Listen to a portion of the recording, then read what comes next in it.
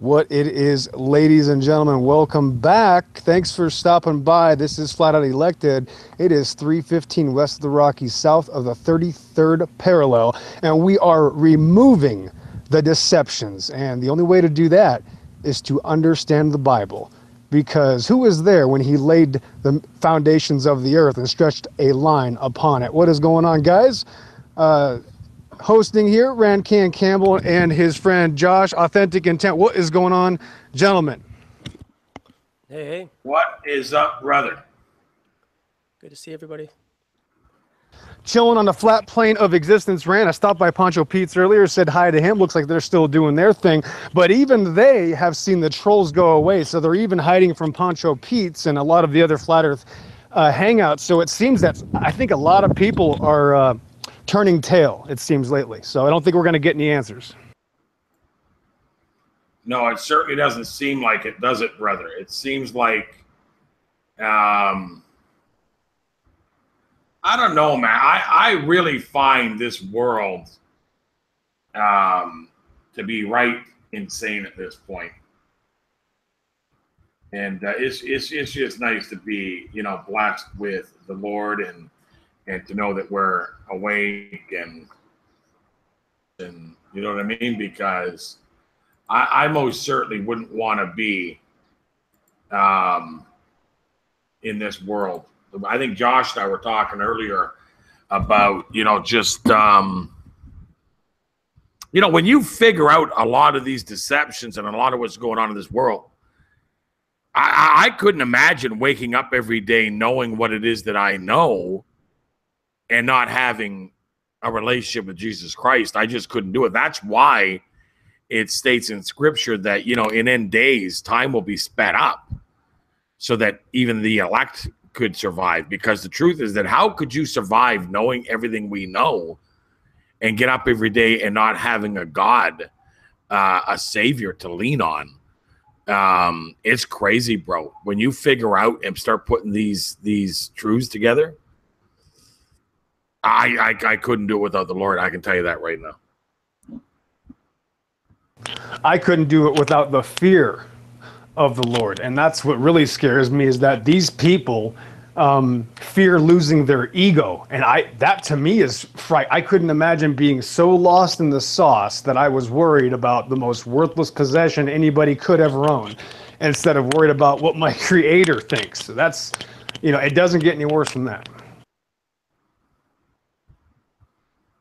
Amen to that. What do you think, Josh?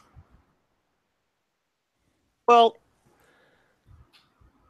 as I have progressed into openly displaying my disdain for how this reality has been running for the last couple hundred years, I'd stick to 2 Kings 6:16. Fear not, for those who are with us are greater than those who are with them. And it's prevalent as I continue to meet random people. You know, my stuff is unscripted, and I don't have, unless it was like when I was at the X Games where I had no signal and I was already there anyways. So I used up all my phone memory and found out that I couldn't even upload those videos. So I was really kind of bummed out about that. But I don't set up my discussions with people. You know, like I don't set them up, videotape them, edit them, and then upload them to YouTube. So with the channel name, I had to keep it fresh, real, uncut, authentic, and I don't know who I'm going to come up against, you know? So I really enjoy 1st and 2nd Kings. I enjoy the 1st and 2nd Samuel. Those are probably my go-to books in the Old Testament, just because there's a lot of observations of God's patience and how people screw up, but he's still faithful with those who persevere, you know, through challenges and the enemy coming after them, whether that be, you know, the spiritual manifestation of the enemy when you're at home behind closed doors, or the physical representation of somebody like that who has that type of spirit in them and doesn't agree with what I'm talking about. Right.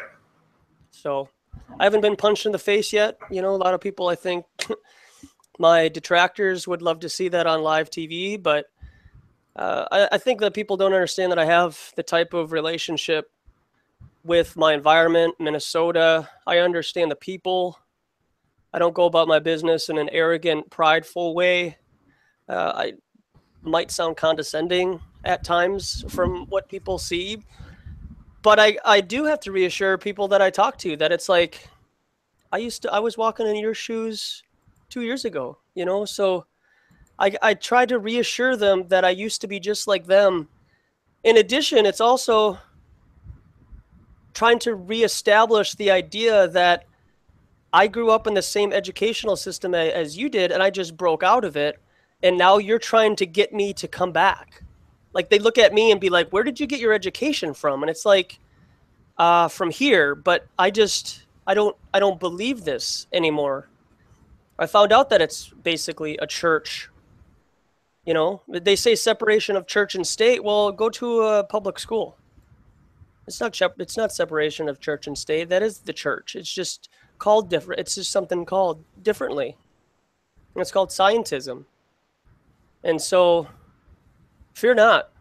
For those who are with me are greater than those who are with them. Because I can't open the eyes of people to see the army of angels that are behind me. And it holds me accountable to my personal life because I can't be a hypocrite. You know, I can't have these interviews with people out in public and be all nice and cordial and really have an honest intent with drawing them towards the truth and then go home and live a completely different lifestyle, swear like a sailor, punch the wall if somebody gets, you know, comes across me the wrong way. And so going live holds a person accountable because they know that hundreds of people are watching at one time, possibly, and they got to set their pride and ego aside. And a lot of people I've noticed in the community are very different when behind the camera in their room than they are when they interact with the public. Yeah. Go ahead, Rand. No, I like what Josh is saying is that, you know, this thing, I don't want to call it a movement because we know the flat earth is immovable. But it's very interesting the direction, I guess, that flat earth is beginning to go.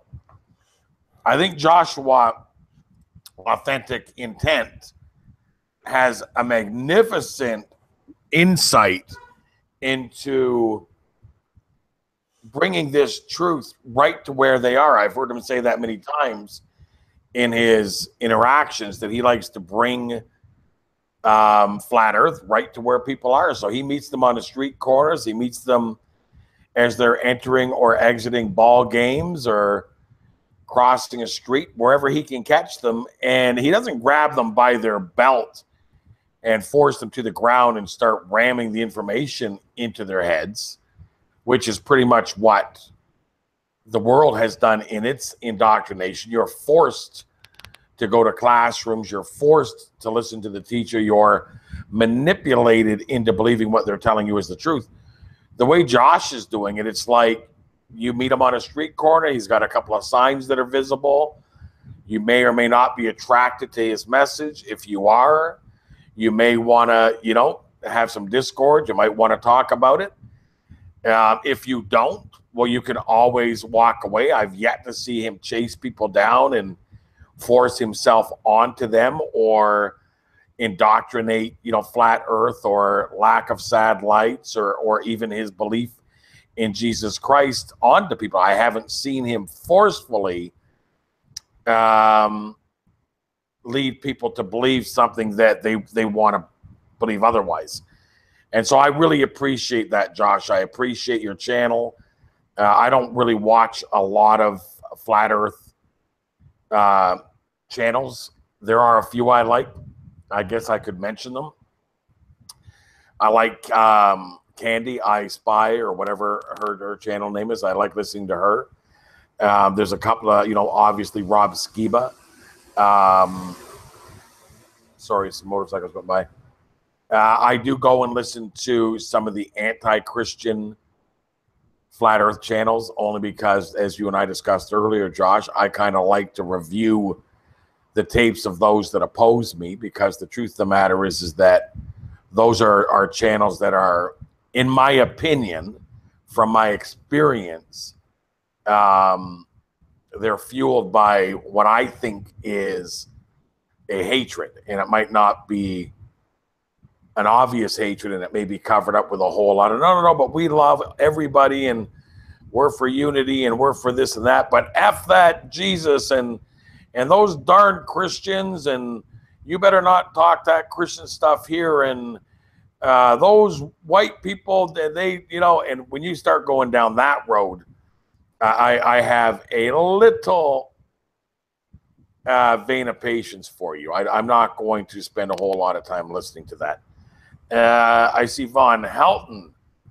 I heard that he choked on a pretzel and wouldn't be with us, but apparently I was wrong. Let me get you the link, Mr. Von Helton, because I do love you. 1 second, sir. Let me find you. Von Helton.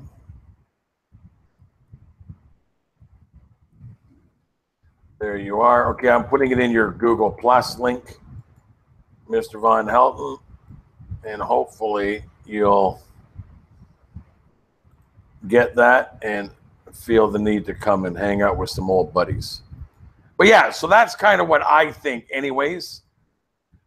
Josh, I think as a Christian, promoting you is imperative, because I believe that you are a good Christian channel, and I always promote those that love the Lord. Okay, 1 sec, Von Helton. There you go, sir. You have the link. So what else going on? What's going on, Pilt? Yep, Savory Steak, you can join as well.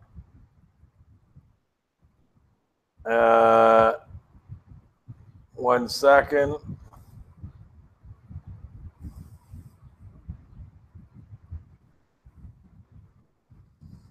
You are as well being put, I'm giving you the link in Google Hangouts.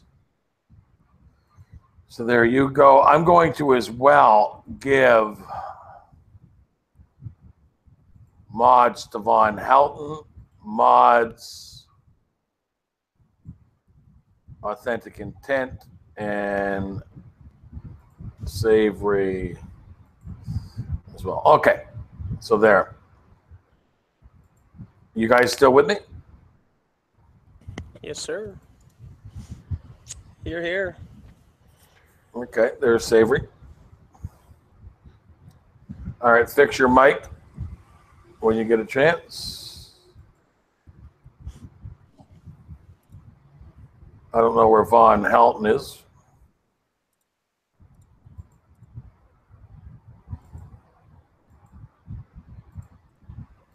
Hello? Yes, there you go. I hear you. Awesome. Long time no speak, brother. How are you? I'm all right, I suppose. Yeah. My sister a couple days ago had a heart attack, so I'm going through a little bit of that emotion. Oh, gosh. Well, I'm sorry to hear that. She's out of the hospital. She's stable and everything, but the fact that Right. happened, she's only 27. I I mean, yeah. So she passed the stress test this morning and everything, so she's fine. She's so far pretty good. She's out of the red, you mean? Yeah. Okay. Well, everything in his time, right? Oh yeah. So we just have to pray. To me, prayer is king of all things. You know, when you pray, you have a better shot as a Christian getting through things in life, I think, most times than you do putting it in the hands of the people of the world and allowing yourself to worry about whether or not God is going to work through them. So I pray first, and then I deal with whoever I need to deal with. Yeah. You know what I mean? Like I have a friend that's a doctor. My stepson is studying to be a doctor. I have no issues with doctors, obviously. But at the same time, I trust the Lord. So we'll just pray for. Why is Von Helton having a problem here? I gave the link to him in Google Plus. Von Helton, I don't know where else to put the link, bro. I put it in Google Plus. I used to have a similar problem. You guys would have to email me. You know, I used to give it to him in Skype, but he doesn't have Skype now. So. Sometimes it would open. It would have to be opened through a secondary app when you do Google Plus. So the only way I'd be able to open it is through email too. So I got some interesting footage and stuff. I've been keeping my eyes in the skies, taking pictures of stars and stuff. Like, the stars are really, really interesting looking. My brother's been debating me a lot on this whole thing, and he's not he's not a flat earther, and he hasn't even looked into it. He's just asking me a bunch of questions. Wow. But that's alright, because he constantly brings that up. He's like, I haven't researched it, I haven't looked it up, but, you know, I think you're crazy. But I do have something I want to show you guys. Am I able to share screen? Sure. Let me just, if I can, delete this comment from this troll. And let me, let me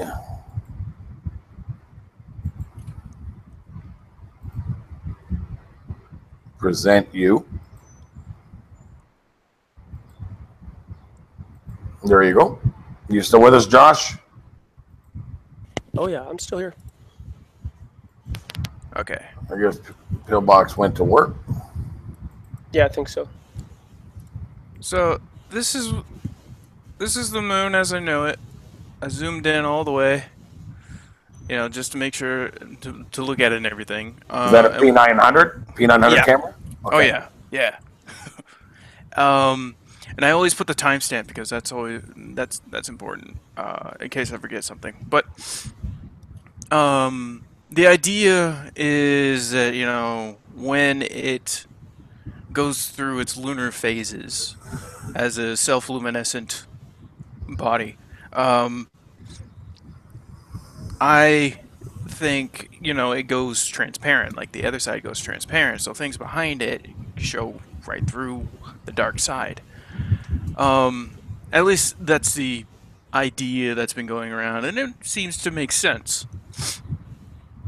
I talked about this a lot with my brother last night, and I'm like, I mean, it just seems like it does that. And I even brought up the Islamic faith and the symbol that they have, and that's a literal interpretation of what they saw back then.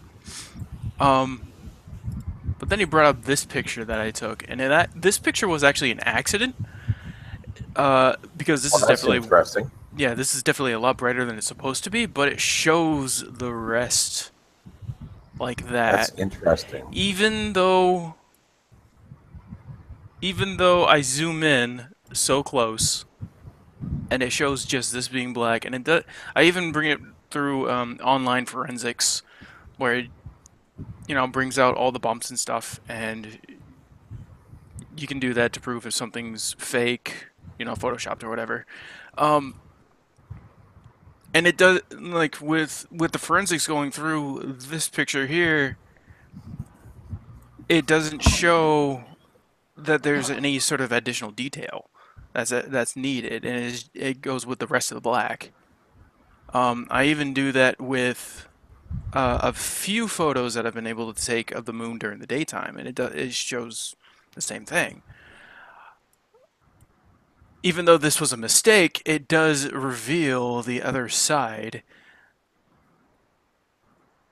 And they're both the same. There is like a setting on the camera that, darkens or changes the contrast of the background colors. So even though in this the sky's all dark, the sky is literally, at this point that you can even see right down here. This is 21:22, and this is only a few minutes behind, 4 minutes behind 21:18.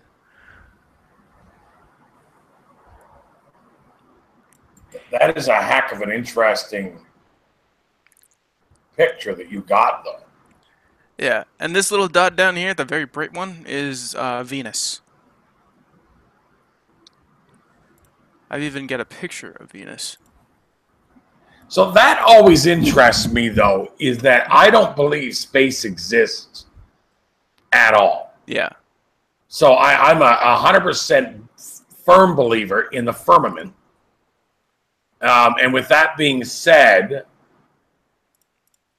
believe that the moon and the sun are within the firmament, which means that the firmament would be 3,000 to 4,000 feet high, or miles high, rather. Let me correct that, 3,000 to 4,000 miles high. So where would Venus be in that equation? Would it be in the water? Yeah. That separates the firmament and the heavens? God said he put the stars in the heavens, in the heavens. So it's up, above, in the waters, and in the firmament. Well, not in the firmament, but up above the waters, within it. And Venus, all those other things, they're just stars. As far as we know, they're just stars. We don't see them as anything else because we've never been there. Okay, so Teal is saying the firmament would be higher than that, but the sun might be about that far. Okay, so let's say that the sun is 3,000 miles high. Yeah. Okay. So where is the firmament above that? What do you think the distance is? Do we have any idea? We can actually take NASA's word for that one. Believe it or not, God said we can say the it's heavens cannot be measured. Oh, okay. Then I can't FYI. take their word for it. Yeah, I didn't know about that. But this is what's going on in Arcane? This is the best picture of Venus. What up? And Vaughn? Vaughn, Helton, what is going on, man? Hey, I'm still here. I'm still alive. Barely, but barely is good enough. That's all you need is barely, right? That's right. That's right. As long as I'm still here, man, I'm good. Hey, if you got barely, the trolls will still come check you. Yeah. Okay, so these are stars. This is the best picture I have of Venus. Of Venus. That's interesting because that kind of looks a little bit like, you guys have seen the star images, right?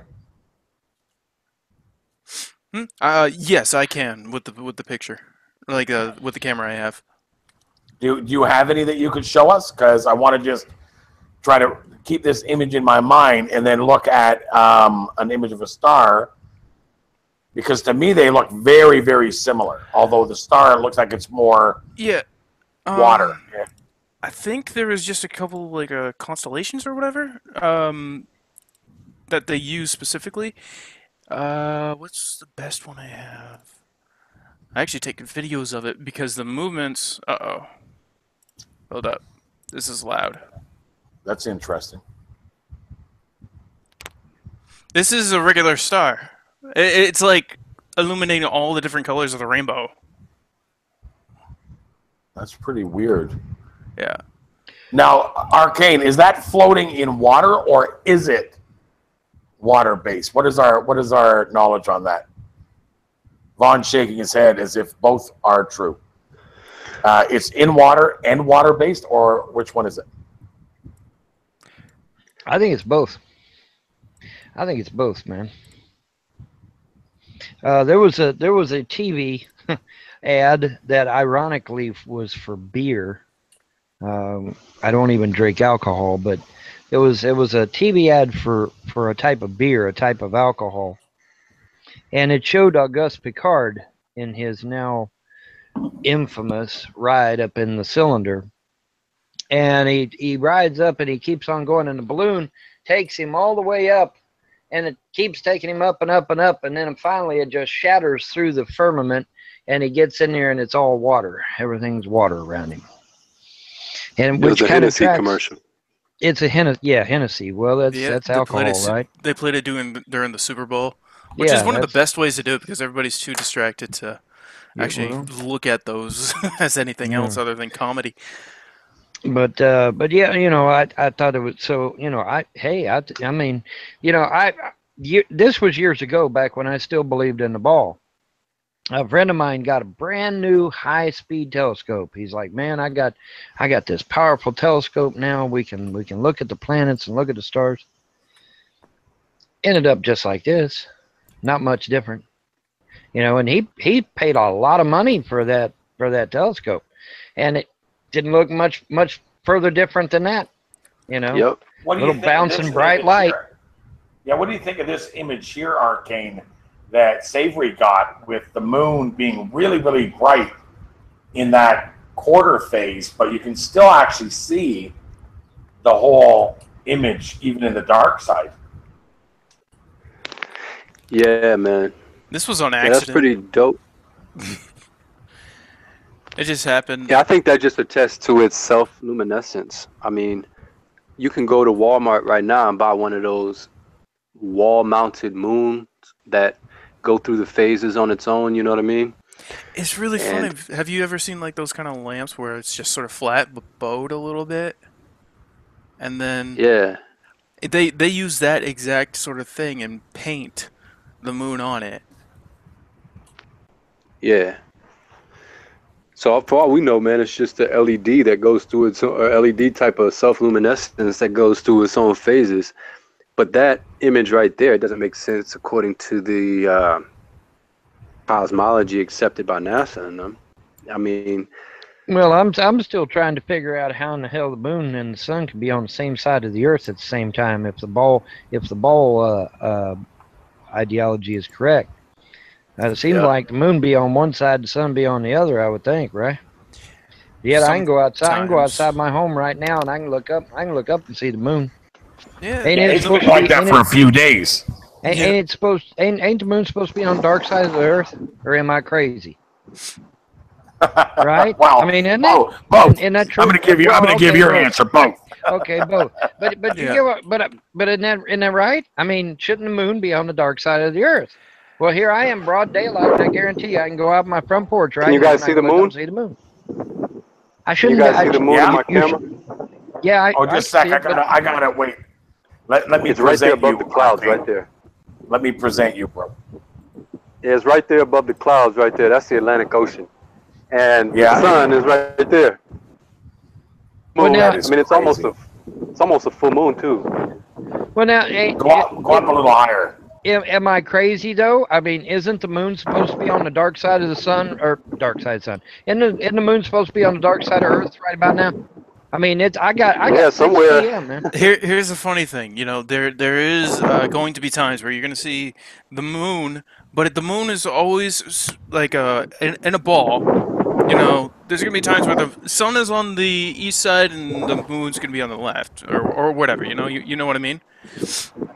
And that's going to be the best that you can see it during the daytime. But there is always times that you see the moon almost at high noon and the sun is setting, which doesn't work. But that's my whole point, bro. Yeah. If the sphere model, the ball model, the globe model is to be believed, then the moon, we should not see the moon during the day. It should be on the dark side of the earth where the people at night can see it. It shouldn't be on our side of the earth, which is in the light of the sun.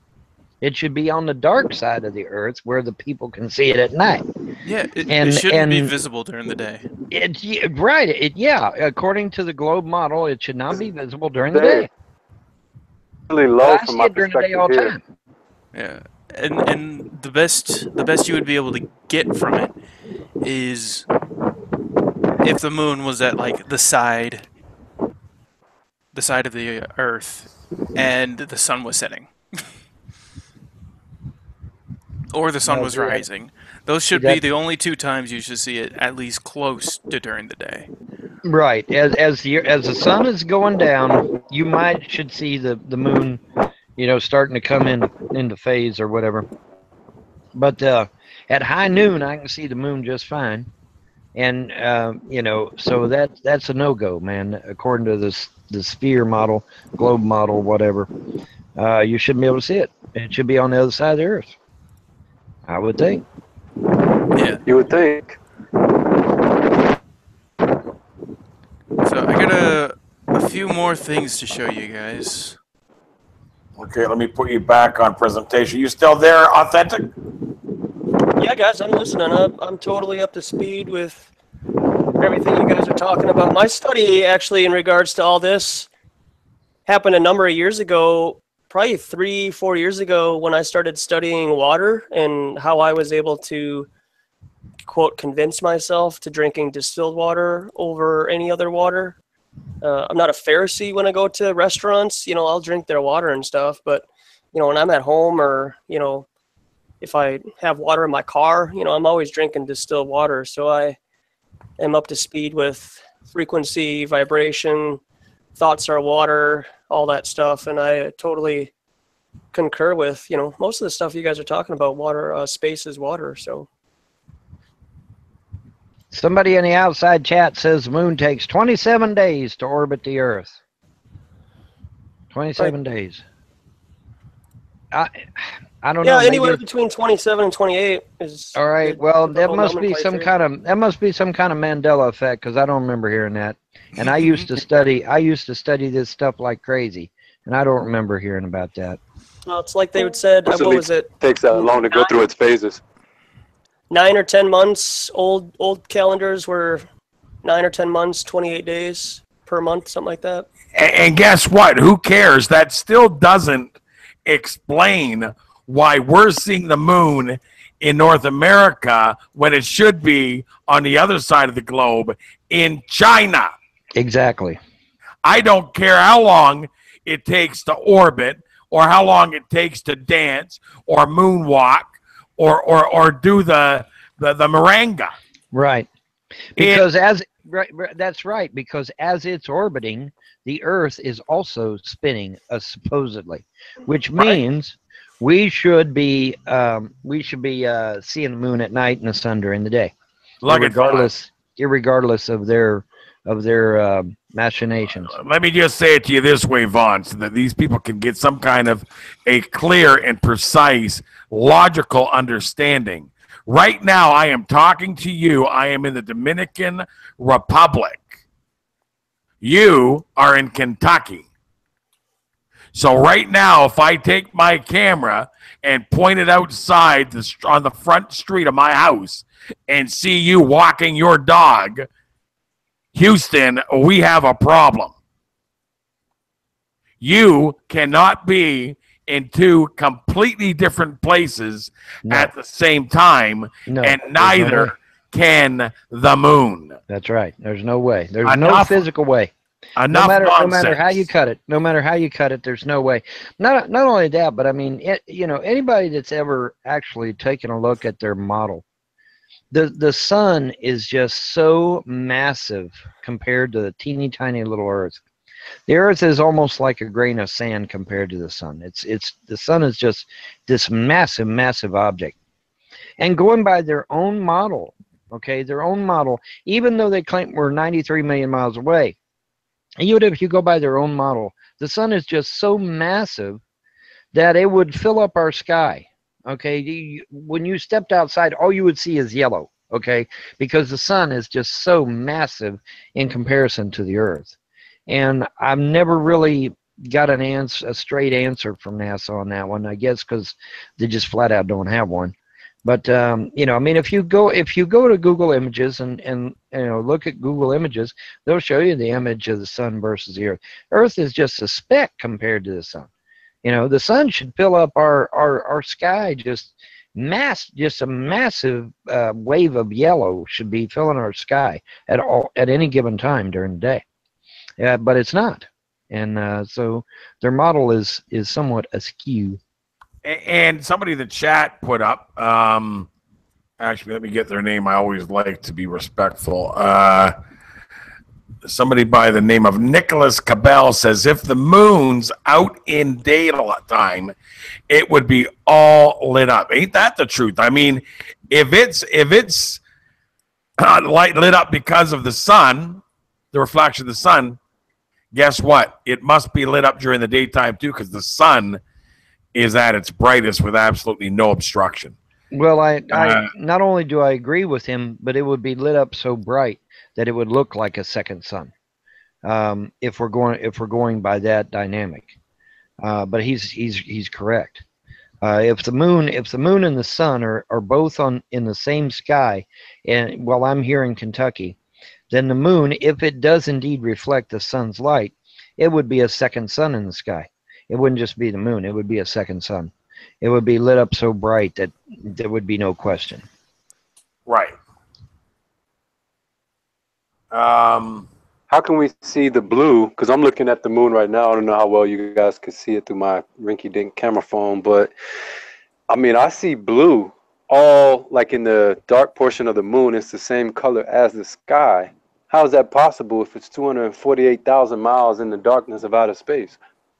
How can we see blue all through the moon? Well, it's not, and you can't. That makes no sense. Well, there's a lot of people. There's a lot of big. I don't know if you've caught it, but here recently, there's been people uploading videos, and they'll upload videos of not only the moon but the sun as well, and you can clearly see cloud cover going behind the moon and the sun both in these videos. I mean, there's no mistaking it. It's absolutely crystal clear. You can easily see clouds going both behind the moon and behind the sun when they film it.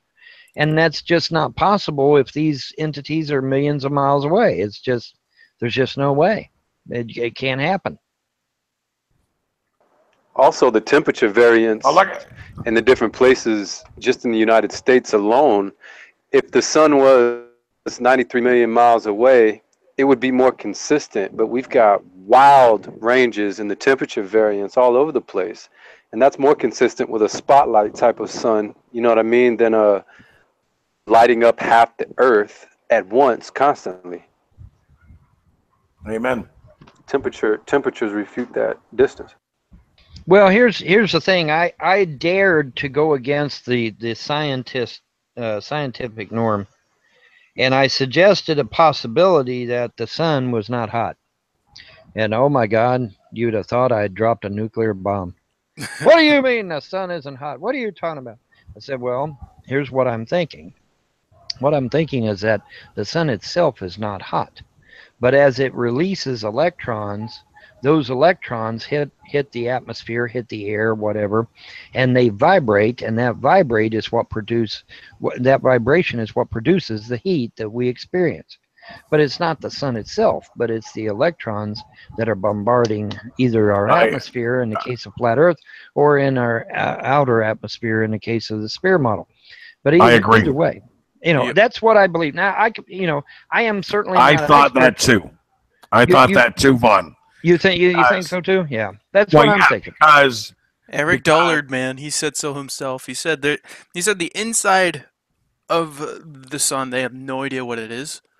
But as far as they can even figure, it's something of a different dimension. But it's only on the outside that has the supposed fusion that makes the heat. As far as what it's made out of or what's in it, I mean, there's even pictures where you can, at certain times of the year, where the sun is in just the right spot, you can literally look inside it and it's just a black hole.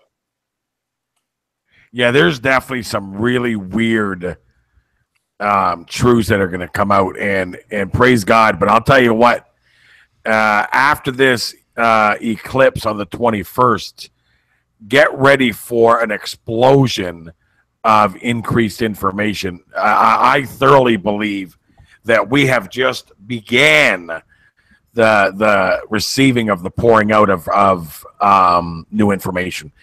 It's going to get crazy, Vaughn. I'm telling you, by Christmas, people are going to be pulling their hair out. Yeah, but now, what if that information includes that the three monotheistic religions were a lie perpetrated by ancient Rome? Are you guys going to freak out on me or what? Well, what are you going to freak out on me if you find out that paganism is a branch to Satanism? Oh, come on.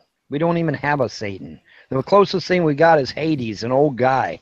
No, who's upset over the fact that he lost his true love. Okay, we're not going to get into ancient argument, but I'll tell you what we will do. We will both admit that the people running this world right now most certainly absolutely are worshiping what my Bible tells me would be identified as Satan. I don't know if you caught it, but in Hillary Clinton's own emails. Yes, I seen that. And I spoke about this, and a lot of people didn't catch it, but I'm dead serious, and you guys can research this for yourself. In Hillary Clinton's own emails, she mentions 7 demons by name. One of those demons is the demon Moloch, which some people assume is a demon that is associated with the planet Saturn, and that's where all this Saturn cult crap comes from. Is from the demon Moloch, supposedly. Now I don't. Well, and where do we know Moloch from? Come on now. Ancient. No, let's go a little bit more recent. Let's go with the exposure videos of Bohemian Grove. Well, Bohemian Grove, right, and it's possible that's tied in with the Satan cult. Wait, isn't the owl Moloch? Please, that's right. Yeah, Moloch. Yeah, Moloch. They depict him sometimes as a wise old owl.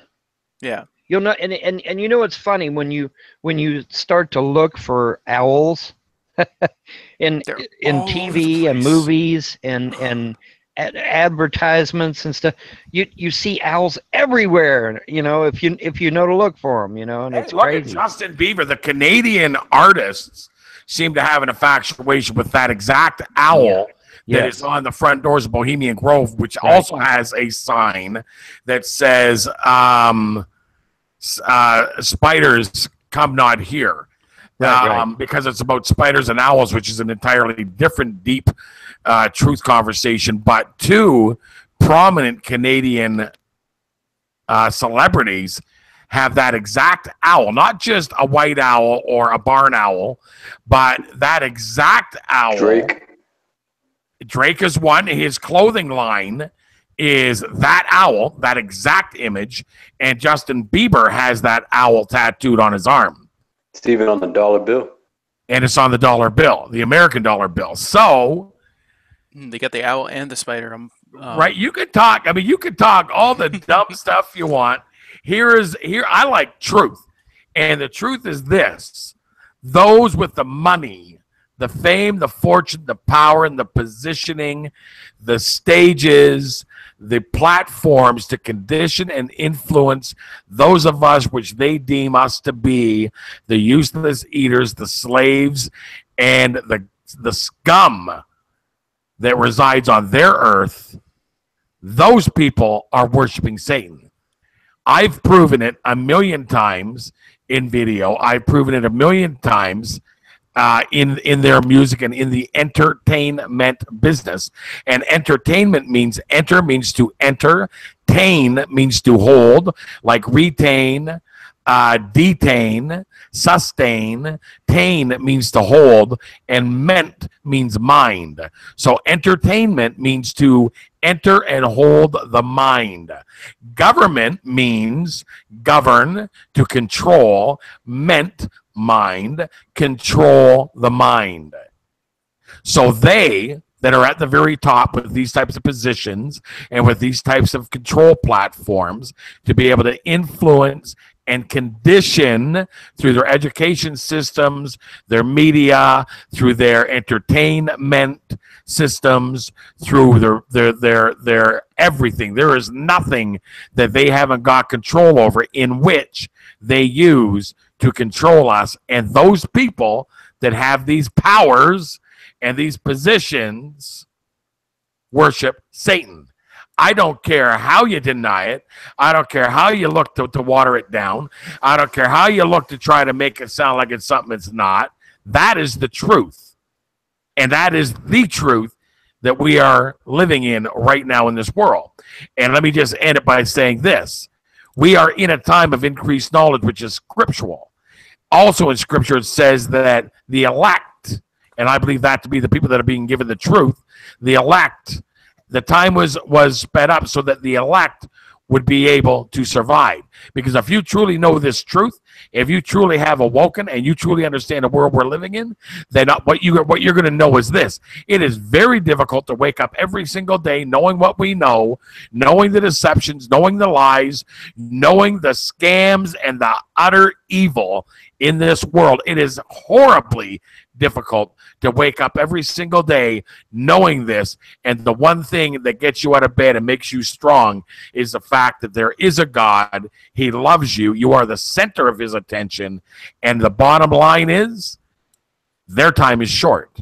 That's why time has been sped up. Their time is short. Satan hears the truth knocking at his door. He is shaking in his boots. Make no mistake about this. Demons hear the name of Jesus Christ and shake in their boots. These are demons. We are not fighting the flesh. We are fighting demons and principalities in high places. Those high places, make no mistake about it, are the places of influence and conditioning that are controlling and entertaining the mind. Be blessed. Be blessed. Well, you got pagans that are embracing the left-hand path, and you got pagans out there that say you got to have both the yin and the yang. And, then by contrast, though, you've got thoughts out there saying, nope, nope, nope, have nothing to do with darkness, have nothing to do with demons, have nothing to do with evil spirits. So, it depends on what pagan you talk to. But for me personally, I am right-hand path. I will always be right-hand path. But there are demons out there, and they do require blood. That my problem with the whole lot is that it doesn't make any sense for a God to need blood or a sacrifice. Well, then you don't understand. Then you don't understand Old Testament, and you don't understand that God was protecting and clearing the path for the bloodline of Jesus Christ. I'm well aware of that. I'm well aware of the storyline. Okay, that he made up this plan to redeem people. Okay, but my question is, why do you need redemption in the first place if you never have to start it in the first place? You get what I'm saying? Punishment of sin is death. Right, but there's no... Through Adam all die. Well, if they know the truth, then shouldn't they be abiding by the truth and not have to have a plan of any kind? Well, can I say my point is, why do you need the plan in the first damn place? That's my point. But he's a god. He doesn't need blood. The only things that need blood are demons. Those are the things that need blood. Well, that's according to your pagan philosophy, though, Vaughn. We understand the biblical theology, which is we are all dead in our sin, and the price of sin is death. So Jesus came and took the price, paid it for us, so that could be fulfilled. You see, so there has to be justice. Without the blood being spilled, there is no justice. The life of the flesh is in the blood thereof, says the Bible, says the Lord. So if the life of the flesh is in the blood, and through sin comes death, it makes perfect sense that there should be a shedding of blood for the price of sin in order to escape death. And that's exactly what Jesus did. And it cost you nothing but your pride to trust in Jesus. So Well, now we've already found out, though, that the god of the Muslims is a god from ancient Mesopotamia by the name of Sin. That's been proven with archaeological evidence. Okay, Where so is this proof? there is no god of Islam. That's a made up religion. it's an Allah. idol. His name is Allah. He's actually, see, Muhammad's parents were they, I don't even want to call them pagans or occultists. I call them demonologists, because they literally worship 350 demons, and the chiefest among those demons was called Allah, which we now know is an ancient demon from Mesopotamia known by the name of Sin. We have statues, we have carvings, we have writings, we have all kinds of archaeological evidence to prove this. So you believe that, right? Do I believe that the Muslims are worshiping a demon? You bet your ass I do, because we got So that was written. That was all information written by a man, right? Well, the archaeological evidence. I'm just asking a question. I don't need a long answer. I need a yes or no. All that information you just spouted off is information that was written by a man, right? No, it's stuff that we dug up out of the ground. Where did it come from? Who That's wrote it? stuff that we dug this stuff out of the ground, bro. This is archaeological evidence. Okay, but I know what you're trying to say. not getting my point, man.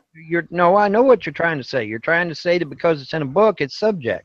No, we dug up actual stuff out of the ground. Wait, Vaughn, you got to stop lying first and foremost. Why can't you let somebody else talk instead of talking over me, man? What do you mean? I've listened to you speak for the last 5 minutes. I just wanted to ask you a couple of questions. Yeah, and you can't say we, Vaughn. You weren't there. Who's this we stuff, man? Well, okay, let me. Did dogs write it? Did an elephant write it? Okay, so the archaeologists are lying. I'm just asking you a question, man, because it sounds to me like you're choosing who you want to take your information from, because in your heart it makes you feel more comfortable, because it explains away how you want things to be explained away in this reality. No, that's a lot of people. No, actually, I believed the lie for years. Okay, well, if you speak louder than me, that doesn't mean that you get the floor, man. I believed for years that Islam was an offshoot of Christianity and Judaism. I believed that for years. But when 9/11 happened, I decided to research these clowns and find out why they attacked us on 9/11 like they did. And what I found was that Muhammad's parents worshiped 350 demons, and the chief among them was named Allah, a.k.a. the demon named Sin from ancient Mesopotamia. But they didn't, though. The Islams didn't do that to us. It was Israel. Or the Zionists, I should say. Yeah. So... What? What on earth are you talking about? It wasn't Muslims who hit the towers, bro. It was Zionism. It was the Zionists that own all the banks and own the new Jewish state of Israel. Okay, full stop. All right. When 9/11 occurred, when 9/11 occurred, did we go out? Who's we, dude? Did we go out and attack the enemies of Israel? I didn't do anything. Go out and attack the enemies of Saudi Arabia? I didn't do anything. Why are you saying we? You understand when I'm using the term United States, it includes all of us, right? No, it doesn't. I don't condone what they. Okay, you're not a member of the United States. Okay, I'm glad we cleared that up. I apologize profusely. I am a member of the United States. Yeah, give them some charity there. All right. Anyway, I agree with you, Vaughn. We'll give you some charity on that. I know what you mean. The point is this: when immediately after 9/11 happened, we went after Saudi Arabia's enemies. Saddam Hussein, Osama bin Laden, and some of these other countries that were enemies of Saudi Arabia. Because I'm not going to get a chance to speak. Wait a second, Vaughn. I hope you know they didn't go after bin Laden. I hope you know they didn't go after him at first. No, you're right. No, they at went all. After Saudi Arabia's enemies. No, listen to me. Which just solidifies my point. No, listen to me. Saudi Arabia, the embassy in America, the Saudi Arabia embassy in America is the most protected building in America. It has more security than the White House.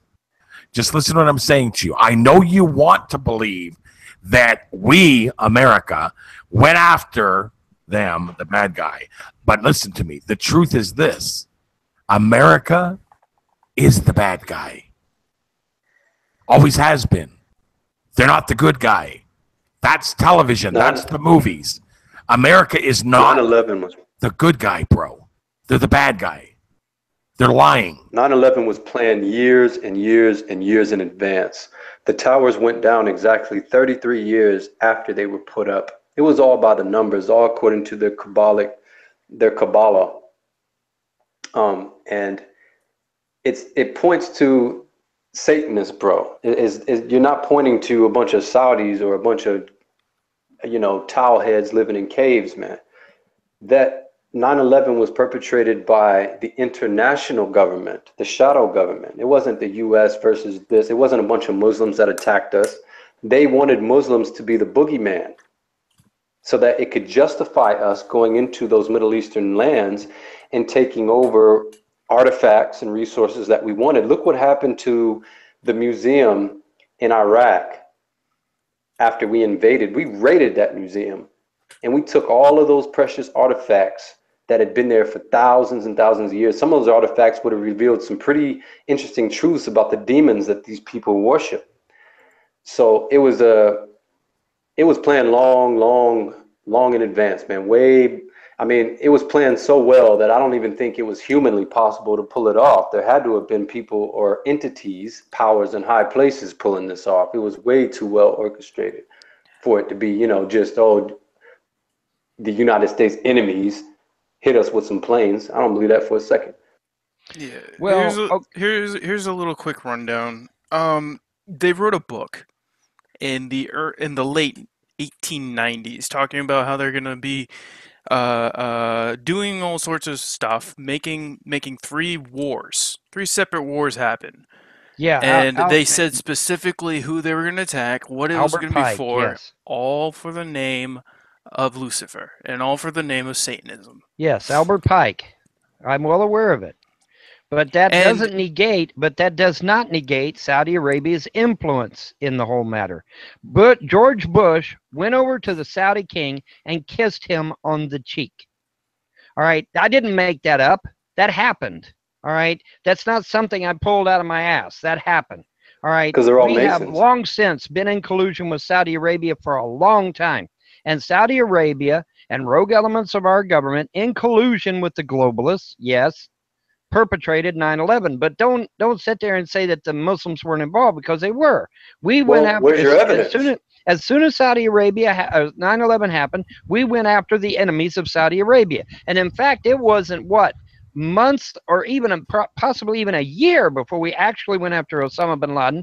We first went after Saudi Arabia's enemies and destroyed them. Saddam Hussein did not attack us on 9/11. But yeah, we went after him and destroyed him. That ended up on the New York streets. Vaughn, why are they over in the Middle East? Why is I don't know why is the Middle East. cabal We have over our there? own oil. We have alternatives to oil. Okay, We don't even need to be in the Middle East. Why do you think the cabal? Because forget too much America. patriotism going on here. The cabal has the puppets known as the military, whether it's American or whether it's British or Canadian, or I don't care who the military is. The military are nothing more than robotic puppets to the cabal, regardless of what flag you think you're fighting for. Why is the cabal over in the Middle East? Why would you think they're there? You think they're there because of quote unquote terrorism on America? Right. Well, it's not because it's not. Okay, listen. These elitists do not believe in Christianity at all. So Okay, never mind Are you Christianity. kidding me? Never mind. Let's not go there. Well, they right sure yet. go out their way to. well, They certainly sure go go out of their way to destroy it. blaspheme God and Jesus Christ every chance they get on TV the shows. reason that they want Right. no. The reason they want Yeah. No, the reason The reason they want the Book of Revelations to happen is so that it will give them a legitimate excuse for World War III. World War III would be a blood sacrifice to their demon gods. That's what World War III is to them. It's a blood sacrifice to their gods. Do you think Revelations is a Revelations is playbook for the happening, but it's cabal? happening because the elite families want it to happen, Oh, not so it's because God not. is perpetrating it. Oh, okay, I'm sorry, Vaughn. I gotta let you go. You go have a nice little sit down. I gotta send you for go figure it out, brother. This isn't good. Damn. Yeah, I can't have that. That's when you blaspheme scripture and act as though the book of Revelations, which was a vision given to John, when you act as though that's the cabal's playbook and that they're actually the ones in charge of it, you need to go take a seat and figure out the truth, because you are clearly misinterpreting scripture, and I can't have that. We are definitely in the times of Revelations, but we are not watching Lucifer use scripture as his playbook. Yeah, it makes no sense to say that they're trying to make revelation happen so they can have a blood sacrifice to their demon. I mean, of course, yeah, that might be part of it, but what does scripture say the end goal is that the Antichrist wants to set himself as the supreme ruler. And what better way to do that than to invade every single sovereign country that there is and take it over to the point where there is no more opposition? How many military bases does the whore of Babylon, America, have now? all across the world. We have bases everywhere. We went to Iraq and put up $1 billion embassy. You think they're planning on leaving?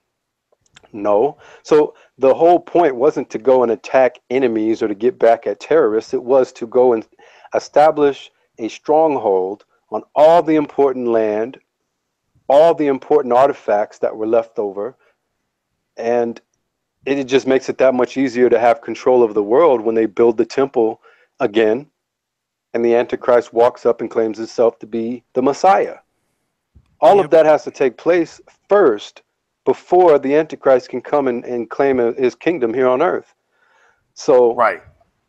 part of what Vaughn is saying is true, but I'm with Authentic on this one. I think more so he's just trying to protect his own narrative that goes with his own pagan ideologies so that it's more comfortable to him. I don't know, what his opposition is to the truth of Scripture. I don't know. He said it doesn't make sense, but to us it makes perfect sense, doesn't it? Yeah. We went to the Middle East because they were the last few places, that were untouched. I mean, Africa was easy enough to get into because the British already invaded there and everything, and then South America, that came from the Spaniards. Um, but we went there because they didn't have any central banks, so we couldn't control their money. They had their own state-owned everything like that, and then as we already know, oil is a natural reoccurring thing that happens on the earth. Not by millions or billions of years, but it just comes up. I don't know how long. But they wanted to control the resources as well. That way they can set the prices, just like diamonds. Diamonds are as useless as the stones at the beach. Right. And, it is to get that stronghold, but as it was already written down, they said that they're going to be going after the religion of Islam, making it completely, more demonized than it already was. We already know the history of Islam, how they were trying to take over the Eastern Europe, but then, um, but the entire time, no matter what they're doing, they have always put down making sure that Christianity is the focal point and that we constantly batter them or something, in that effect. Exactly. They always want us on the spotlight. They always want us being hated. Like, even though we see the big problems that's going on with immigration and such, if a person were to say, just, oh, I'm a Christian, you immediately get a bad look. Yep. It's just we are completely demonized.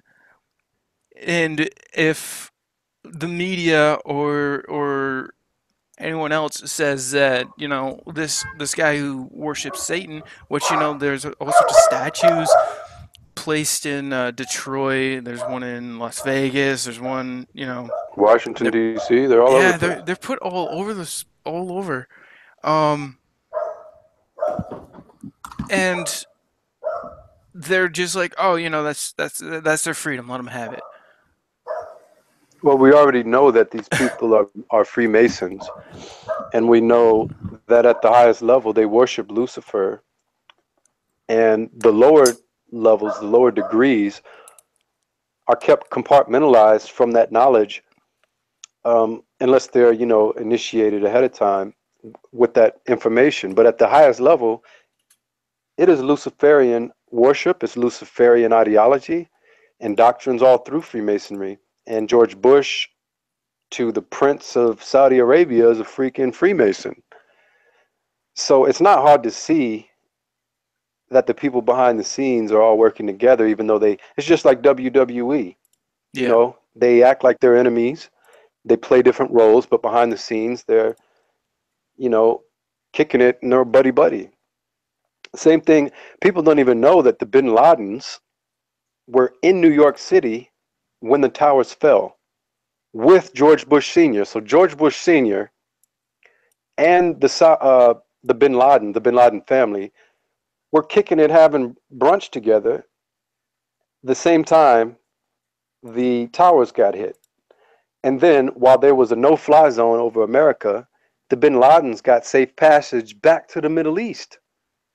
While no planes were allowed to go in or out, while there was countless family members trying to fly into New York to check on their loved ones who they thought might have been demised in the towers, no, they couldn't fly. But the Bin Ladens got safe passage home to fly out of the no-fly zone. Yeah. So come on, what sense does that make? You're buddy with the Bin Laden since, you know, the 70s and 80s. You're doing oil deals with them, but then the next year you're supposedly hunting them down in a cave. Come on, Okay. get out of here. They're playing us so. Yeah, they're playing us like fools, man. Well, you know what's funny is it's just clearly it's a it's a circle of deception, because now as flat earthers we show the same observations to college kids, to people on the internet. I say it to people as often as I can in public.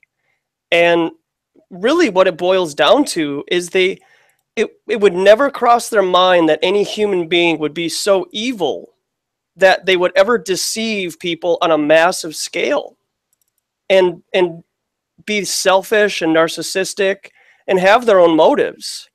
But people forget that when Jesus was tempted 3 times on the mountain, he could see the whole entire earth because the earth is flat. You know, if the earth was a ball, how is he going to show him all the kingdoms of the world? Yeah. I mean, give me a break. He's got the God sight, you know. Yeah, exactly. He's got a further vision than the rest Right. of us. Exactly. But the And only so way you can possibly do that is if it is flat. He's not going to flatten out the ball or right. And Satan can do that because he has authority on earth. That's why he was able to do that to Christ. And so he spit out 3 verses from the Old Testament and he said, "Be gone with thee."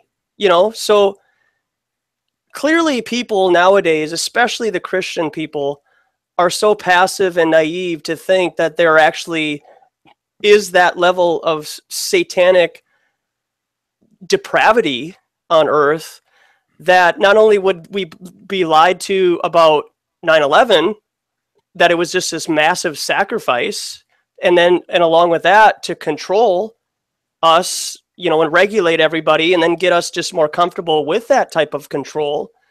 Yeah. But also with the ball earth idea. I mean, just now it's just they do it all the time, and it's right in our faces everywhere. And as people who, you know, are somewhat awake, some more so than others, to show the sheep that this, and this are happening: vaccines, human trafficking, GMOs. I mean, I get told regularly by college students that GMOs are okay. Oh, jeez. And And I just look They at clearly them. don't understand. No, they don't. They've never looked into the Terminator seed, about how third No. world countries buy Terminator seeds, and after one crop, they got to buy another one That's because it why doesn't. Haiti. That's why Haiti is informed about this. And when Monsanto gave them seeds because they're like, oh, poor you guys. It was right after I think I don't know if it was a tsunami or a hurricane. After they got hit, Monsanto's like, oh, here's our seeds so you guys can grow some crops, and they burned them. They're like, no, we're not Mhm. going to take this bull crap. And everybody was like, oh, these poor aboriginals being all uneducated about our magical seeds. And rumor has it that Haiti in that area have one of the top 5 oil reserves on Earth, and most likely every time that they do get hit with quote catastrophic events like hurricanes or earthquakes are done by HAARP. Yeah. Yeah. So then it gives them a reason to go into that country without quote invading it, but they're coming with quote relief, and it gives them more of an opportunity to supplant their agenda.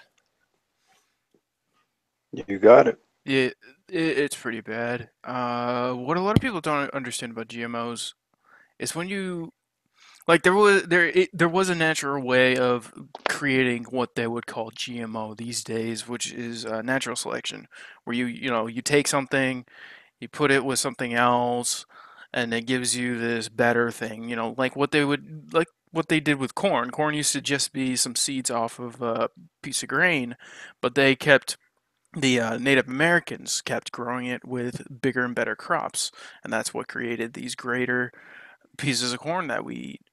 Um, but that's with natural selection. So if you were to try and put it with something that is not going to jive with ever, it'll just die off.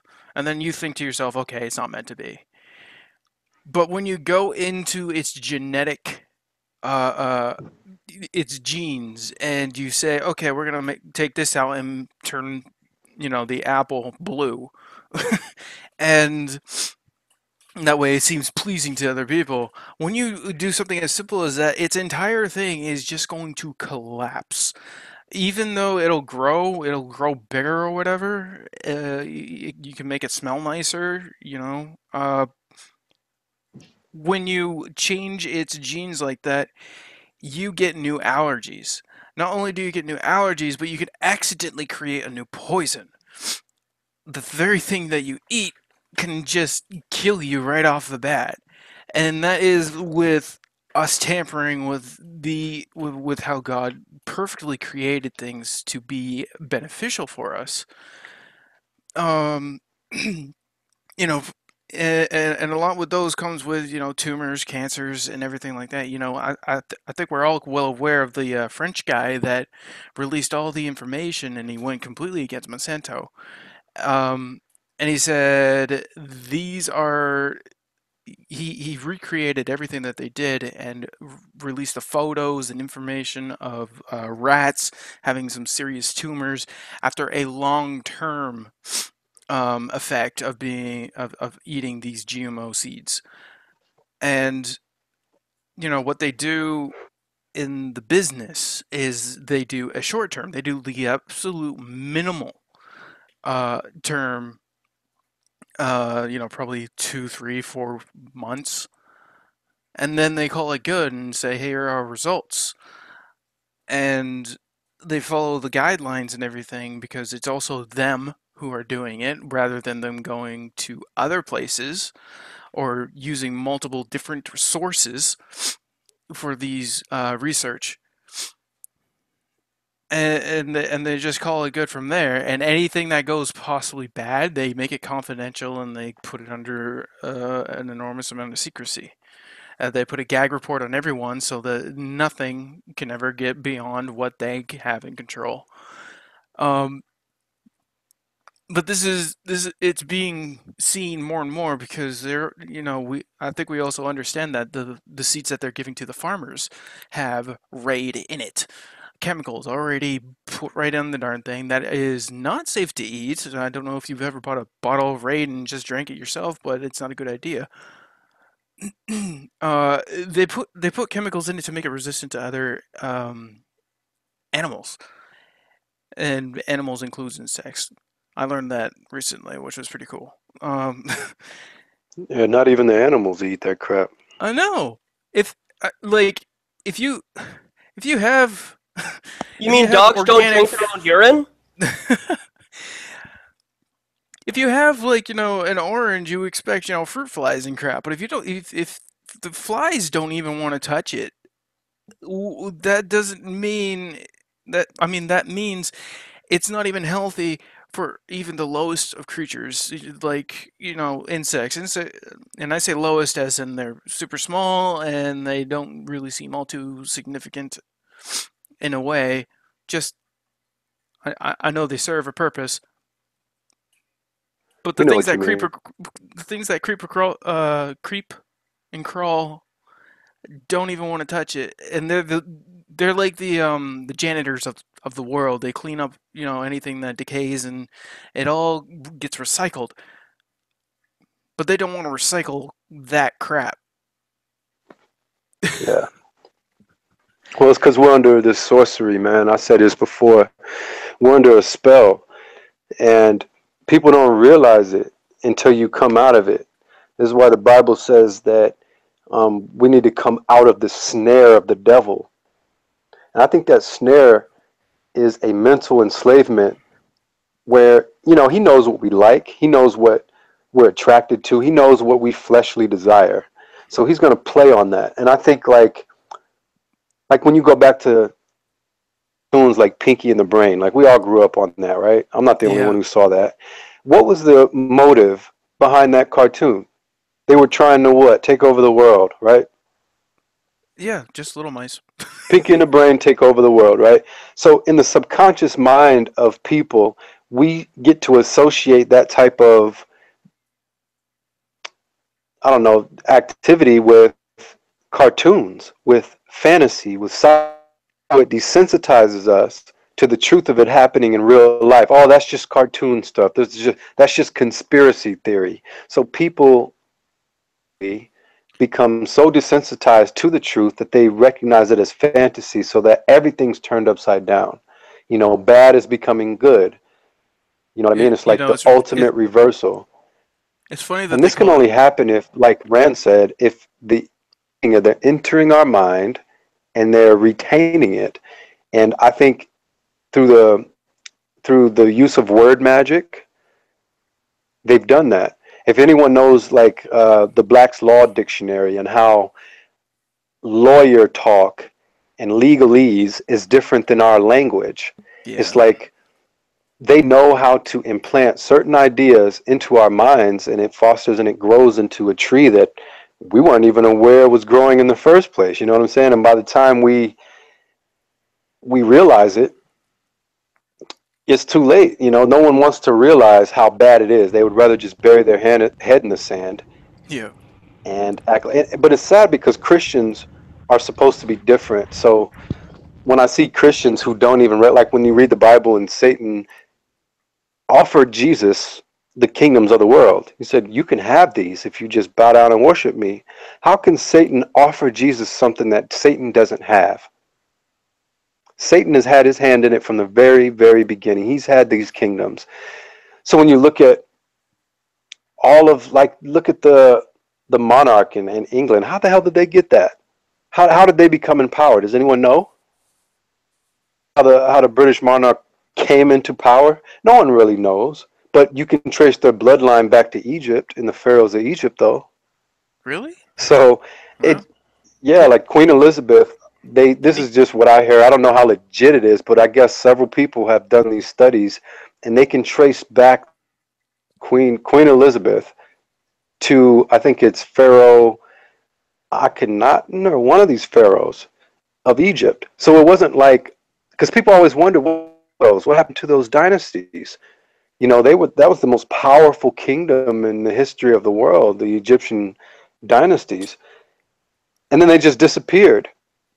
Well, what happened to them? Well, the theory is, at least the one that makes sense to me, is that they didn't really come out of power. They just bred their way into Europe and establish their reign there so that they would be in a better position to take a stronghold on the world.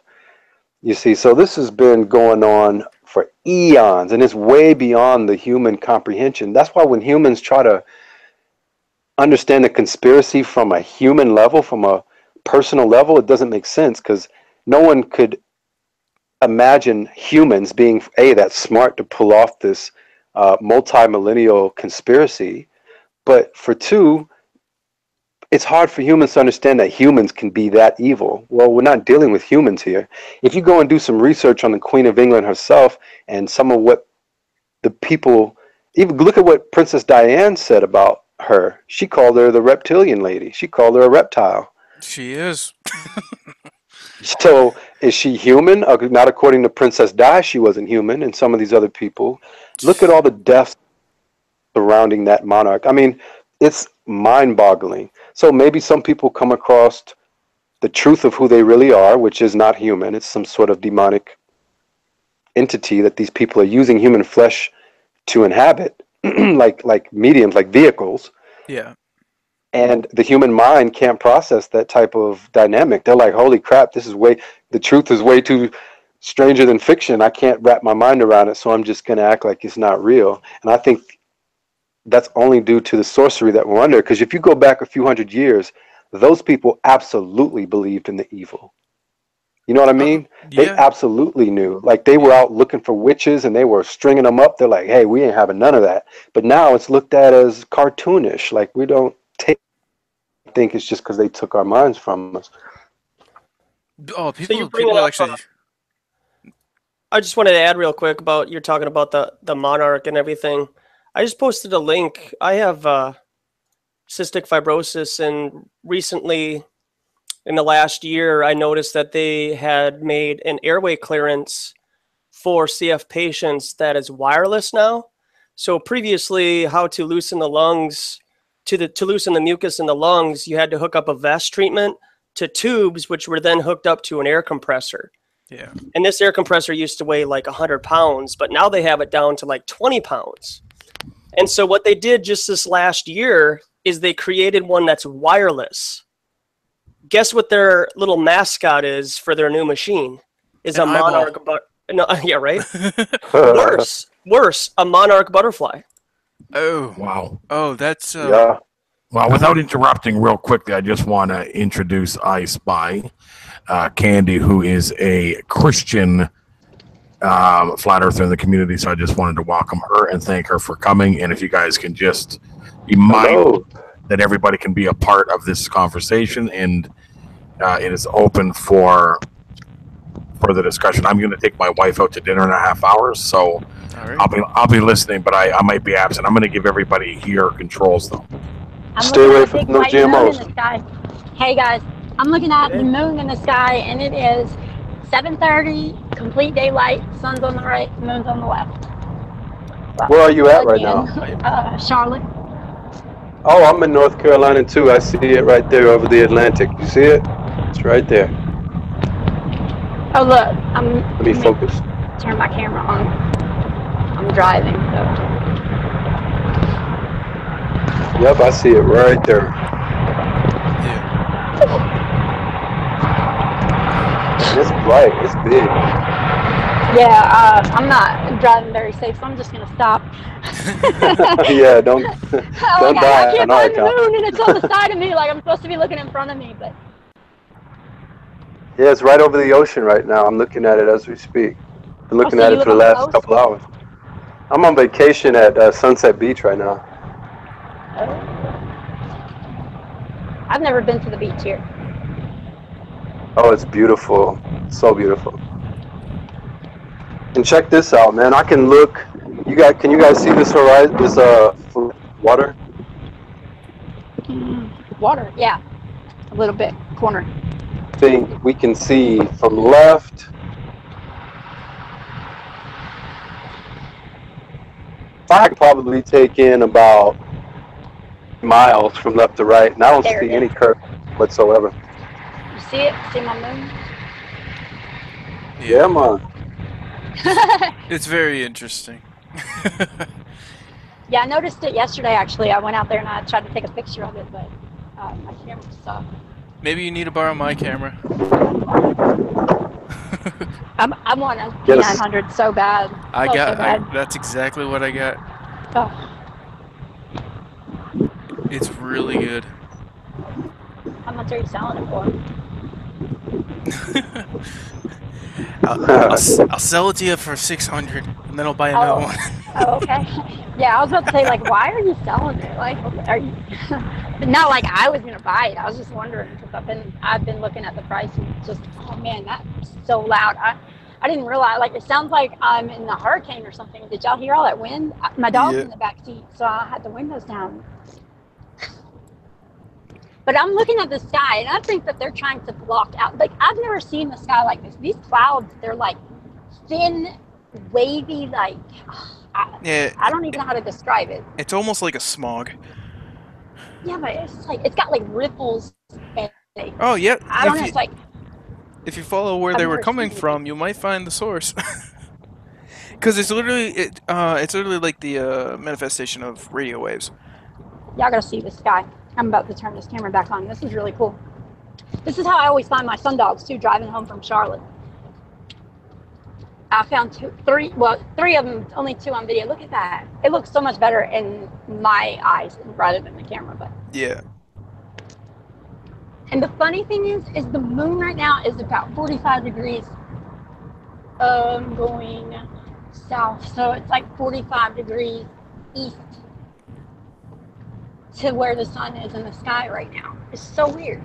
It's not like you know, you would think it would be like all the way on the opposite side of the sky, but it's not.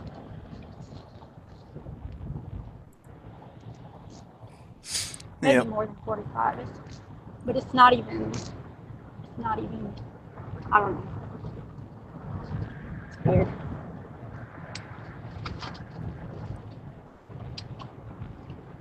But I think I probably stopped y'all's conversation, but I really am so glad that I had the chance to come on here. I really wanted to talk to Rand though, but y'all can do just fine. The other day, I've been obsessed with this eclipse, and so the other day I just had like the day to myself. My kids have been gone since June 20th, and they came home today. I'm on my way home. They just got home. I was like, I missed them. I cried for 2 whole days after they left, and the day before.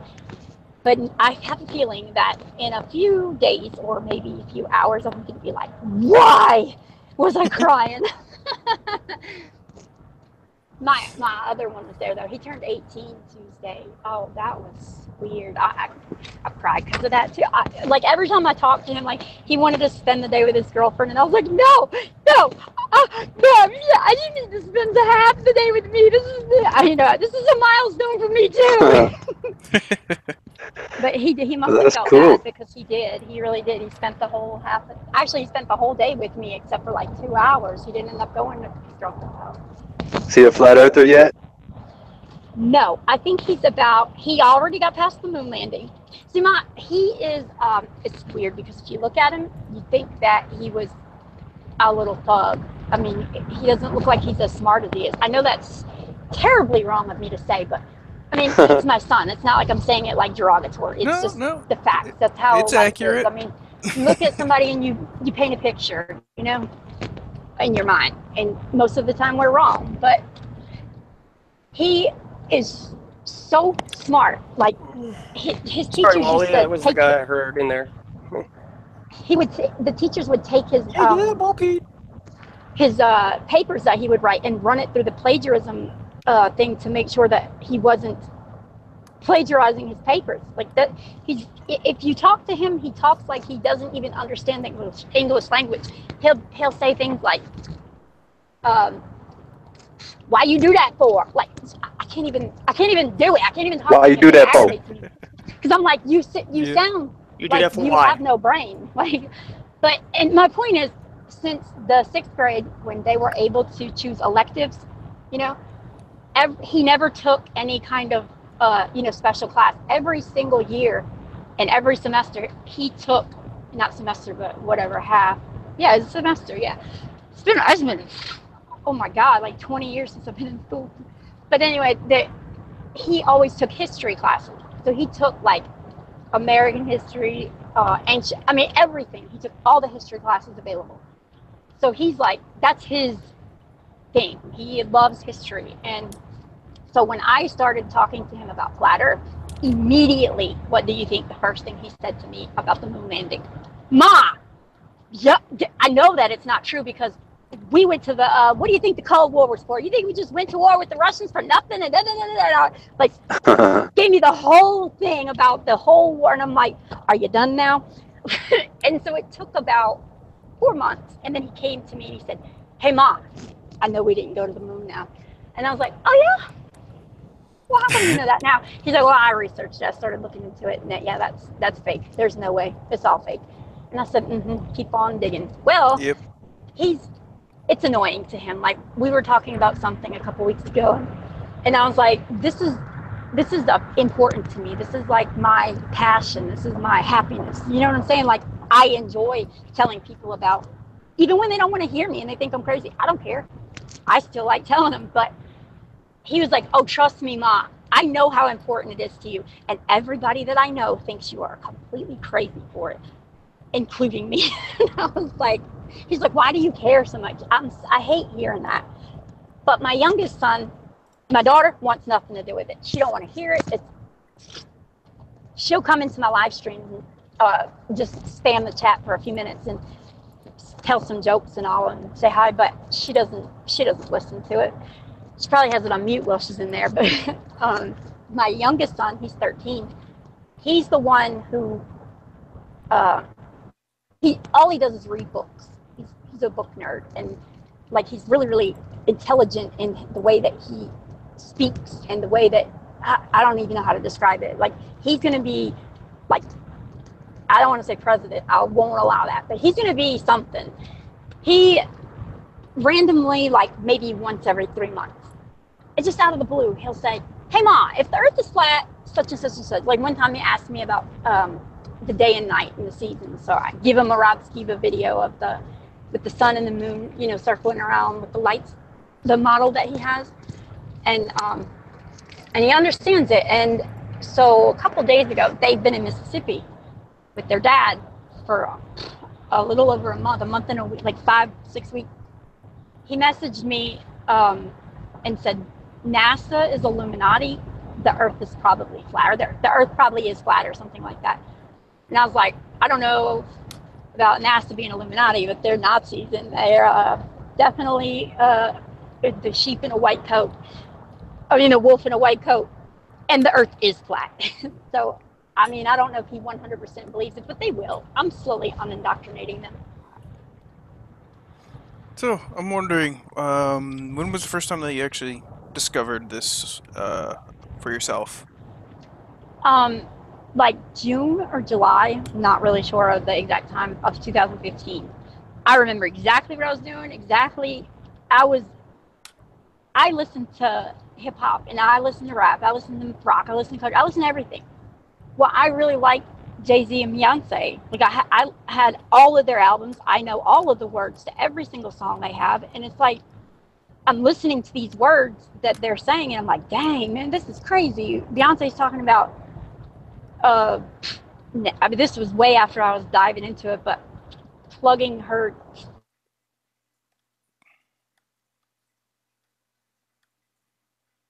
Are you there? Oh. My phone ringing. It was so, I had my headphones in, my earbuds in my ear. It was so loud. Sorry. But I was looking into like the you know, the music industry, the Illuminati stuff, you know, just researching stuff, trying to just get some insight on things. And all of a sudden I come across this weird video of Tila Tequila, and the name of the video was they killed me, they cloned me, and the earth is flat, something crazy like that. And I was like, what? Let me see what this dumb girl's talking about. I can't believe she's even still on any kind of platform. Like, I didn't know she was alive or overdosed or something. So I watched the video. It was a pretty short video, and I'm like, man, this girl needs to get off of these drugs or something. She's like, her brain is toasted. So then I let it sink in for a few minutes after I watched another video or two, and I was like, let me see what this girl, why would she just say that? You know, I'm like talking to myself in my head. And so I just looked up flat Earth, and Mark Sargent's Clues came up, and I watched that. It actually wasn't Mark Sargent's video. It was the person that took his video and turned it into They're Hiding God with the Greatest Lie Ever, and it has like 3 million views. I watched that, and I was actually at work, and I was listening to it while I was working. And I said, wow, wait, what, huh? And then I have not stopped since. Haven't stopped since. And then I told Ren this before, the thing that converted me, like it was a long time before I was willingly going to say. I started telling people about it as soon as I found out about it. Wait, why is everybody dropping? Did something happen? I got no idea. I think... I don't know. This usually happens. Hey, who are you? Huh? I am Who are Savvy you? Steak. I've never talked to you before or seen you in chat or anything. Yeah, it took a little bit of a break. Okay, so I was actually listening to well, let me finish what I was saying. I changed what I looked at my phone to see what all the do was, threw me off track. But I every about couple weeks, I tell myself, all right, or when I'm talking to somebody, but I'm like, all right, right now I'm about 75%. Now I'm like 83%. I stayed at 99 for like 2 or 3 months. Yeah. And then finally, I was listening to a sermon on YouTube, and it wasn't anything about flat Earth. It was talking. All he said, don't remember what he was saying. I just remember hearing Tower of Babel, and I said, "Whoa, oh my!" I just put my phone down, took my earbuds out, and I said, called my best friend out. I was like, "Yo, dude, the Earth really is flat. It is flat. It's got to be flat. I know you're sick of hearing this, but dude, listen to me. How can they build a tower up to heaven if the Earth is a ball? They would be like going out to the side, like, where's heaven at? Up, down." Yeah. Yep. And you building a crooked slider or the stairs, but what are you doing? Yep. And so, but I had already watched that video with like 76 proof Bible verses, which I don't think all of those 76 are saying flat Earth, but it depends on how you interpret it.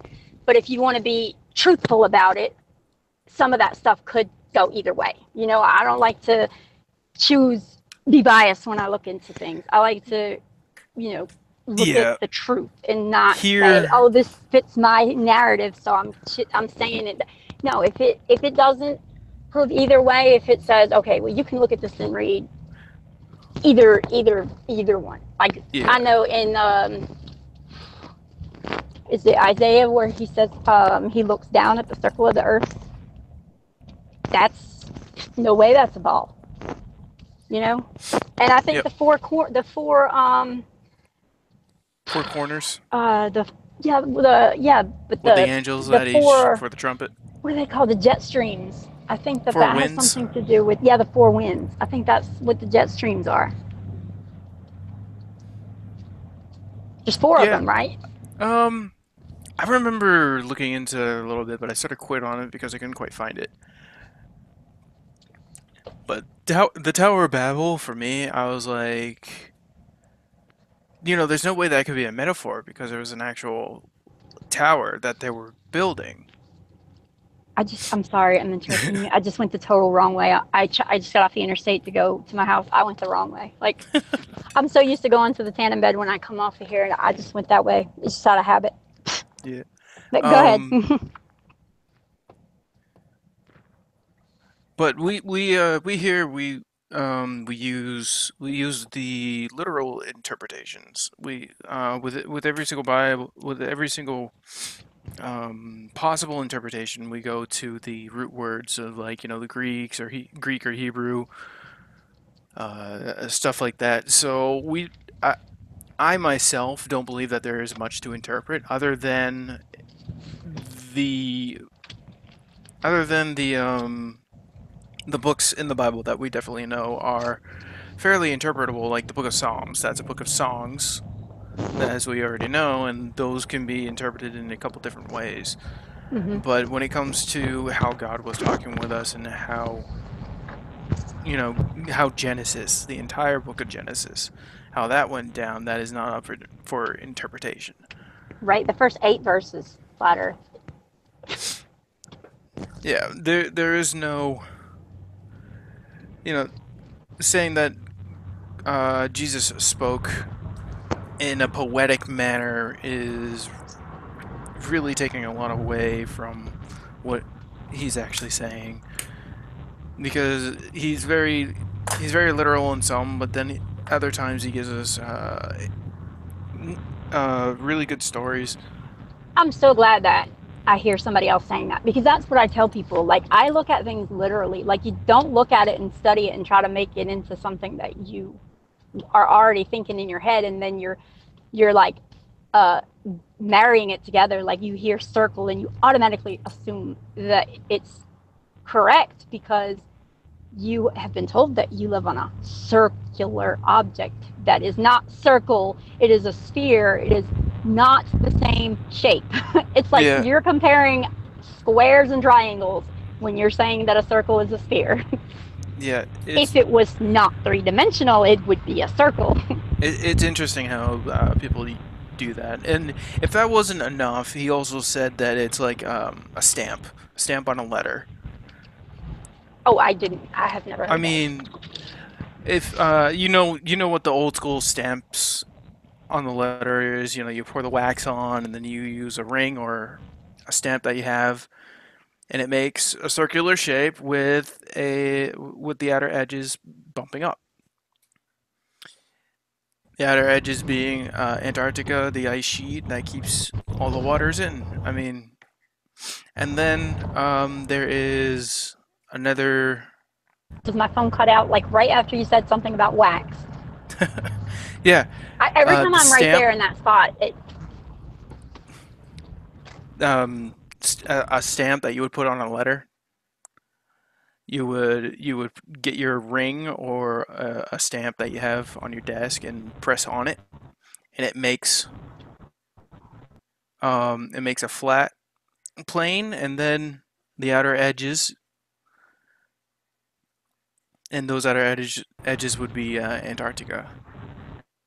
And that keeps all the waters in and everything. I mean, it makes a lot of sense. And there's another scripture that says the breadth, which is Old English, but if you were to translate that into Greek, the Greek word would be platus, which sounds a lot like plateau. Plateau, yeah. As the English version, and then actually no, the English word is plateaus. I mean, the Greek word is plateaus, but then the root word is platus, which means laid out flat. Huh. And that's what it used to describe the Earth. Yeah, when I first realized that it is in fact flat, I started telling people, I don't care how mad that people get really mad when you talk to them about it. They don't want to hear it. But I would put like all over Facebook all the time. I would put the little globe emoji and say, then put, this is the great deception, or the grand deception, whatever the word is. Either way, like, this is what I feel like that's what they spoke of in the Bible, but who knows? Maybe it's the alien agenda they're trying to pull off. Aliens. I don't know. Yeah, the aliens is the next big scare tactic. Yeah, I've been seeing so many videos on YouTube in my recommended with all this stuff in the sky. Oh, blue beam is full speed ahead, and people believe it. Like, I'm looking at the sky right now. I took my son to the doctor, and I was letting him have it. Like, it was his psychiatrist, and he thinks I deserve to be there. Really, he thinks I'm a lunatic. I was talking about vaccines. He needs to do a little bit of practicing on himself. Yeah, but yeah, because I asked him. I wish I had recorded this conversation. Because he did give me a little bit better feeling about the doctors who are giving these vaccines. Because we look at them like, oh, they know and they're doing it anyway for the money. But when he said what he said to me, I really believe he was genuine, and it made me have a softer heart towards the doctors. I mean, maybe some of them just don't care, but some of them really do. Like he said, like, I see the bad parts of it too. And I asked him, I said, well, have you ever treated anybody with measles or mumps or rubella or polio or any of these other things? No, probably not, Well, because it's probably in the news and it's not even happening. You don't know. it You don't know that for sure just there because it there's says. so many things that they make up just to scare people off, like the Zika or Zika, whatever, down in Florida and stuff. It's not conclusive. It's you see all these sorts of videos of people, and they're all very different. Some people are like, "Oh, this is the Ziki or whatever," and it's just a guy who's really hopped up on a different kind of drug. Yeah, um, like, but he was saying that he looks at stuff like that, and he said, I feel in my own feelings that I feel good about being able to help people and being able to prevent that. So I'm all 100% for vaccines and da da da da. And I was like, yeah, what's interesting is that there's even something, the common cold, right? Something that happens almost every year. mm-hmm. Believe it or not, that's not a virus at all. It's not a bacteria problem. It's just your own immune system having a hard time adjusting to the temperature differences. So like when we get into the really cold areas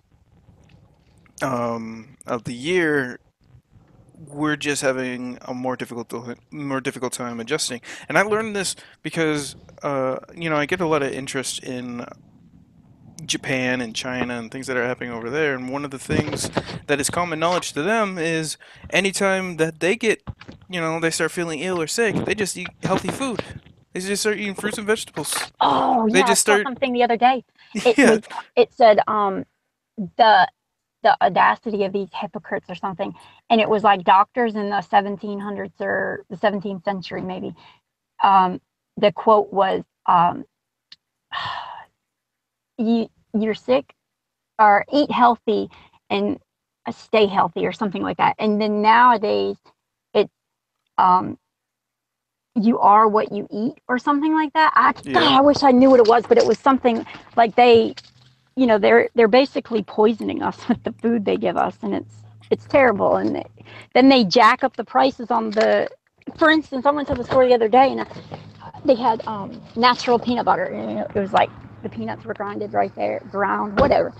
And so yeah, I was like, oh, I want to try this. I never had it before. It's bleh. I gave it to Karen B when she came over yesterday, but but I got the one. I said, oh, well, it was $1.09 for the regular one, and then I said, why does this one say $4.79? And I picked it up and I said, oh, it's organic. So for the real stuff, hello, they charge us more money when it probably costs less to produce or manufacture, or not manufacture, but you know, produce it in mass amounts. They can just plant it and it grows, but they have to yeah. actually spend money to put a chemical in the non-organic stuff to make it. So Oh it's like yeah, they're they're spending money to totally kill out. us. They're totally out to ruin ruin about everything we have. Um, for example, there's a drink up here. I don't know if it's like international or whatever, but it's called Life Water. No, no, no, Life Drink, something like that. It's sort of like Sobe. That's the thing with like the really cool looking bottles. Yeah. Those when they were originally put out, and I think it was originally sourced in North America. I mean, New England. Where are you from? I live in Maine, Oh, okay. and it only had like four ingredients. I'm like, oh, this is really cool. I started drinking it because I'm like, Wait, this has water? no, no. It's just a flavored drink. Oh, okay, okay. I was Yeah. thinking of something different. Um, I was about to say, why is there 4 ingredients in water? Nah, not water. There are actually some that have 3 ingredients, and now they're like, "Ooh, we add minerals to make it taste good." Yeah, It's like, for fuck's sake. fluoride. No. Don't, We're gonna I'm give you good with that. fluoride, cancer, and let's see. I don't know. Let's make something up with a shot of water. Like, Yeah, why not? my kids think I'm nuts because I'm like, don't drink the tap water no more. It's poison. But after they started getting bigger and bigger, I mean the price, for some reason, the price of the bottle goes down, but they add like 40 more ingredients to it. Right. Right. So it And what costs makes them more. sense to me is that the government goes in there and they subsidize it, and they go like, "Hey, we'll give you all this extra stuff, just do exactly what we say." Yep. And whether or not they like it, because they become a big corporation and they're making money on their own, that immediately becomes a threat. Money talk. So they just force it in. It's really sad. And dang, like I can't believe they all left. Like I really wanted to hear when I was doing all that research the other day, I had a whole day by myself, and I came up with so many things, and I've been dying to talk to somebody about it that's like knowledgeable about the Bible, and like can tell me if what I am seeing, and I've actually been feeling like this was not exactly the case, but something similar to it. And then the other day when I was looking into this eclipse, I got all of my, I don't know what intuitions that I had been feeling a year or two ago confirmed. Like I'm like 98% sure that this is what's going to happen. Hey, Logan came home today. He just got home. I haven't even seen him yet. He was in Mississippi, remember? Oh, sorry. Let me mute. Hang on, God. I'll be right back.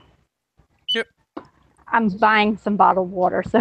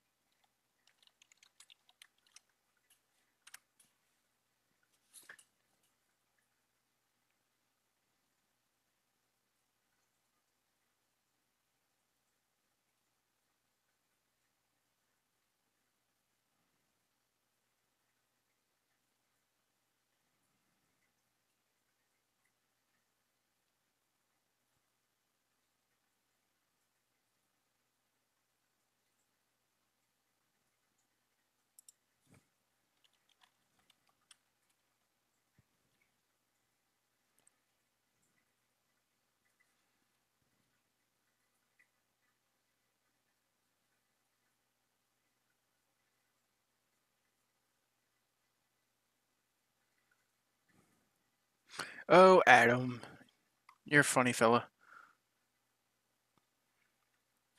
When Neil deGrasse Tyson and Bill Nye, who are supposedly one of the most smartest scientists in the world in their pseudoscience democratic science group, they can't when they can't even explain gravity, then there's something really wrong with it. Well, Neil deGrasse Tyson is enough said. Like, next question, please. What he said.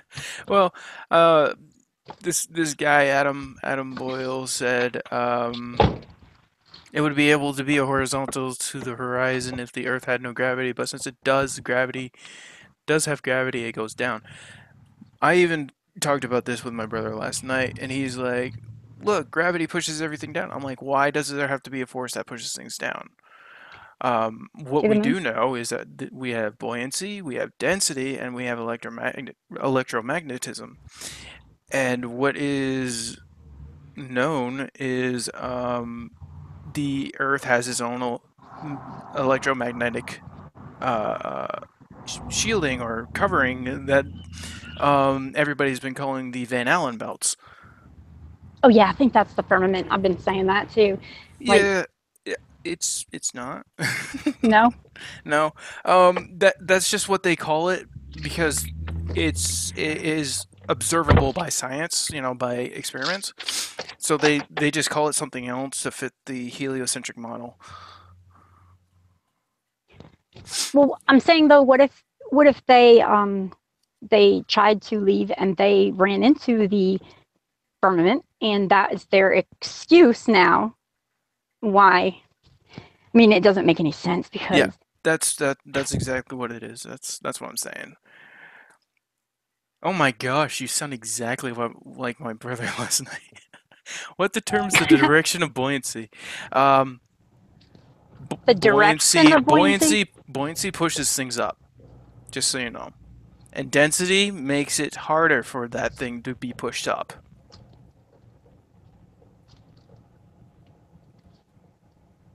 Okay, so you sound like you have some. I mean, Ray can listen to this later on, and dang, I really wanted to talk to Arcane and Josh too about this. Like, I was like, this is like the perfect panel. I'm so glad that I'm able to come on right now, Yeah. and because man, like this has been killing me. I've been wanting to talk to somebody about this. Okay, so the eclipse. Well, did you want to finish saying what you were talking about when I came back? Uh, Because well, it's a long thing.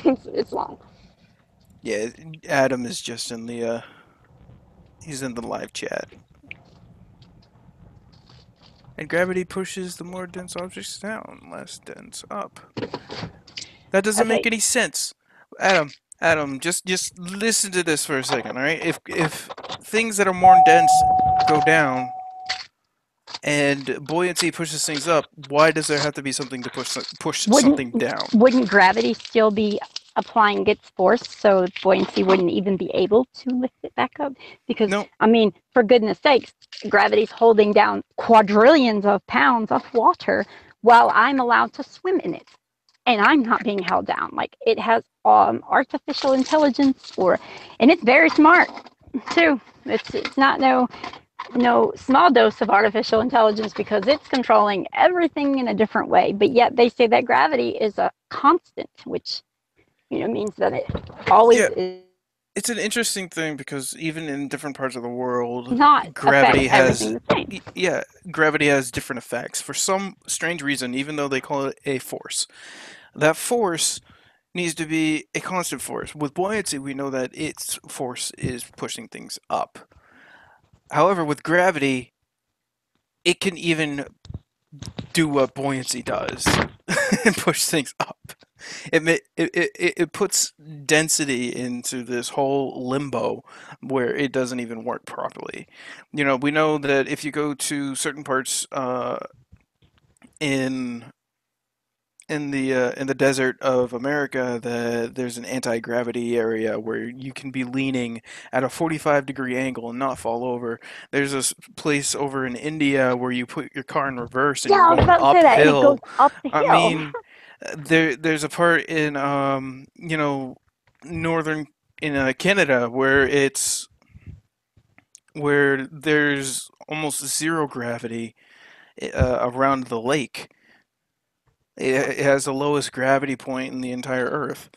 And the Dead Sea, you float. Is it the Dead Sea? Or I think it's the Dead Um, Sea.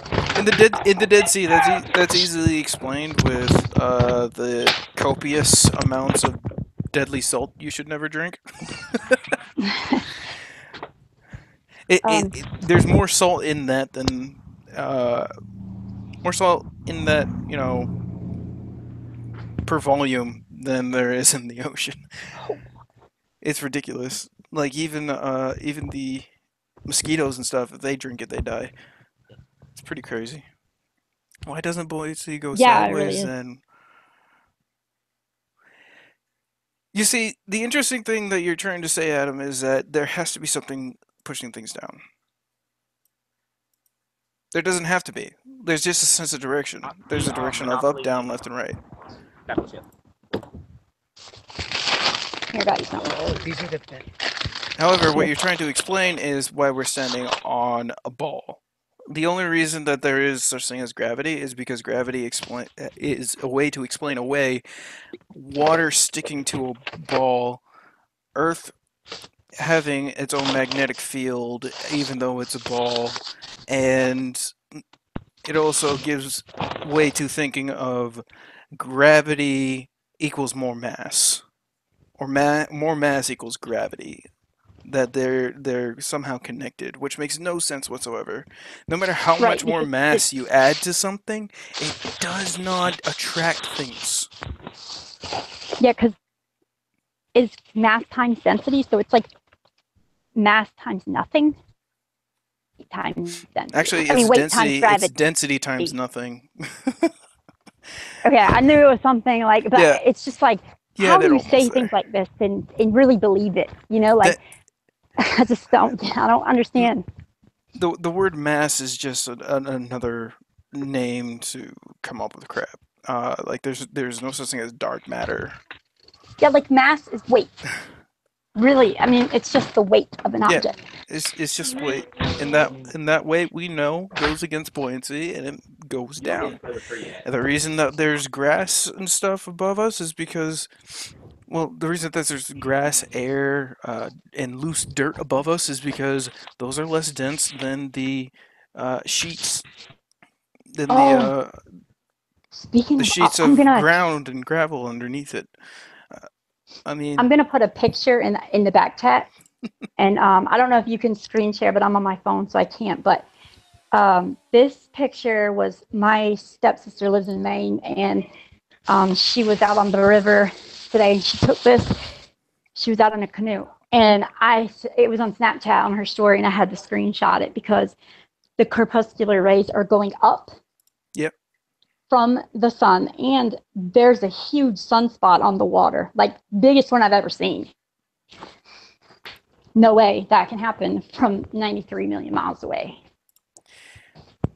But the interesting thing that Adam is saying, I mean, he even though you have this idea, what we know is that space is a vacuum. What you can't explain is how we still have our own atmosphere, how we still have combustion going on inside of a vacuum, how we still have water being flat and level everywhere else in the entire world, how we still have planes not constantly flying into space, even though they're going completely straight, and they never point themselves down. It does. You have a lot more things to explain, even if gravity is there. Yeah, and I mean sea level, like it's called sea level because the sea is always level. The only thing that reminds me of the moon acing up and the buildings. Okay, so I am going to, like, I'm home now. I took notes from what I was doing, and I even wrote down all the lyrics to Black Hole Sun. Like, yep. And I watched the video, and I'm like, I didn't, back then in the 90s or whatever, we didn't realize what we were watching. But now when I'm watching the video, it's like, wow, they're showing people stuck to the TV like zombies and, like hypnotized by all the propaganda. And so it made me start thinking, like, I was listening to the words to the song, right? And if you, I mean, I'm sure you know the song lyrics, everybody does, but if sorry. No, it's okay. I'm bad about interrupting people myself, so I don't mind it when you still do going it. at it.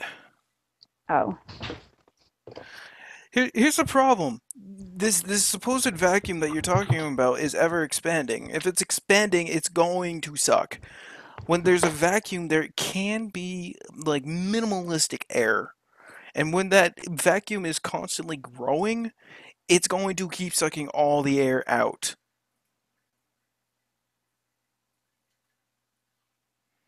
You make no sense with this.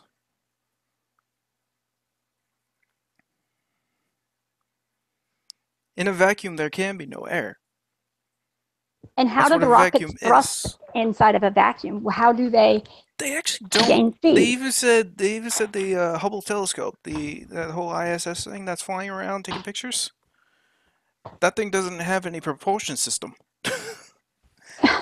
and I got told boldly by my brother last night. Like he constantly brings it up, and I'm happy to listen to him and say what I know. But He said it doesn't need a propulsion system. I'm like, how does that make any sense when it's just outside of the atmosphere and it gets pulled in? So he's still a globeling.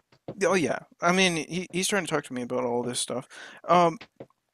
It's very interesting because it's still well within the supposed gravitational pull of the Earth, and it goes around and around, and every so often, it's supposed to lose altitude. It's supposed to come down because of drag. And now in this supposed vacuum, it gets hit by it's supposed to get hit by something. There's like 2,000 friggin' satellites up there, supposedly. Yeah, and how about all the space junk? Uh, We should be getting smacked every second of every day. Yeah, something's got to be getting hit. We got to be running into like a Japanese advertisement satellite of some sort. But then, yeah, by now they already did the math, and it goes down, and it should be about 10,000 feet up ever since it's gotten up there.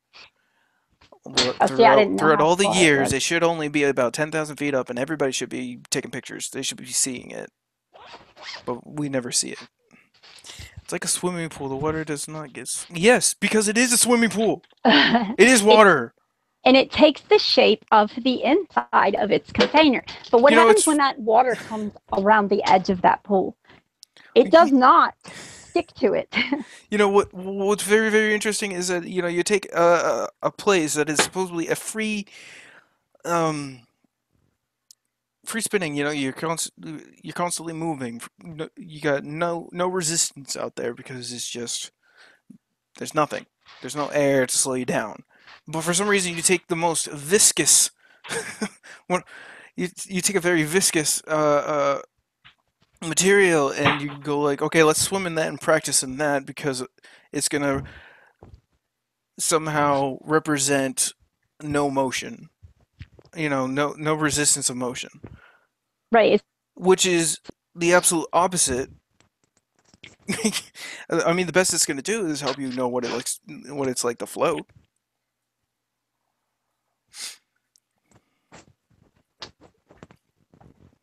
Practicing in a swimming pool is not practicing for this imaginary vacuum of space that you're talking about, because they're not the same. Not even close to the same.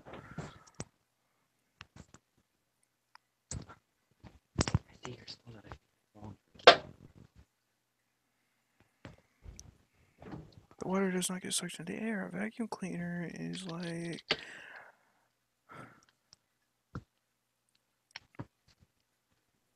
an empty plastic boat. I think I'm gonna have to wait to talk about what I need to talk about because I can't stay on much longer. My kids just got home and they're waiting to talk to me. So, all right.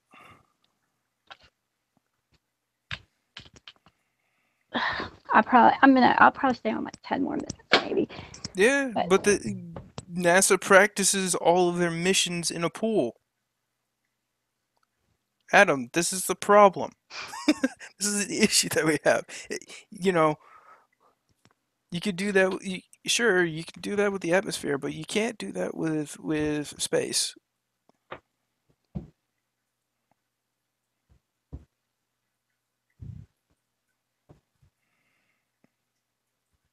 Are Josh and Arcane in the chat, or did they just did I run them off?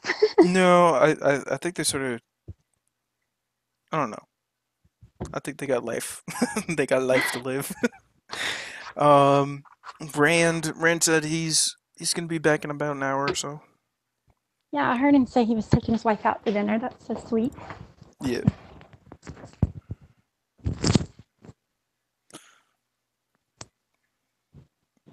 The greatest problem that I have right now is the fact that you can't even explain gravity. You say it's the force that pushes everything down, but it does 20 other different things in 20 more variable different things. And then get needle and thread and tie it around. So like, look, it doesn't go all the way down because I had to tie that little piece off.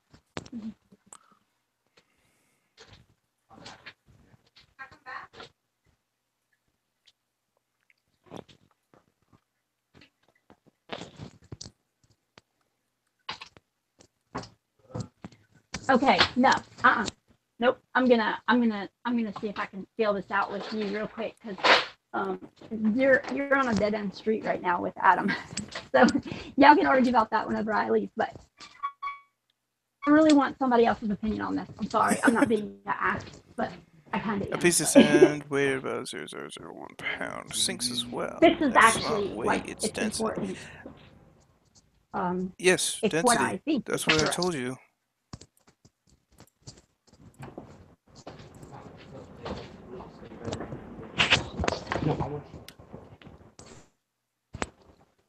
And the reason, I mean, the sand doesn't sink directly down and it doesn't have that much to it. But the sand is still more dense than Wait, the what did he surface say area about the it's sand? displayed. He said a piece of sand is weighing 0.0001 pound, sinks as well. It's not weight, it's density. I'm like, yeah.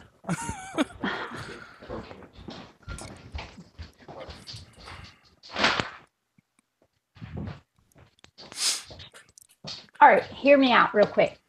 Okay, so this eclipse that is happening, it's going to cut the United States in half, right? And I think the government already did that. but the last time that the United States has had a total solar eclipse, that did the same thing, pretty much, was in 1776. Ironically, the year that we signed the Declaration of Independence, right? So, yeah. That was in 1776, like what, 421 years ago, or 241 years ago, I think. Yeah. So,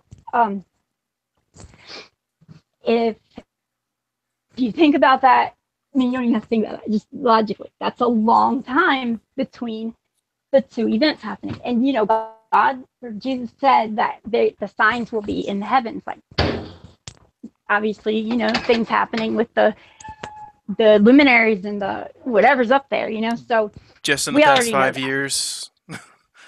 Yeah, but it's no, I'll get that after.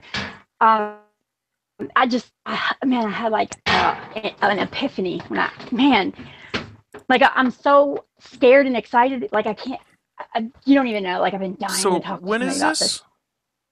So August 21st.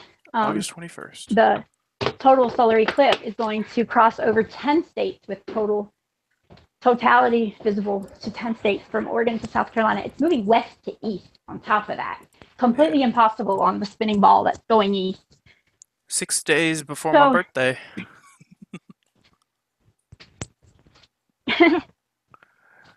August 28th. So you're a Virgo. Another Virgo. There's so many of us.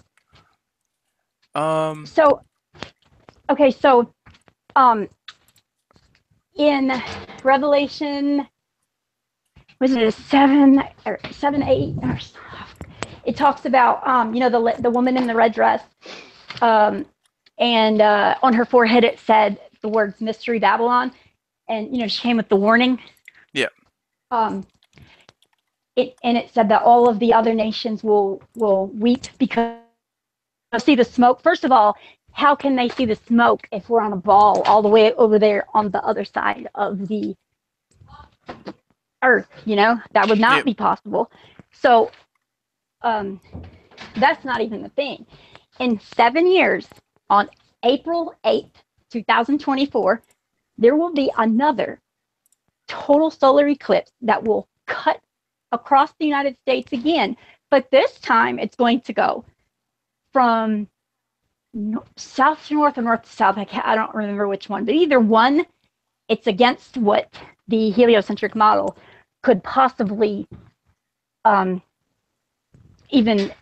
Why would it go north to south? Just like right now, it's going why would west it ever to go east, north to south?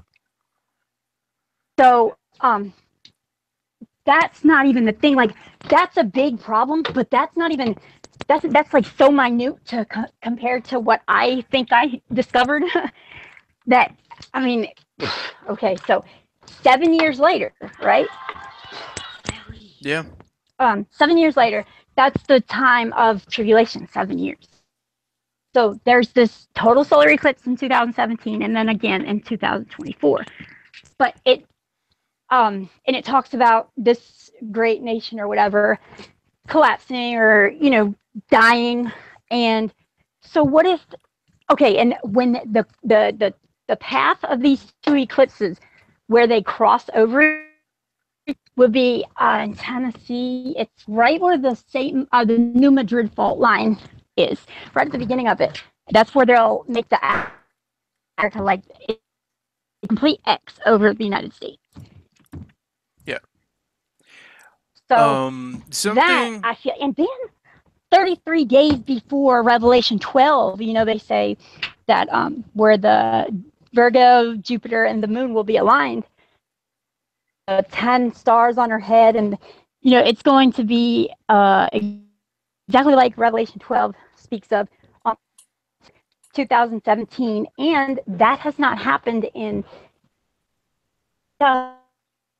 They say that people are speculating that could have been the birth of Jesus, and so 33 days before that date is this eclipse. I mean, that's a little ironic, right? It's not a coincidence.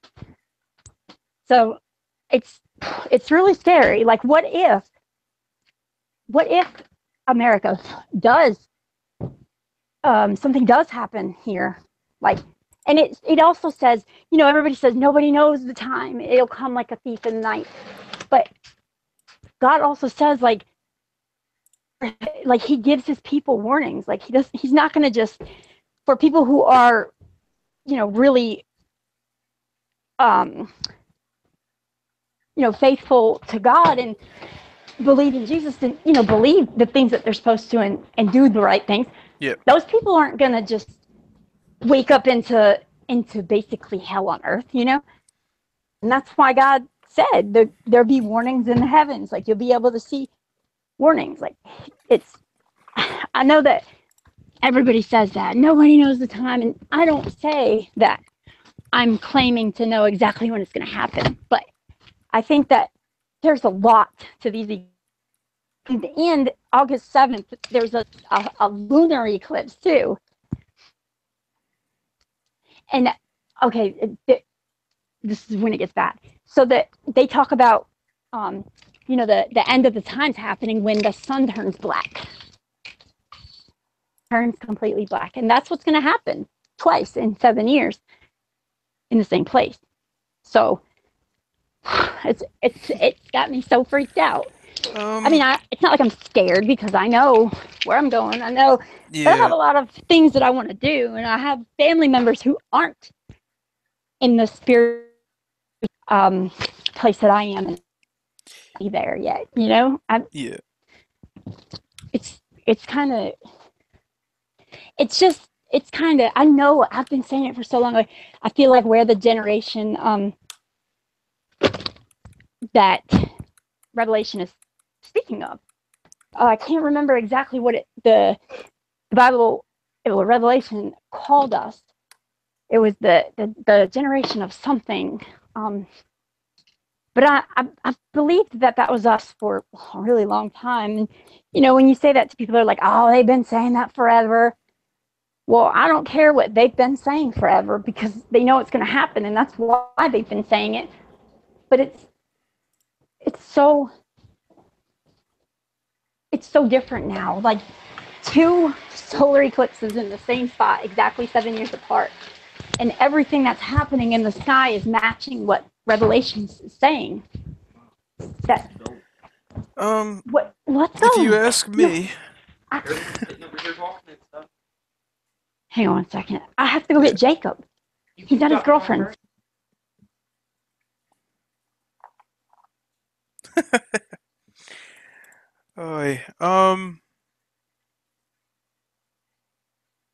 What's interesting So is sorry, in the Black Hole song, yeah. It says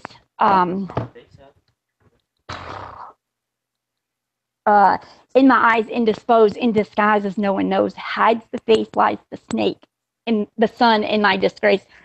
Then another part says times are gone for honest man, and sometimes far too long for snake.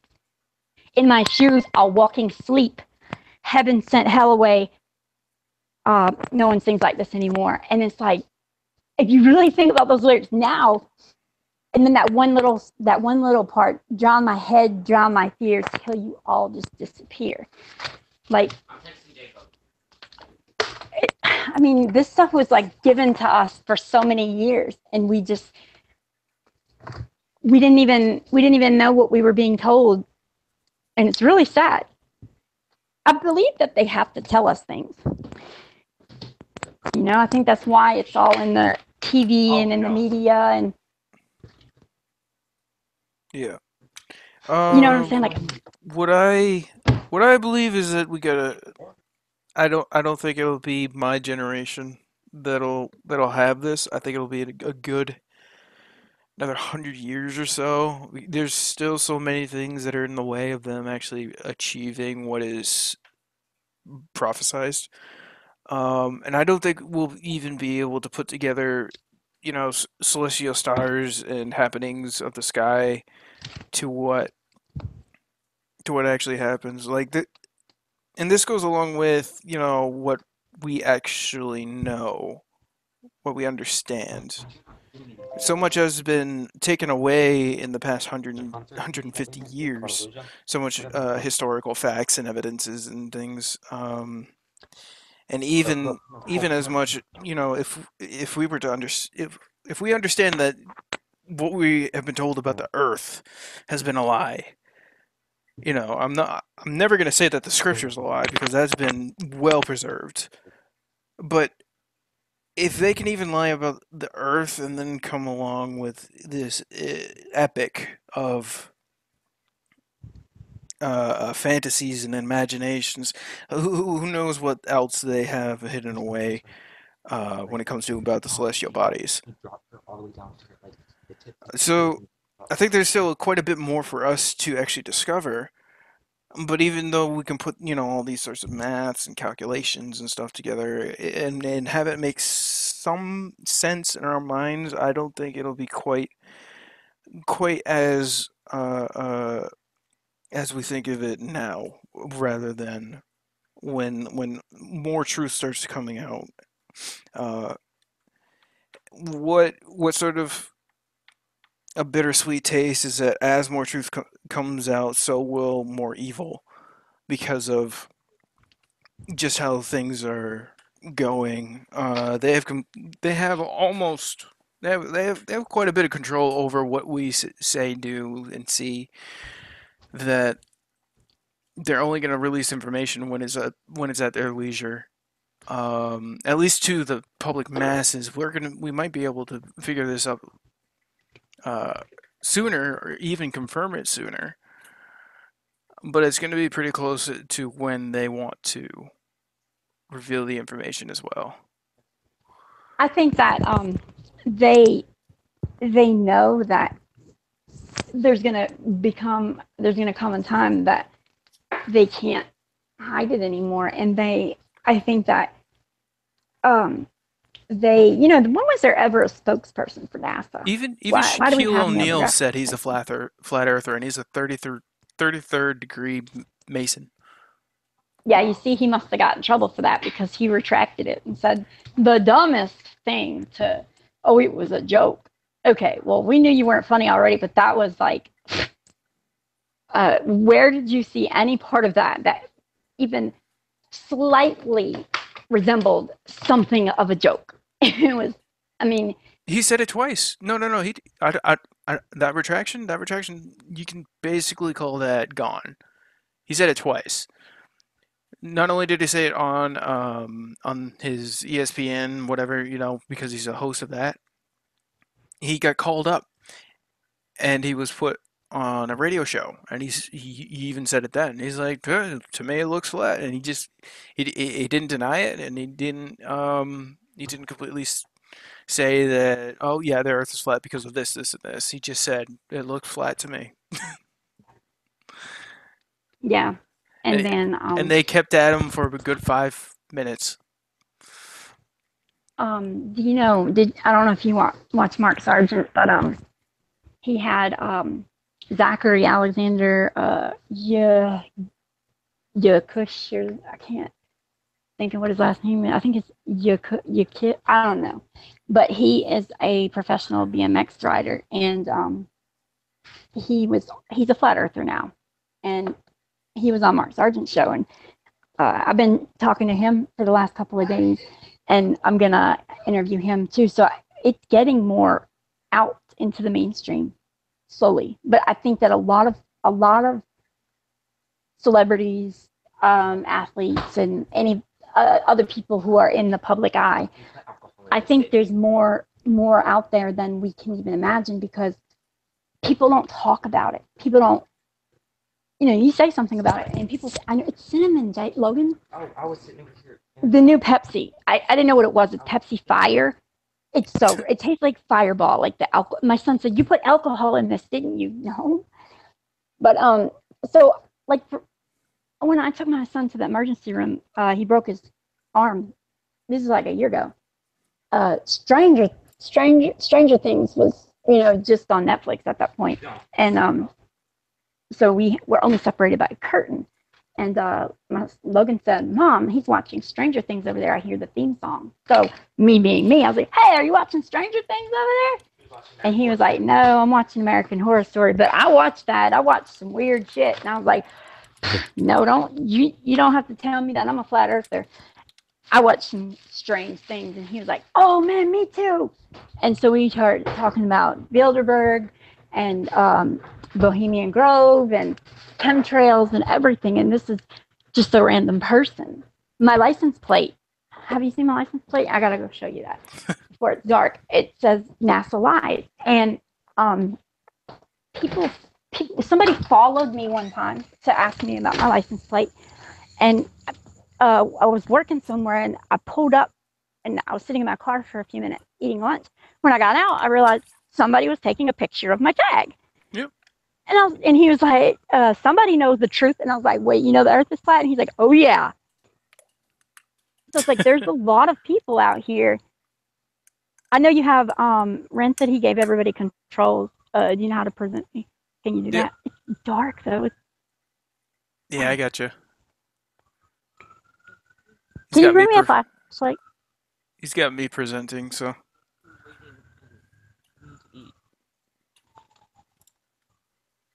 Yep.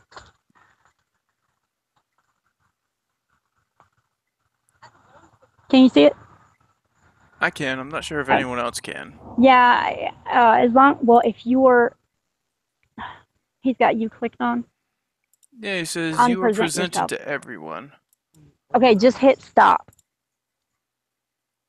Or you can, if on your little avatar, there's like a little arrow that points up, and you can click on that and hit stop presenting. It doesn't allow me to click on it. Let me get it on my phone. I mean, on my laptop. Hang on. It says profile and mute.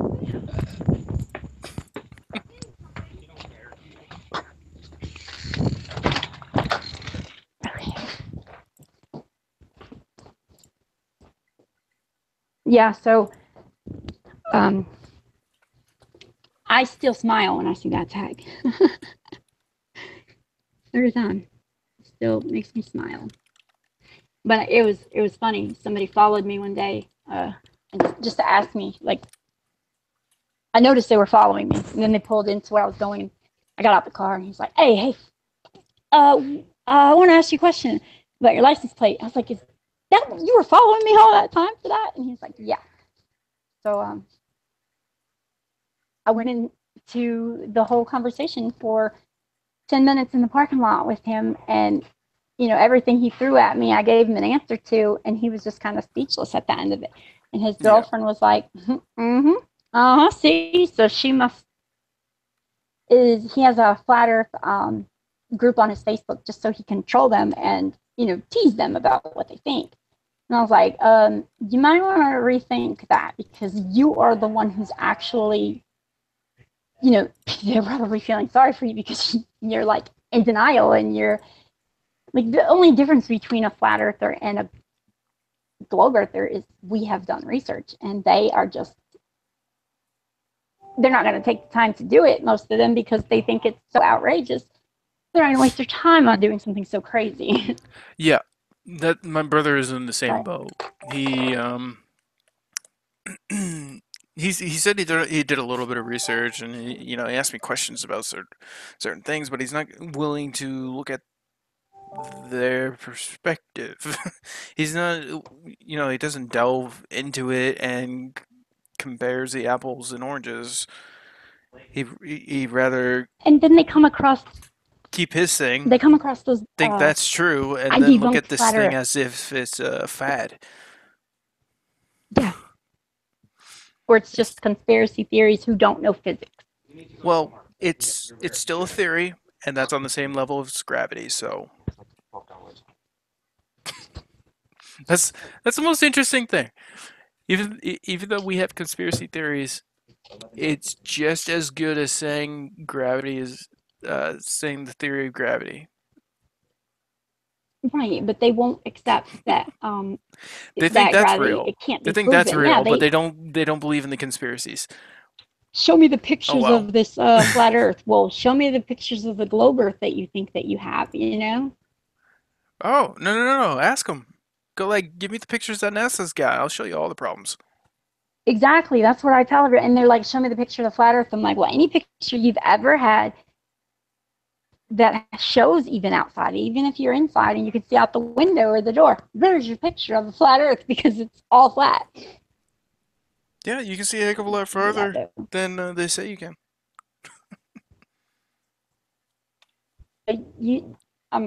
That was Josh said he has a P900. Have you ever looked through one? They probably haven't.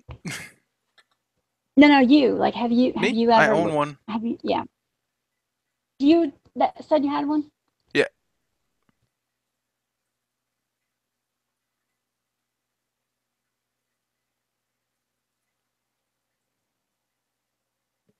Hello?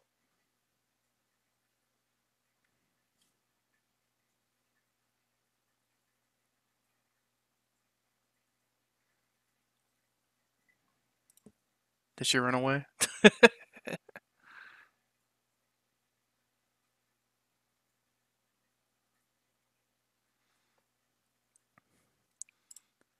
What's up, Freeman? I don't know where Candy went.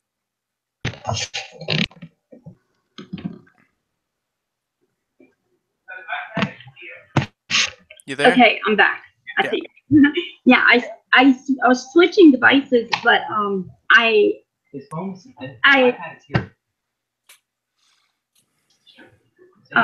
hung up my phone a little bit too early. It was saying Google Hangouts is not responding, and I said, of course it is not responding. Okay, I'm going to stop presenting you right now. I'm going to screen share and show you what I was talking about, so you know how to do it next time. I can't do that. I'll share it. Well, I can do that for another one. I would end up getting sniped. I almost forgot. Okay, so can you see my screen? Yes. Okay, so do you see where my mouse is right here? Yeah. If you click on this, see mine, it'll say stop. Oh, well, I have to do that first. I hate that infinity. See how it says stop presenting? I don't have that. Okay, I know this, I hate this infinity screen. Like, if you look at my cursor though, like look where I'm clicking on, right in the bottom right corner, it says hide from broadcast, stop presenting, profile and mute. You just click that, stop presenting. All I had was profile and mute.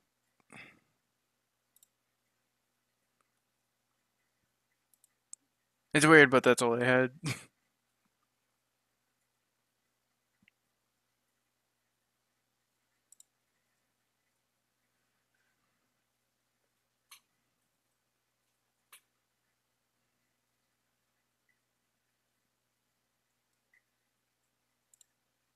Are you there? Logan.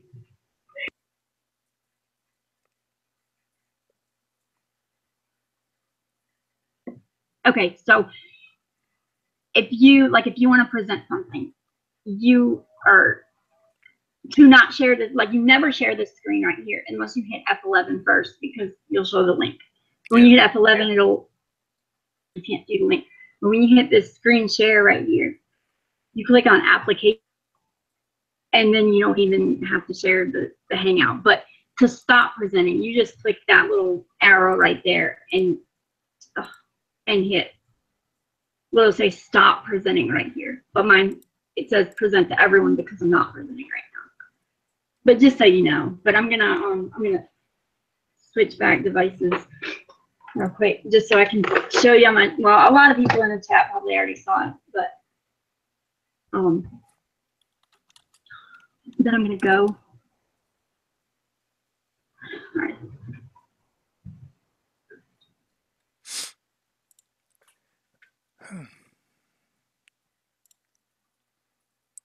So is that guy still around? Adam. I don't know. Maybe he left. Who knows if Adam is still around?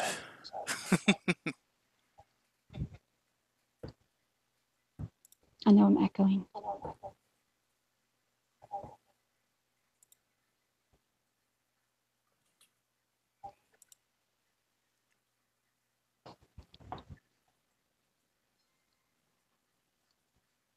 All right.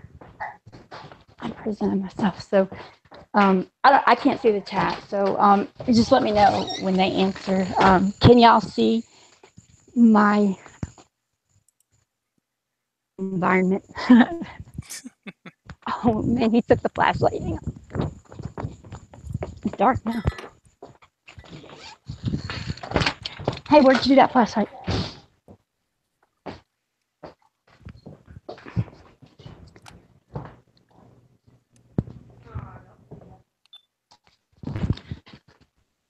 Turn your flashlight on your phone. My kids just came home from Mississippi, and my whole house is a wreck now. I think it was 20. Talking to other people. Okay. Okay, now can y'all see my my screen? You don't have the camera on. Yeah, I know. I just see if you're on a phone. If you get off of the app, and then it turns your camera on. And sometimes I forget, like when I'm on my computer and I have to look something up if I'm having a hangout. My screen camera's still on, so like sitting there looking stupid on Google and stuff. Like it's not like the phone, so everybody can see me like staring off into the screen. There you go. Yeah. So maybe the other day when I was in the chat and they said, so what, do you have nasal problems or something? What's with the nasalese? And I said, oh my, like Nasalese. I really thought that they were being sarcastic and just, picking on me because I'm a flat earther, but yeah, they were dead serious. So funny how people are. Yep.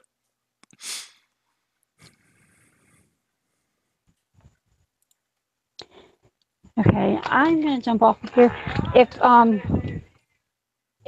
If this is still on, whenever I'm gonna go drop the kids off, they're gonna go. Their dad's spending the night up here, and they're gonna leave in the morning. So, I might come back if Rand's still live because I really want to talk to him about all that stuff, and then I won't. Like I feel like I just kind of had something so important to say, and I was trying to say it so fast, I missed so many things, and I said so many things like not in the right order, and like so like I got what I was trying to say clear to people. You know what I'm saying? Like it wasn't coming out of my mouth like it was in my head all this time. Yeah. Just sad. I'm trying to figure out how to use my son's phone. I don't even know how to do it. IPS just went live.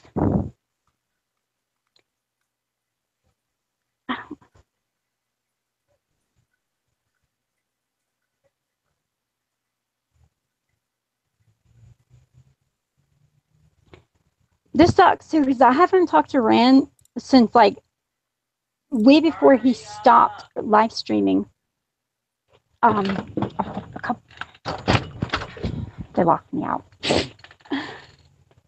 And then as soon as I tried to get on, I was about to get on, and it had been a while since he sent the link. So I said, let me check YouTube and see if he's still live.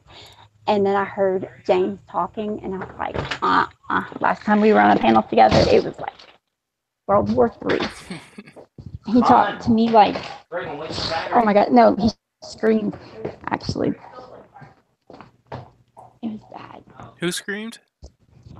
Von Hilton. And he was, I called him out because and I hate, I don't care if he's listening really, because what he did was so wrong. He was supporting Trump, and he was saying that Trump is going against NASA, and he gave him more money because he told them that they have to be on Mars before the end of his first term, and at the very latest, the end of the second. And I was just like, where are you getting this from?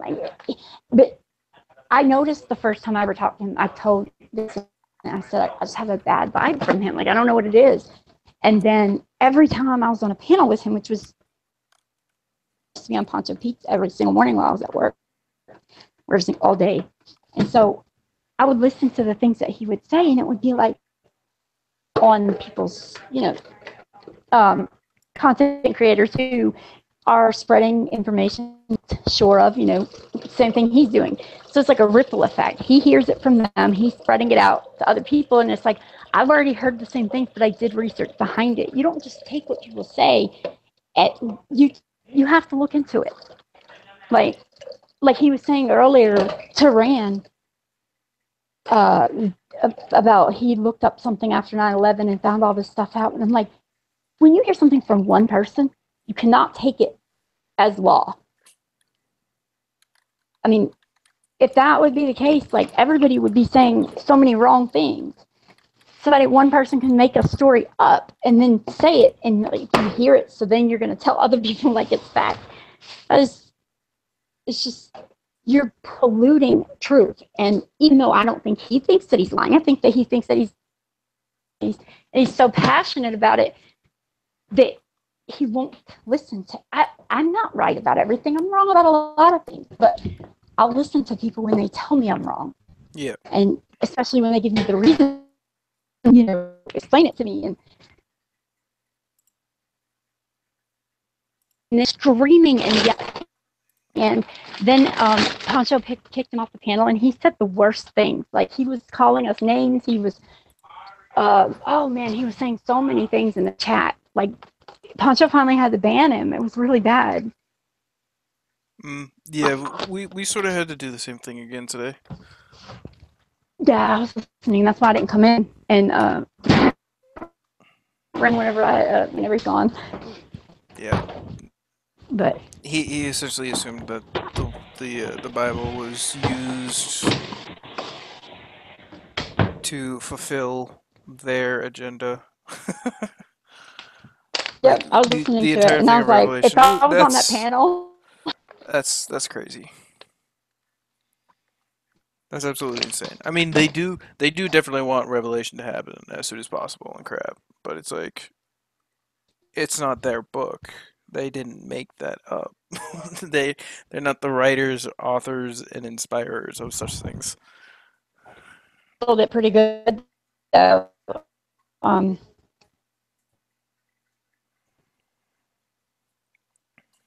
Patient with him. And we were female. I played a lot in his reaction because he wasn't going to talk to a man like that. I think that he believes that he's right, though. He doesn't. But you have to have constructive criticism, not as a 5-year-old who thinks he's being bullied. That's how I feel like his mindset is. But it's like that commercial, it was like an insurance commercial. Where'd you hear that on the internet? I learned how to speak French on the internet. Oui, oui, Yeah.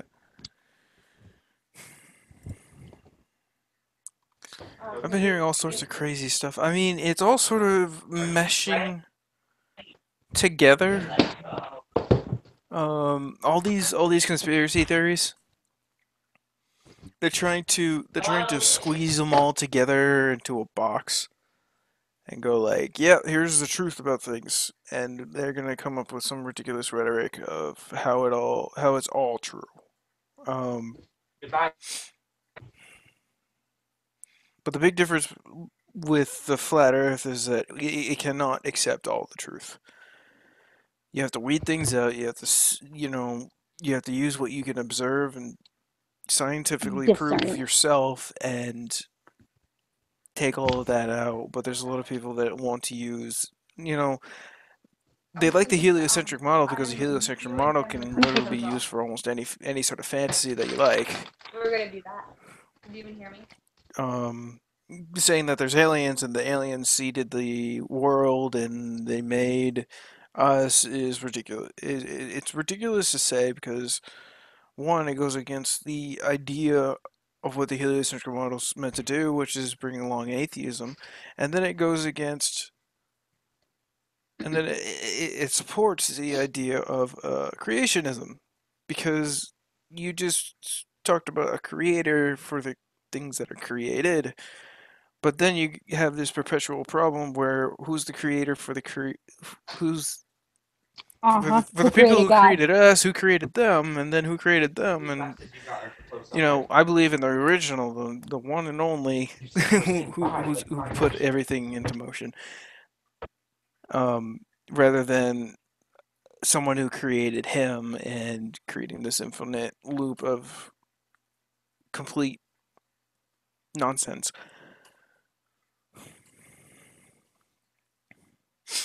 But there's all sorts of there's something like that, and then there's a thing called the Mandela effect, which I believe is just a ridiculous mind play, where you think, and that's another thing that works with the heliocentric model. It's where you think you ran into a similar universe and the two collided into each other and somehow were set into a different timeline than those back before than like 1995. Yeah, Which is probably also before that. absurd Like, because what that does is that it makes you double think yourself entirely and makes you go like, oh, this isn't how it used to be, and you believe in a false reality. Um, like the Berenstain or Berenstain Bears. I know it was Baron's because I used to call them Berenstein Bears. I mean, we used to call them that. I mean, like there's all sorts of logical reasons where it's like they decided to change it after their initial release or something like that, or some people just wrote it wrong because they say they read the word a little bit differently. Especially when it's northern to southern, northerners to southerners. They added a little bit of their own touch to the language. Mm-hmm. I totally don't believe in the Mandela effect. It's ridiculous. I don't know. I'm iffy about it, and that's another thing. It's crazy. Like I used to have 8-hour hangouts every single night of the week, and I take like one day off in 2 weeks or something. But I haven't stopped doing hangouts. Like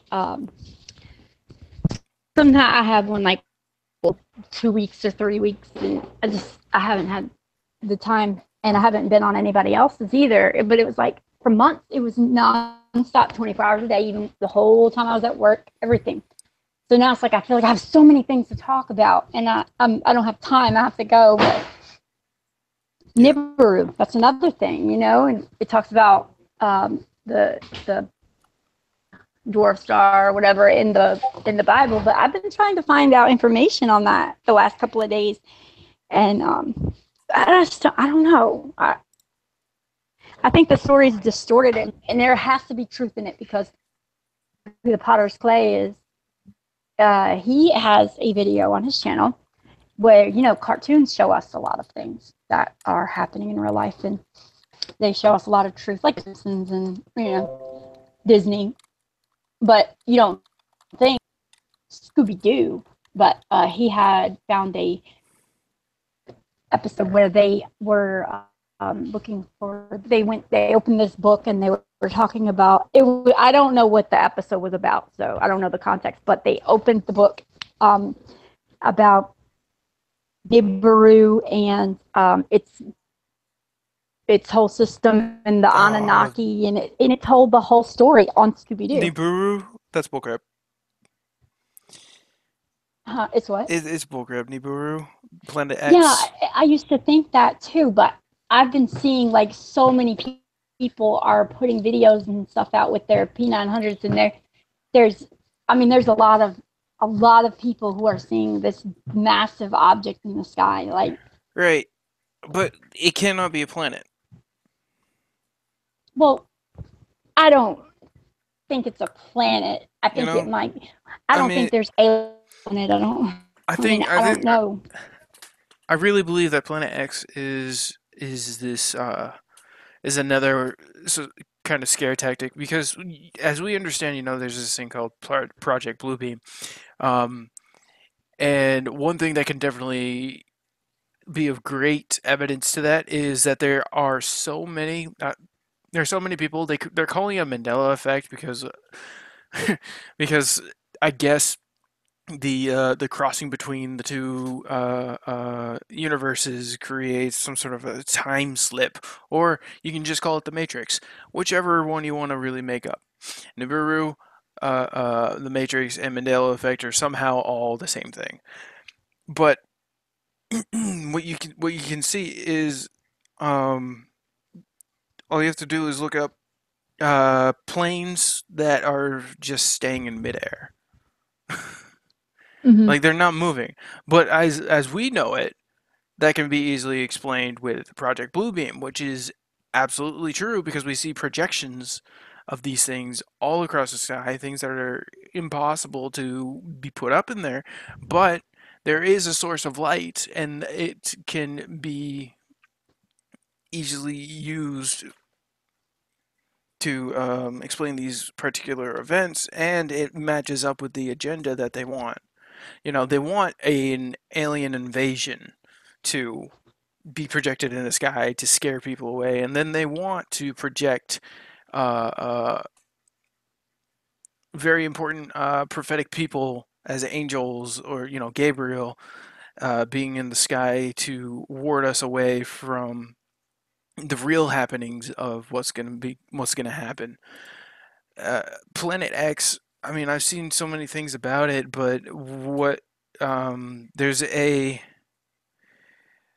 guy that has been working along with this, I think his literal name on YouTube is Nibiru Planet X, or something of the combination, and he put up all sorts of things about homunculi, a Russian guy who had been experimenting with homunculi, and he did it with an old Russian book about alchemy, which is a complete, we think as cloning people as being awful, but when you create something of your own and insert a spirit, or try and get this falsehood of life into it, that is just grotesque. Like, it puts things into horrible stuff. The reason I don't like these sorts of ideas is because I'm not just looking at the information that's presented, and cross-referencing it with what I could possibly believe it to be, but I also look at the people who are putting the information out there, and those who are putting that sort of information about Planet X, Mandela Effect, Matrix. They go into some really real but horrible things that go against God. Just like I said, the guy who worked on homunculi, and he's like, oh, let's all be just open-minded about this because this is science. It's like, no, no, no, no. In order to give something life, you have to put a soul into it. You have to put a spirit, you know, and it does, for the most part, what that spirit is a demon, a demonic spirit that just goes into it and makes the thing do all these movements and crap. But it's not a good thing of any sort.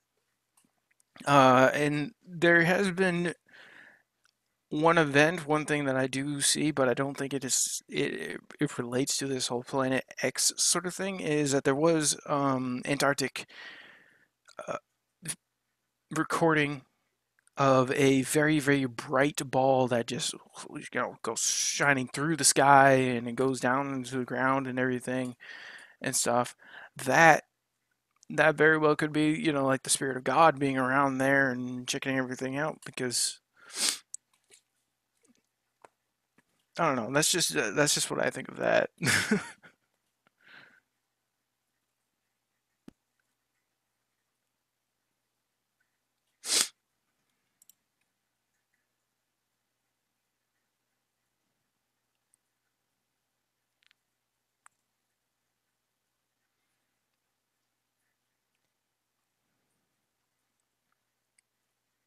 You there?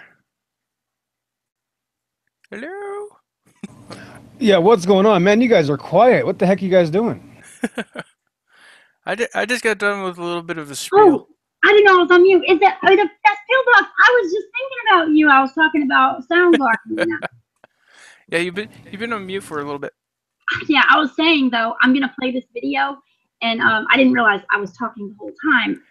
It's not Creative Commons, but I already talked to the Powder's Play and asked permission to share this, and he said, please share whatever you want of mine. So this is the video that I was talking about. But so after I play this, I really have to go. But I'm just gonna drop something by now. And Pillbox, I miss you.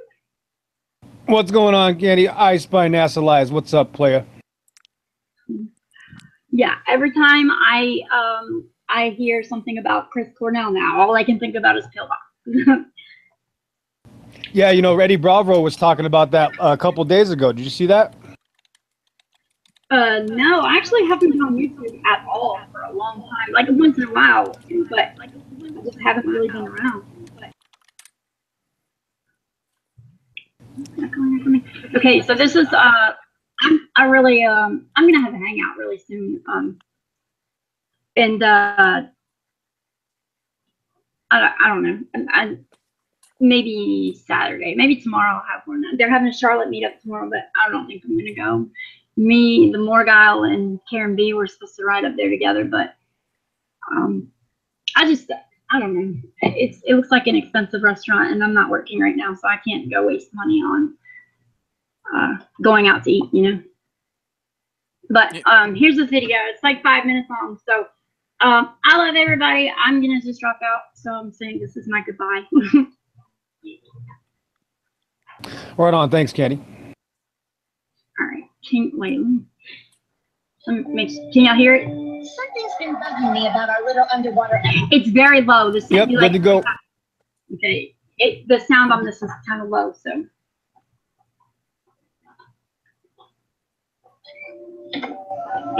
Ricky, it's Brad. And Judy. Go ahead, you two. Tell Professor Pericles the rest of the planispheric disk is ours for the taking. Something's been bugging me about our little underwater escapade. There's a lot about that adventure I wish we could forget. Amen to that. But the weirdest part of all was what the late Abigail Root whispered. Like I'll say, a crazy mummified corpse whispering to Nibiru is creepy times 10. It gets creepier. I Googled it and found a lot. Namely this. Nibiru is a planet listed in the writings of Zechariah Sitchin, particularly his book, The 12th Planet. According to Sitchin's interpretation of Babylonian religious texts, a giant planet called Nibiru passes by Earth every 3,600 years and allows its sentient inhabitants to interact with humanity. These beings, which Sitchin identified with the Anunnaki of Sumerian myth, would become humanity's first gods. My favorite internet encyclopedia says there's supposed to be a collision. The Nibiru collision is a disastrous encounter between the Earth and a large planetary object. Believers in this doomsday event usually refer to this object as Planet X, or Nibiru. I am of the Anunnaki, interdimensional beings that visit the planet Earth every few thousand years. We arrive at a time called Nibiru, when the barriers between our worlds grow weak. The Anunnaki have a great history of helping humans, but we have no physical form and must inhabit animals. This is why some animals, our descendants, can talk and others cannot. But not all Anunnaki are kind and good. There are evil ones, and the most evil one of all is imprisoned beneath Crystal Cove and must not be set free. You must undo it, Scooby-Doo. Undo it all. Save yourself. Save your friends. Save the world.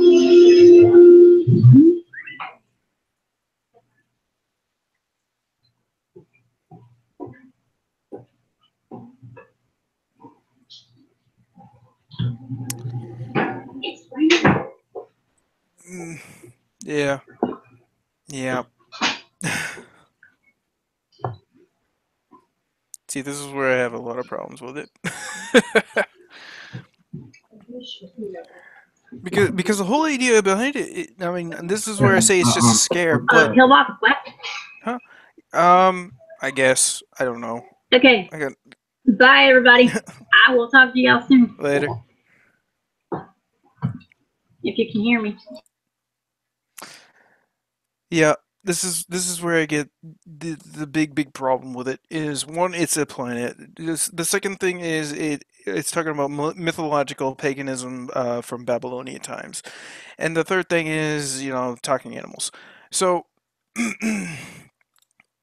a lot of things about these old beliefs is the only way they ever get any sort of ground or say power is if you were to actually believe in it.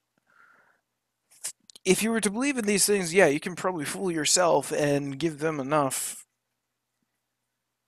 to have this come to light in a sort of way where you're supposedly enlightened and you start practicing all these sorts of things and doing these weird things that you never would that just deceive you even more. I mean, we're talking about paganism and Satanism. I mean, all those things came from ancient Egypt.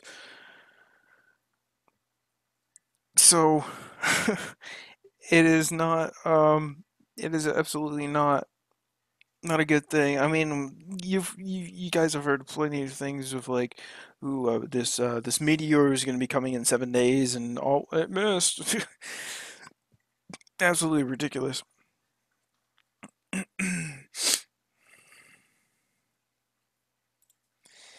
But they go on to talk about actual problems, and they even reveal where a lot of the icons of the world, the dragon, the reptiles, and the talking dogs and crap, um, saying that they had a great influence on the Eastern world as to the paganism they believe over there. Yeah, there is such thing as the behemoth and the dragon. Those things are real, but talking about how they can talk, I'm not sure if that's biblical in any way.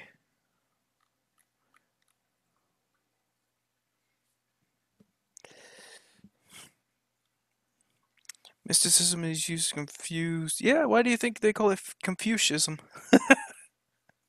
Because it's confusing and you don't get it. Um, but it's all ridiculous. We know that there's gonna be like, I've imagined myself one time, there's a huge hologram of the sky and everything, and stuff starts burning down and all this stuff, and then I'm just walking around with a freaking camera going like, oh, look at this fire, it's fake, guys. I know it's not going to happen that way, but I think it would be something as humorous as that, at least with us. Oh, I think she left. I don't know where she got that from. You guys can go back in this video thing. It's about 4 minutes. 4 minutes at the end here, and you can look it up, find it yourself. But I'm not able. I don't have the link to it. She did, and she's not here. Freeman Abel, have you learned how not to stop sharing?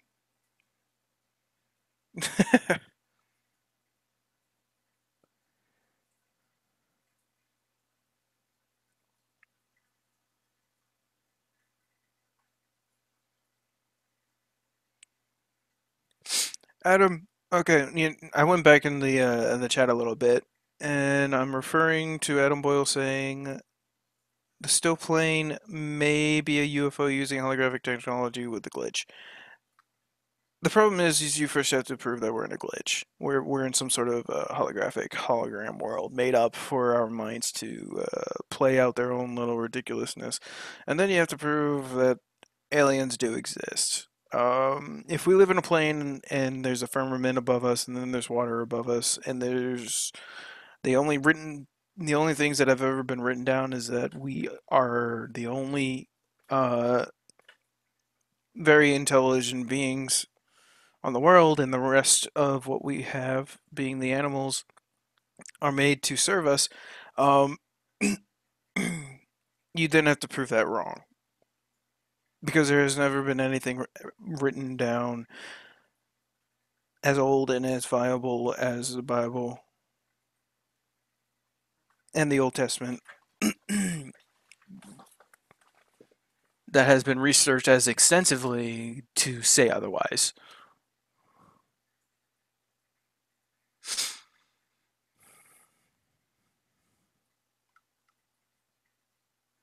UFOs may be a governmental technology from humans, not aliens. UFOs are definitely U.S. I mean, not U.S., but international government technologies. There have been a lot of different things that have been used, but the one thing that is definitely known is Project Bluebeam. Project Bluebeam is used to do all sorts of ridiculous stuff. There was one, and I believe you guys have seen it probably a few times if you've ever looked it up, about a big old spiral in the sky, and then the spiral got bigger and bigger and bigger. It was over, I forget where it was. It was out west somewhere. But there was a city, and people could see it, and they recorded it, and they saw it. But what also could be seen is where the light was coming from, the source, and the light was going all the way down into a mountain area. But it was covered by the mountain area, so we couldn't see directly where it was. But then the light started to dim. But the light started to dim from the furthest part, and then slowly go back to where it was coming from.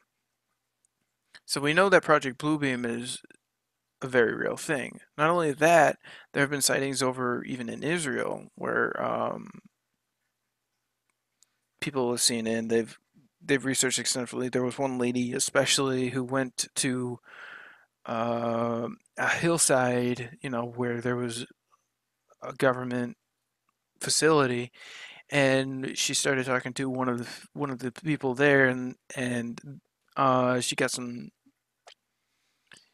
she had some questions, and she's like, "What the heck is going on here?" And they told her essentially enough for her to know that they're using holograms in disguise to freak people out. Not only that, do you guys remember the city in the sky over China? That's not possible. There is no interdimensional portal. I mean, there is when you're talking about CERN, but there's only 3 different places we can go. There's hell, there's here, but we're already here. So the only other one is heaven, which is above us. And God's got all the control over that. So they're opening a portal to the dimensional hell, while everybody else thinks there's an infinite amount of dimensions that we could possibly go to with different sources of time and crap. Also, Adam Boyle, I heard you say something that like time was created, but who says who says that time was actually already there? Like God is outside of time. And he doesn't work with what we are because he does not die. Being a god, you don't live within the realms of time. If you're a god that lives within the realms of time, you're not a god. But to say that he does is fairly ridiculous. But for things to live and die, there has to be a concept of time, which we are currently in.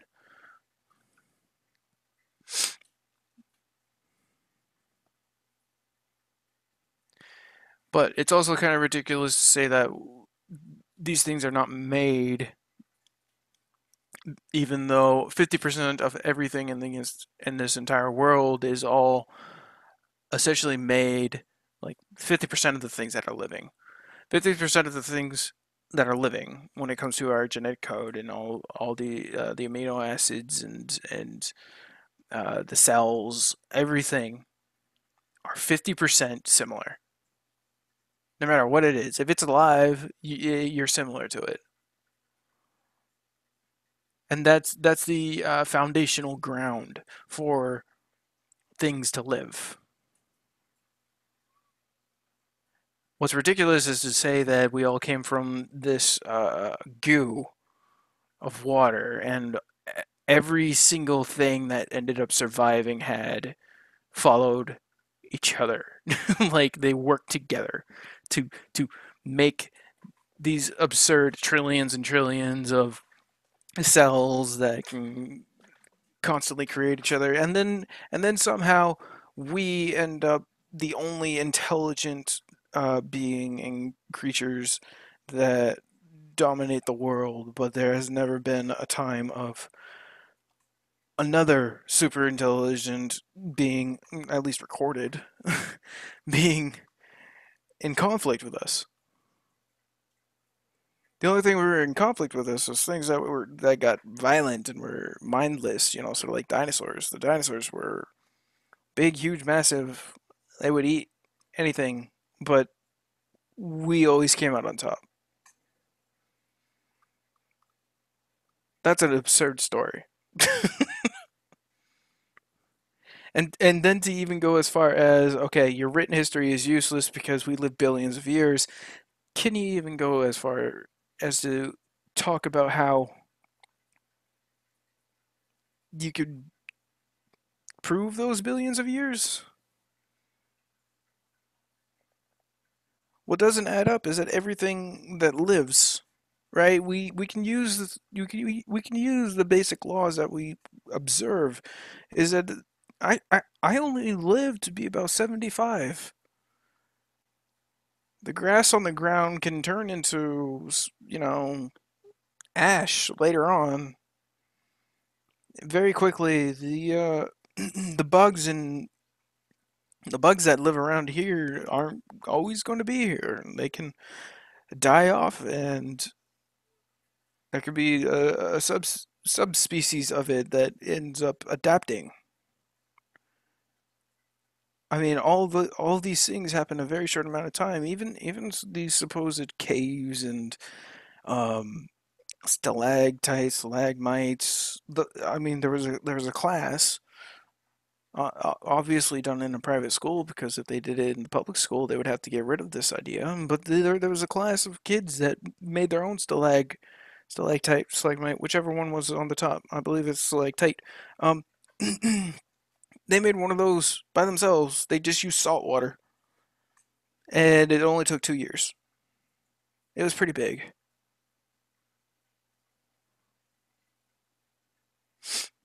Too many laws govern life for there not to be a lawgiver. Yeah, that's very true. I don't know why this person keeps on saying IPS, Insecure Psychopath Society. I don't even know what IPS is.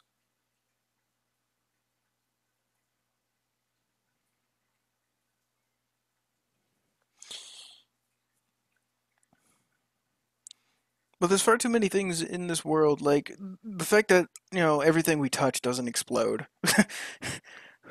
Why doesn't this thing turn into fire? Why doesn't my desk turn into fire with the vibrations that I give off when I touch this thing? Why doesn't it disrupt it so much that it just explodes in my face? The Infinite Plane Society, but the dude is a Mason. Yeah, we're not there. That guy from the NASA channel is literally supporting NASA because this is the idea of an infinite plane is absurd. It takes from this crazy idea of space being infinite and that infinitely growing to now a plane, but somehow there's an infinite amount of planes.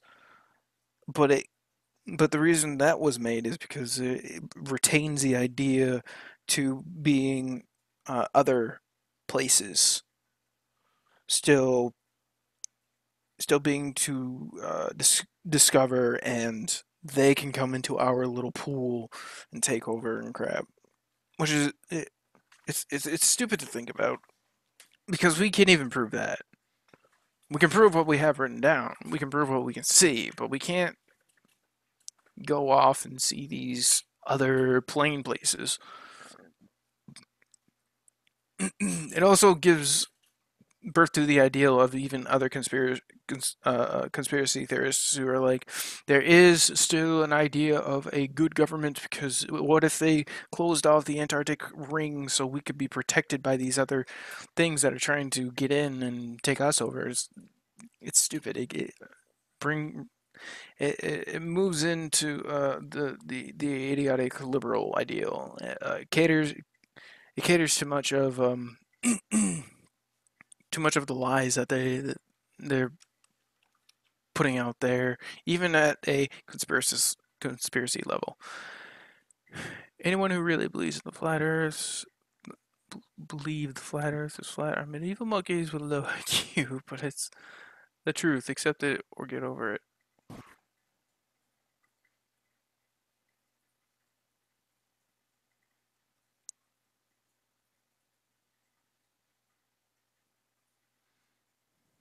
That doesn't make too much sense to me, bro. I mean, to be able to figure out that the Earth is flat, despite many, many thousands of years of lies and indoctrination and conspiring and such, I think they're pretty darn smart to be able to figure that out.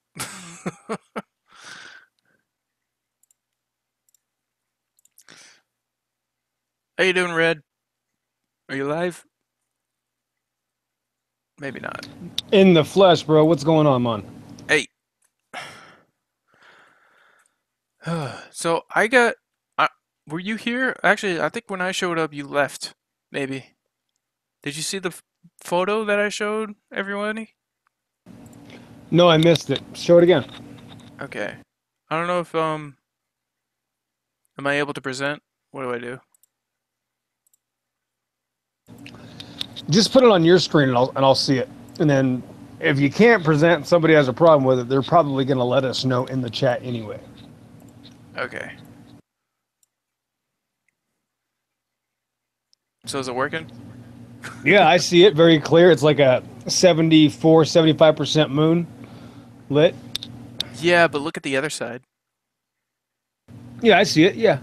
Yeah.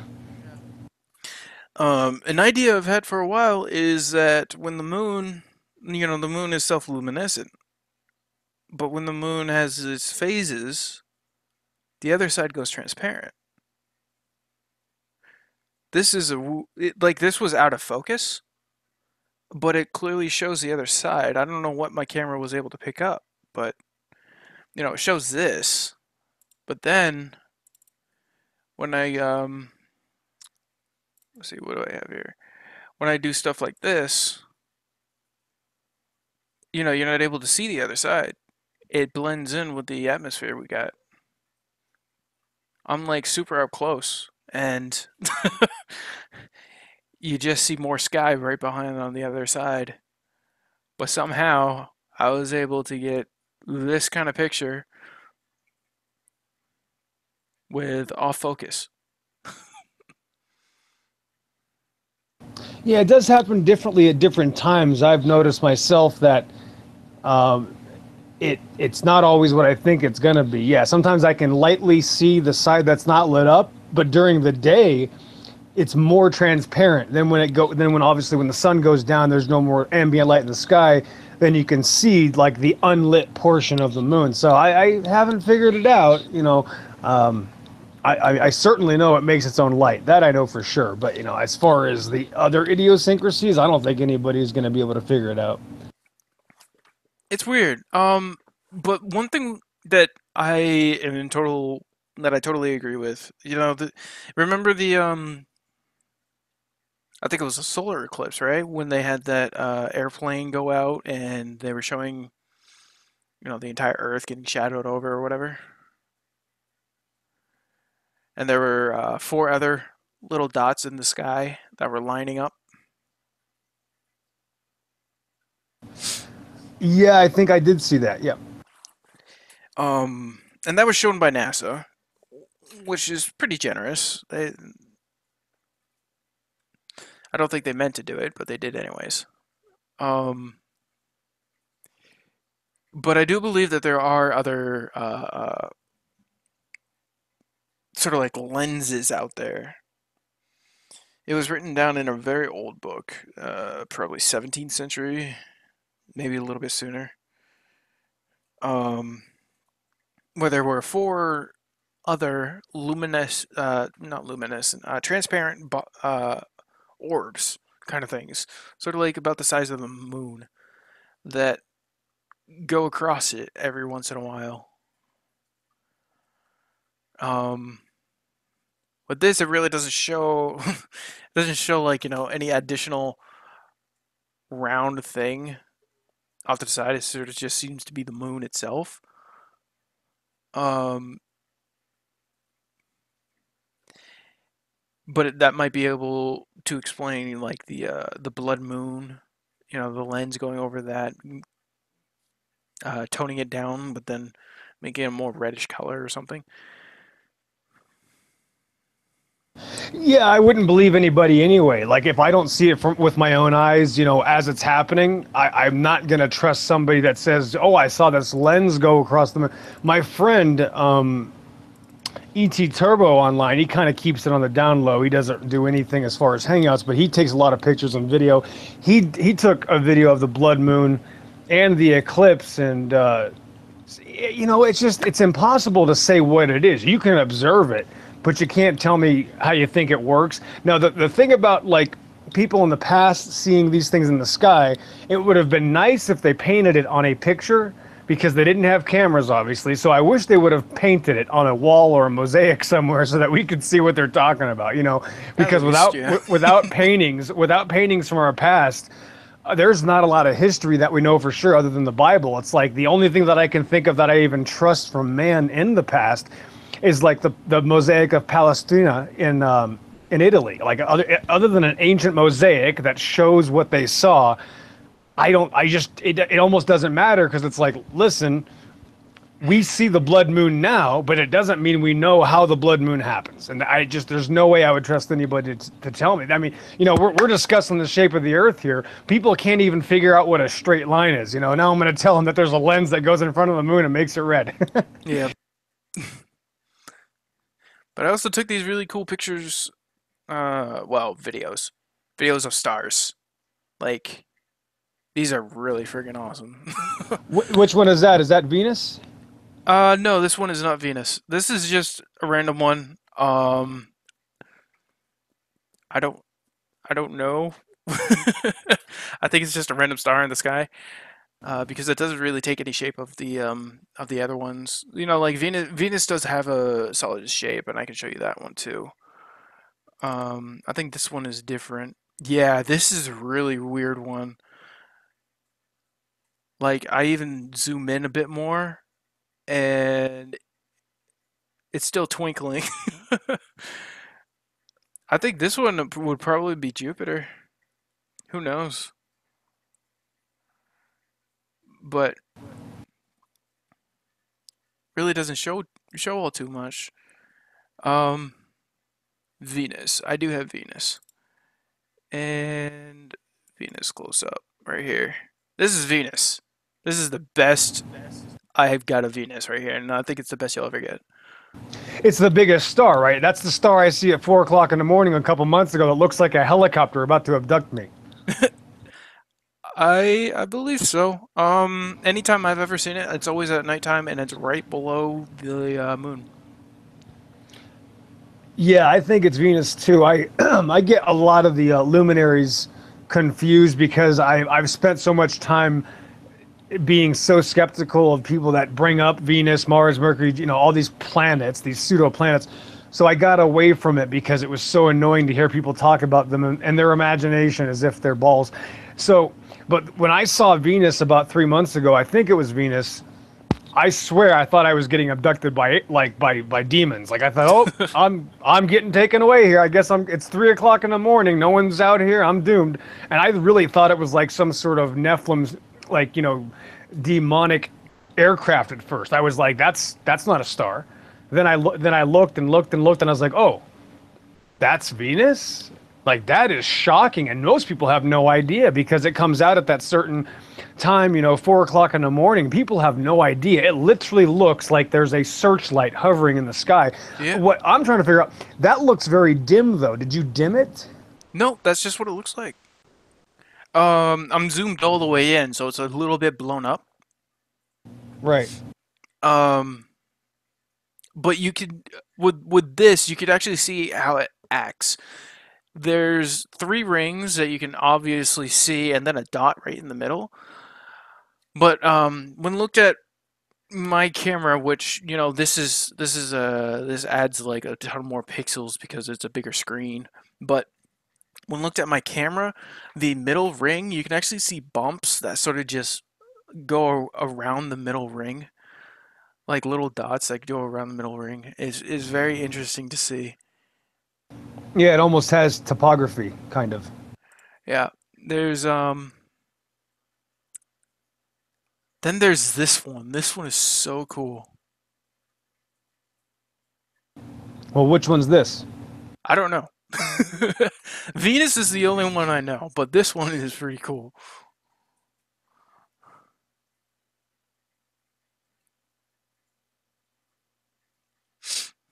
The movement and everything is mine, but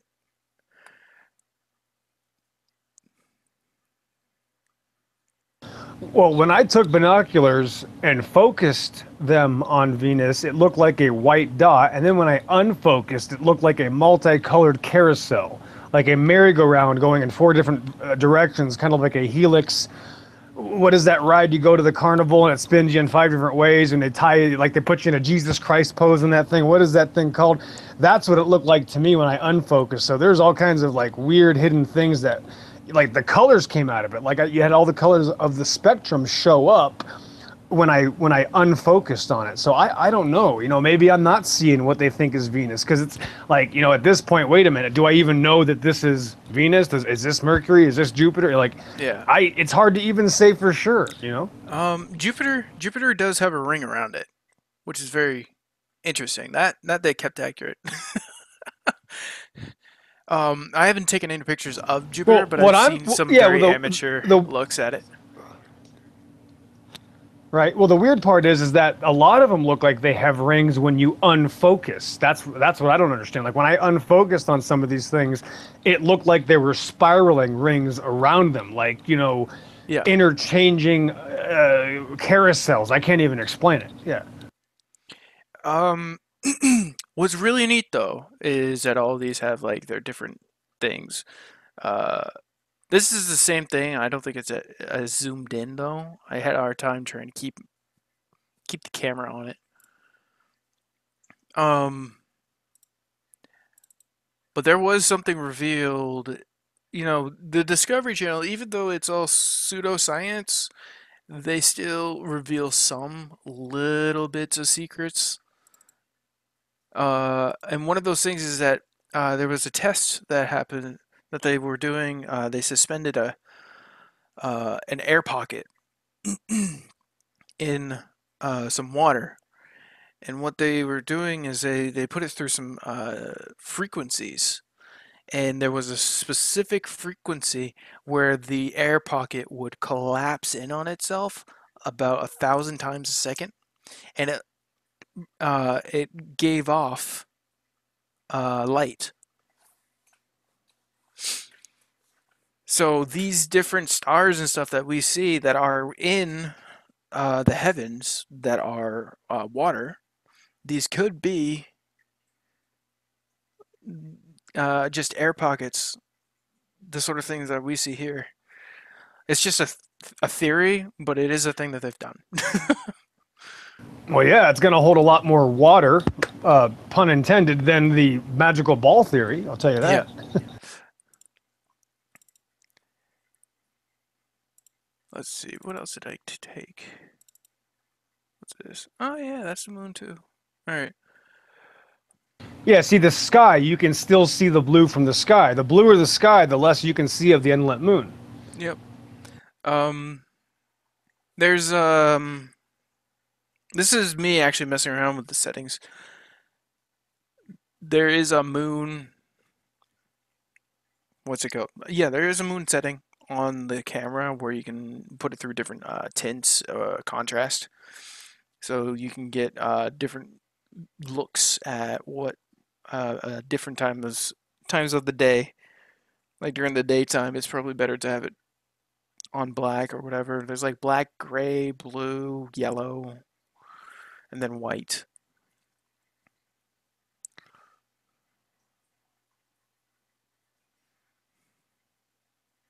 But these things are very interesting to look at. My brother was trying to prove gravity last night. Did you tell him that doesn't affect the shape of the Earth? He said the moon affects the shape of the Earth. Oh boy. Okay. Does the basketball affect the shape of the basketball court? That's what I kept trying to say. I'm like, just because the moon's round, it doesn't dictate the shape of the Earth. Like, if the moon has that amount of power, then why do we even have squares or triangles or anything on? You know, I got a box at home. That shouldn't be there. Come on. That makes no sense. They're like, oh, but the shape of the shadow on the moon. I'm like, yeah, but guess what? There's a lot of times where that shadow shouldn't be. Makes no sense. They're really pulling at straws. Good evening. Hey, welcome back. Yes, the wife and I went for dinner, and we just got in about a half hour ago. What are we looking at here? Some pictures, videos. This is stuff you took with the P900? Yeah. You know what always amazes me is all of those indentations that are on the moon are dead on shots. It's like nothing ever grazed it and slid across the moon. Everything was a dead on hole, perfect circles. Look at them. You never see like a scraping. You know what I mean? Like if I take a baseball and throw it down the beach and it lands, it's going to skip and scrape, and you're going to see long gouges with, you know, straight line gouges. But here it's all perfect hits. You notice? Yep. Yeah, nobody's ever chipped the moon. Thank you, Shannon. Yeah, it's like all of the debris or whatever it is that hit it seems to have been a dead-on shot. It none of it was a graze. None of it, you know, hit and bounced and scraped. And yeah, it looks designed. Absolutely, it looks perfectly arranged to suit a purpose. It doesn't look real in any way, shape, or form. I'm almost willing to believe that it's been manipulated by this end. In other words, People we're have not. shot cannons and stuff at the thing, or I don't know. I don't know. It's weird, man. It's like no, because even that, if you shoot a cannonball, down a beach, it's not going to land perfectly dead on circular impressions.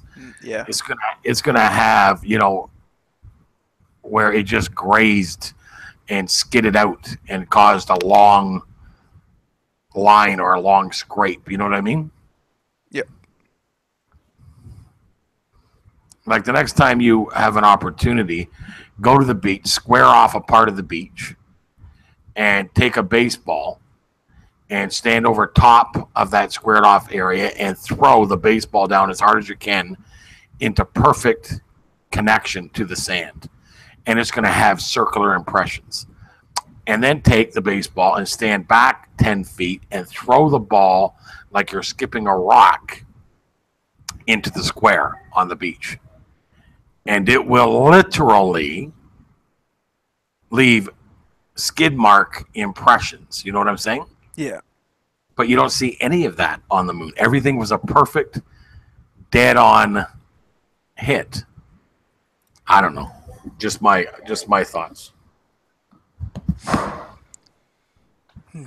Well, Rand, that's because of gravity. As gravity increases while objects get closer, they always just land perfectly straight into the moon. Yep. Oh, all right. Silly me. The more My cows bad. I eat, the more attractive I become. Yeah, my bad. Yeah, I guess I didn't get it.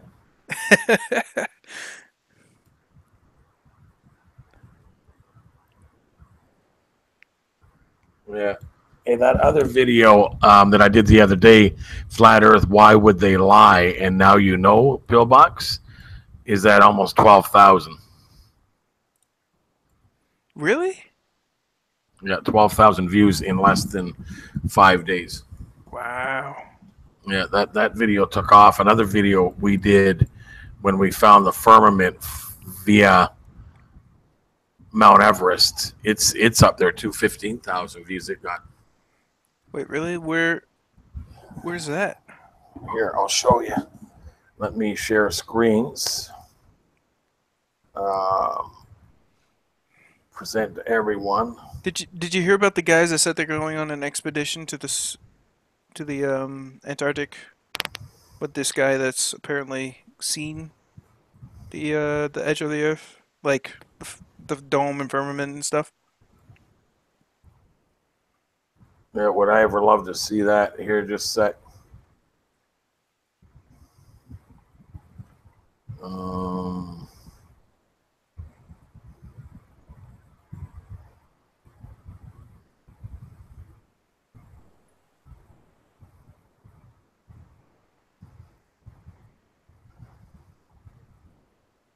Videos.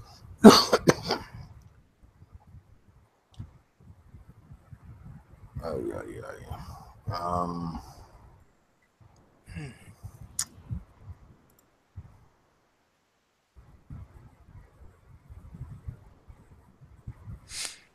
Yeah, I was trying to explain gravity to my brother last night. He didn't get it.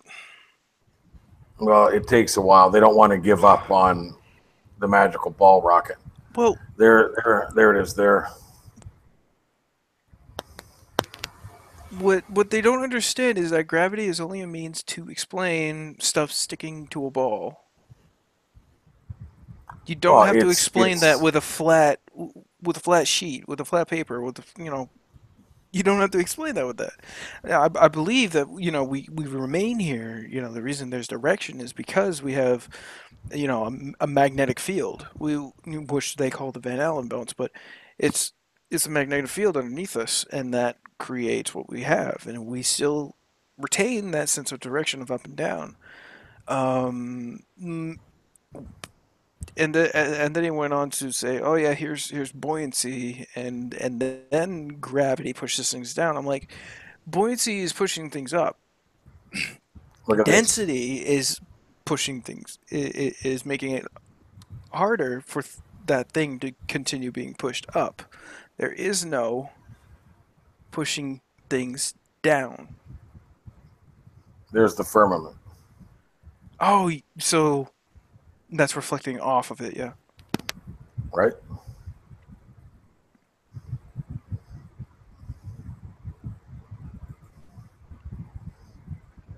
Yeah, of course, that's 100% reflecting off the firmament.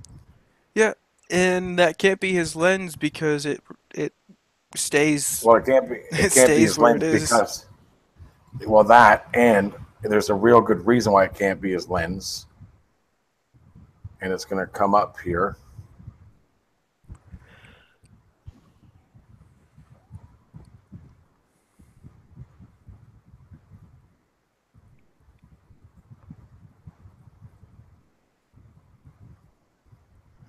I don't know why I'm buffering. Let me get rid of.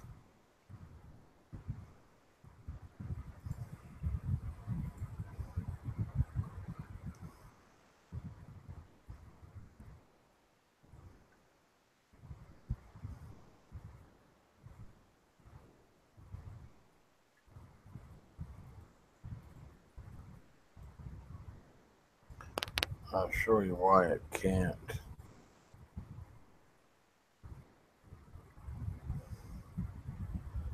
I don't know why I'm buffering. Let me get rid of. I'm buffering there too.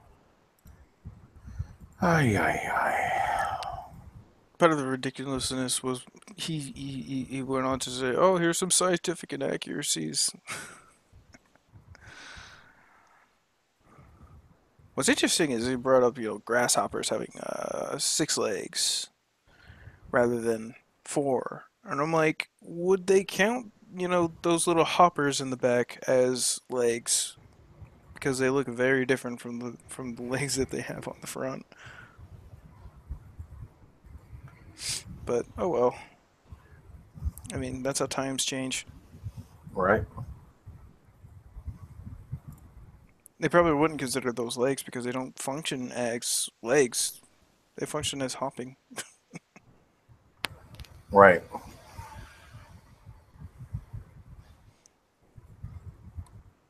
And I wouldn't bother trying to compare it to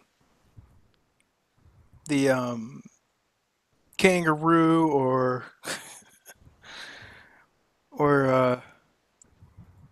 the bunny. Nothing like that. Those things, like, even if they were to slow down, they could walk on two.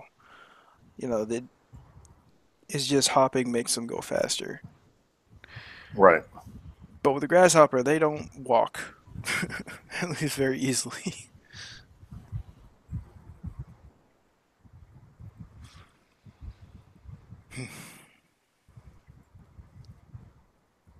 Why am I buffering? What seems to be running here?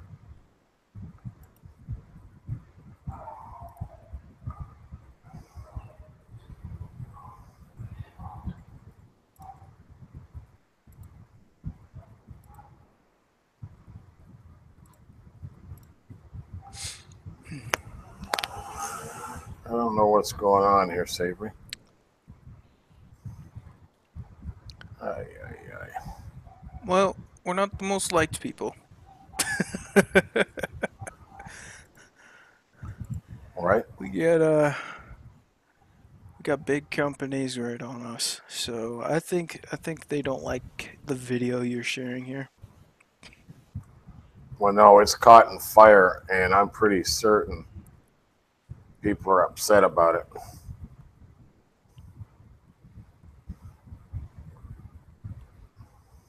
Alright, I'll be right back. Okay. A little bathroom break. I gotta try to find just one spot on this video. Actually, you know what?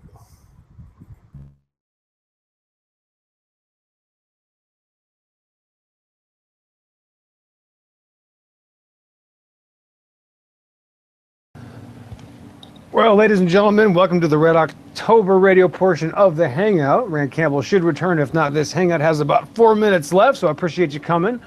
If you didn't know this, you might want to know now. The Earth is flat. Yes, it turned out you were lied to about everything. I know that hurts, and I'm very sorry. But truth is the truth. The nice thing about empirical science is that it's true whether you believe it or not. And hopefully we will get our host back shortly so we can continue to hang out. Otherwise, have a good night, everybody. It's been fun. I would read the chat right now. I don't think there's very many people here, but Rand doesn't have that on the screen. So, and he has returned. What is going on, Rand? Hey, I had to reboot. Okay, right on. I was having some issues, but I wanted to share.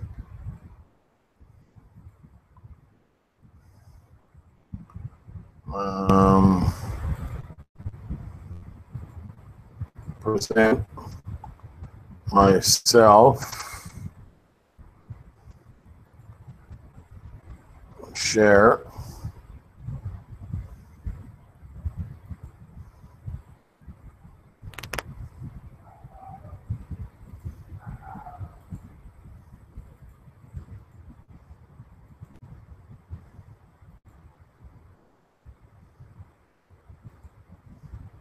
Can you see my screen?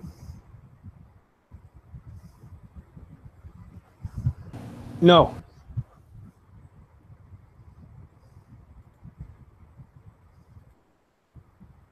You have to see it the chat cam, but right now I just see the icon. Okay, something.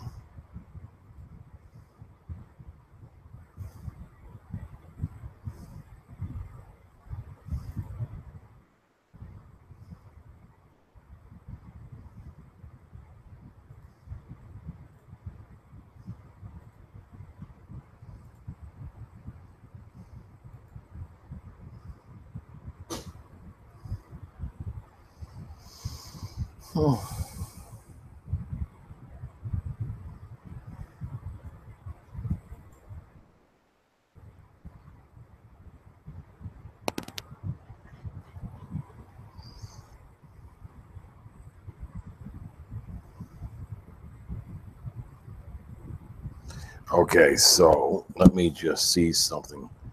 Okay, Shannon, I'm glad you can hear me. Just a sec.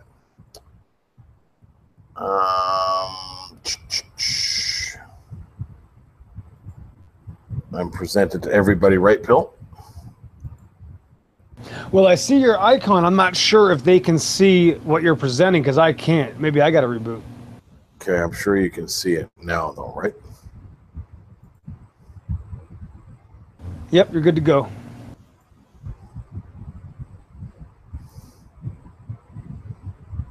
Okay, so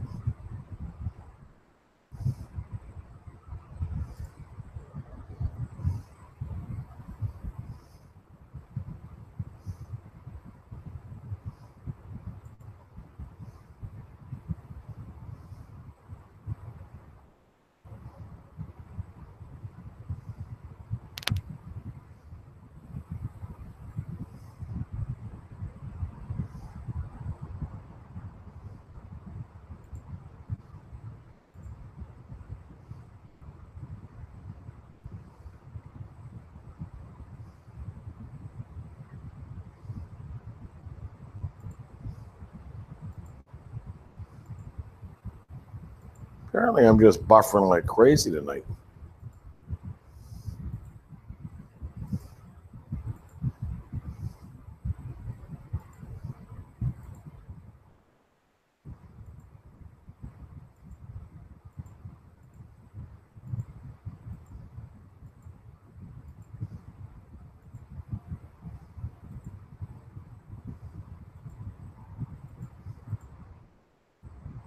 I don't know. Ay, ay, ay.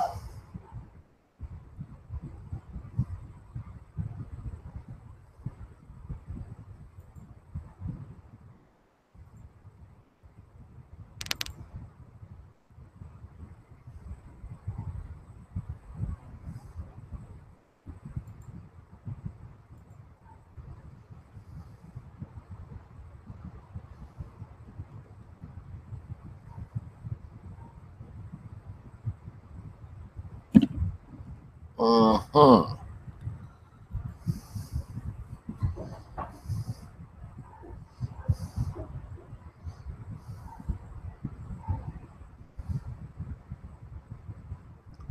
Very weird. It's buffering like crazy, and it's got something to do with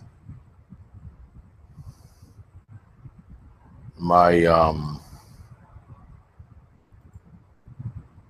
Google Hangouts.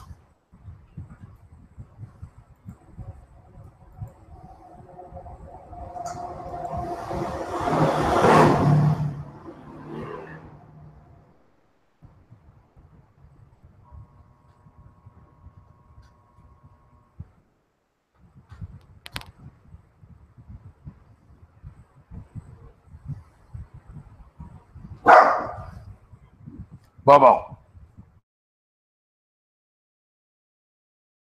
Oh, I'm not able to share for some reason. You still there, Bill? Yep, I'm here. I might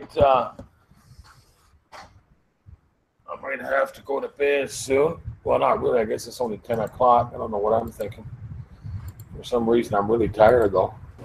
Yeah, it's the slower the day, the tired you get. That's what I say. Yeah, but it's crazy. Maybe I'm getting old. No, not quite. Not yet. Yeah, maybe I'm past that age.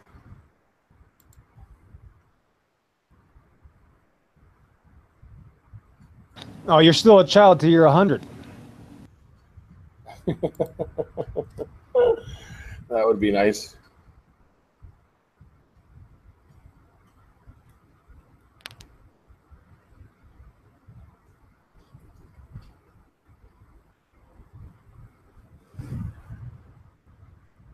So you're going to try to get some footage on flat or on the what do you call it? Eclipse. No, but my friend is. When I got a friend that's going to record that. He recorded the last one, and I'll post it at Flat Out Elected when he's done with it. Yeah, I'm going to be in a place called Mondolia. I got a condo there overlooking the ocean. And I'm going to, actually the Caribbean, so I'm going to go there and take some footage from there. It's supposed to be over the Dominican on the 21st at 4 in the afternoon, which should be interesting.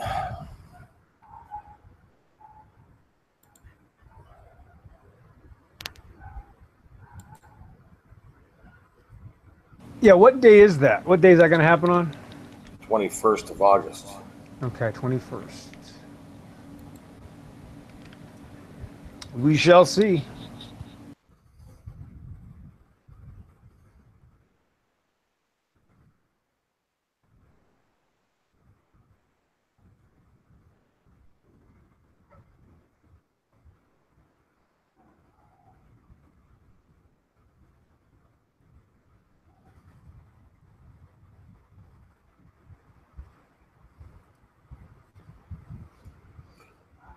So these people are just out of their minds, bro. But he's asking a question. He says, TV broadcasting is dependent on satellites. Well, that's a lie. He can believe that BS all he wants, but it's not true. I'm sorry. Nothing is dependent on satellites, for one. And if you pretend they are, it still doesn't change the fact they're not. And if you just actually researched what you're talking about, everything is controlled by land-based towers or fiber optic cables. The United States military spent $20 billion in Northern Africa so that they could have global positioning systems. Wow, they spent 20 or 30 billion dollars putting up towers for 20 years, bro. Thanks for playing. Yeah. And underground cables are what they use for international communications.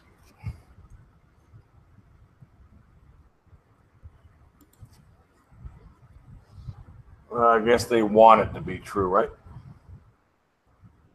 Yeah, if you just put the word satellite in front of something, then they believe it's real. And that's how gullible sheeple are, Rand. You just go, I have satellite TV. Well, I mean, it says satellite right here. I mean, what do you mean there's no satellites? I have satellite cable. I have a satellite phone.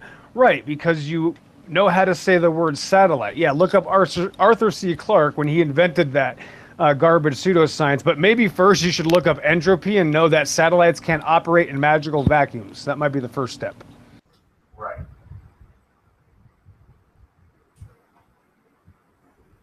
Exactly, Bill. Read something, man. Go take a look at something. Think past what you're being told and automatically take the position that you're being lied to.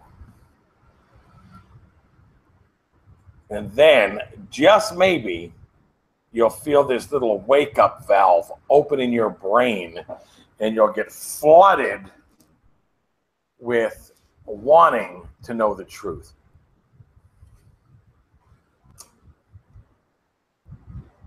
So where is this?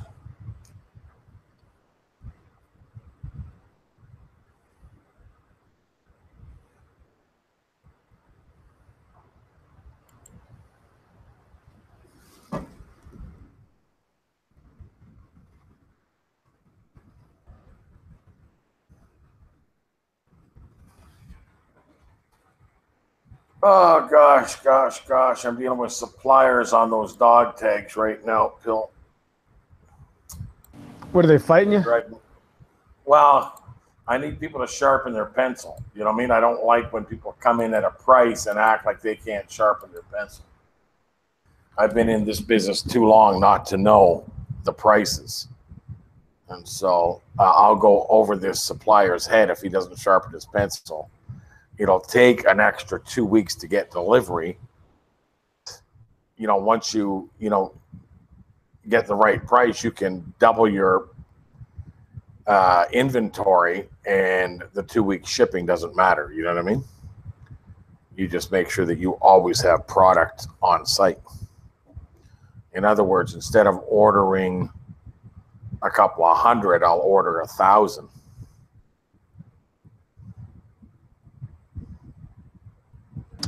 That'd be nice.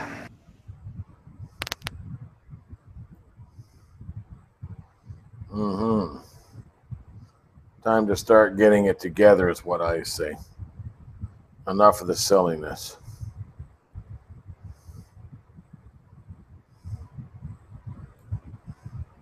Did you tell them about flat Earth? Did they look at you with crooked eyes, or did they say anything? Or Yeah. Well, because when I ordered them, I said, "Look, these are for something you're not going to understand, but they're for the flat Earth movement. Do you know anything about it?" And the guy was like, "What? Heard of that? People think the Earth is flat." I go, "Where have you been? This is the biggest trending discussion on the internet right now." He goes, "No." I go, "Yes. And I need to order some flat Earth merchandise for my store." And he was like, "You have a flat Earth merchandise store?" I go, "Yes. And I need somebody to supply me with said item." And he was like, "Let me get this straight. Are you joking?" I go, "I don't joke, bro. I need, set amount of said item. On them, I need flat Earth with serial numbers, and I need them delivered over the next couple of weeks. Can you handle this order? Are you able? Can you facilitate me?" And he goes, "Well, yeah, but what's with the flat Earth?" I go, "What does it matter to you? You don't believe, do you?" He goes, "No." I go, "Well, then who cares? Do you like whipped cream on your dog poop?" He goes, "What?" I said, "Do you like whipped cream on your dog poop?" He goes, "No." I go, "Well, if I wanted to order dog poop and whipped cream, would it matter to you? You're not eating it." Oh man, he must have. You ruined his mind for a good 2 months. He's so messed up mentally. He can't believe it. He went up and looked it up and said, "Oh my God, there's tens of thousands of crazy people that think the Earth. I can't believe it. I've seen it on TV. What do you mean it's flat?" He's been going crazy. Yeah. He probably lost his mind. Yeah, he messaged me today with all the pricing. He quoted me. I said, "Yeah, you got to sharpen your pencil, bro." But he's pretty blown away. He's like, flat Earth. Why do you need flat Earth T-shirts and flat Earth hats? I go, because flat Earth is the biggest thing happening in the world today. People are realizing we don't live on a spinning wet ball rocket. He goes, "Oh, what?" I go, "Okay, I'm not here to wake you. I'm not here to wake you up, bro. I'm here to order some product, and I need it to say flat Earth. Can you facilitate the order, or am I going to another supplier?" He said, "Well, I'll do it, but seems kind of crazy." I said, "Well, no crazier than your spinning wet ball rocket." So yeah, he's a little bit confused at this point. He's freaking out, man. He doesn't understand why anybody would order product and want it to say flat Earth. Right, because if it was Teletubbies, that would make way more sense. Right? Yeah. Yes. Yeah, I have worked with satellites, and they commonly use the term bounce it off a satellite. Bounce it off a satellite. That's my friend. Yeah. They bounced it off his dome. Yeah, they bounce it off a satellite. No, Pete, that's Pete Van Veen. He's a flat earther. He's one of our with all the changes in wireless signals, why don't the satellites need to be constantly upgraded? Exactly, Pete. Everything's changing, but the satellites stay the same. But here's an even more interesting question. Why is it that when I was in Canada, I had a satellite dish for DirecTV? So in other words, I was stealing DirecTV from the US in Canada. We had cheat boxes that we could set up at our house, and it was via a satellite dish. And you would point the satellite dish to the exact same coordinates, the same longitude and latitude. And I ended up moving from one house to a completely different house, took the exact same box, and it was the exact same coordinates. Do you know why that is? The answer is pretty simple. Because the tower that I was getting the signal from never moved. That's why. Man, that's some big thinking right there. Right? Because I asked somebody, I think Arcane and I were in a discussion with somebody about satellites, and he was swearing, no, I used to build satellites. I was in the satellite industry. I said, yeah? Have you ever rode one? He goes, what? I said, when's the last time you rode a satellite, bro? He goes, what do you mean rode one? I said, well, where were you setting them up? Were you setting them up in space? No, to people's houses. I said, and that means that they're in space? Oh, boy. Because you put them on houses, that means that they're in space, bro? Look up, man. Those satellite dishes point to towers. It's an arc signal. So they set the coordinates that they go up on like a 45-degree angle, and they arc down into the towers. That's what you're aiming at, a tower. You're not aiming at some floating, buzzing around super satellite with a cape flying around in outer space. It's just not happening. So I'm showing off a Poor picture guy. here. Hey, you're back. Yeah, What do you got there? I got a picture. So Yay. this was at my sister's Well, hospital. how come I'm trying to present you, but you're not presenting. Why is that? I don't know. Stop presenting.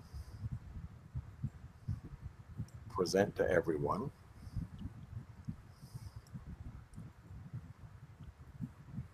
Why am I presented and you're not?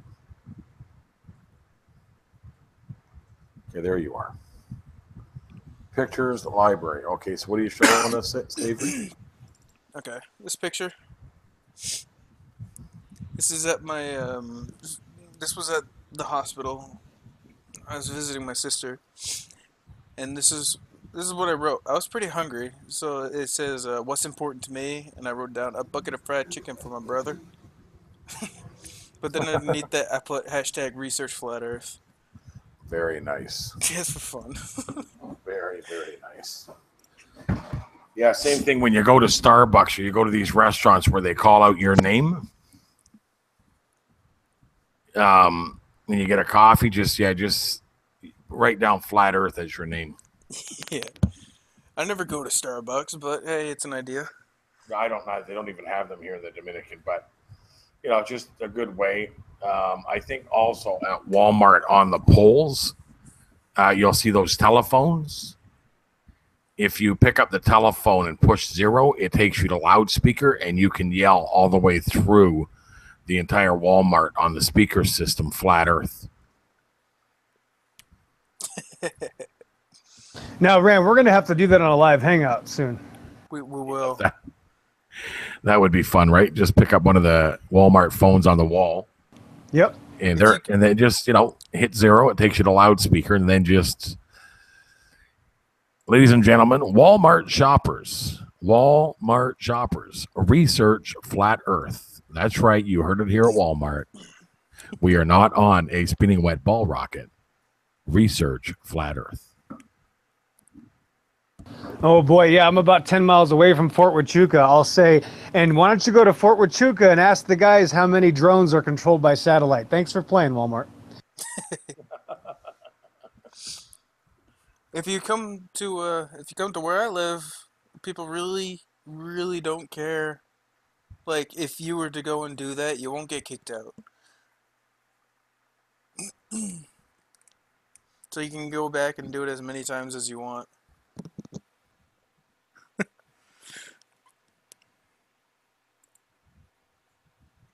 Yeah, just pick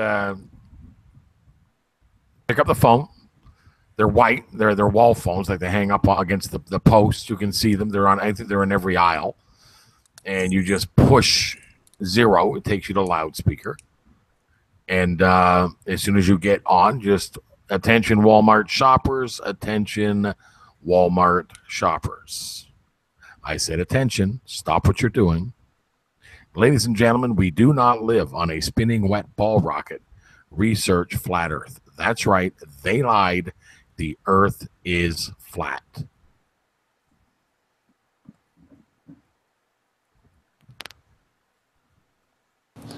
Soon. That's going to happen soon, no doubt. Yeah, I think all flat earthers should be doing that regularly in Walmarts. Why not?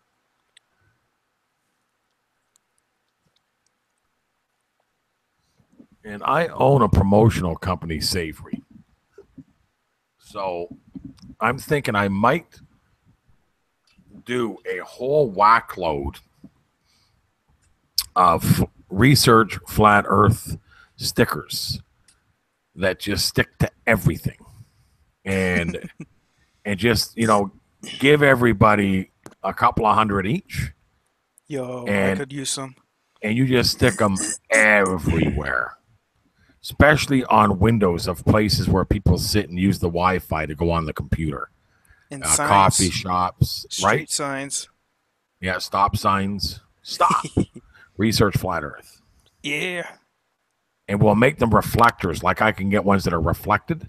They have a reflector background. So when you gotta make them big too. Well, you don't want to make them too big because they get expensive. But about the size of your card, like your bank card or a business card, but oval shaped. Research flat earth. And then you just stick them as many places as you can. The back of people's bumpers. So that'll work even better. Yeah, just stick them on people's bumpers, man.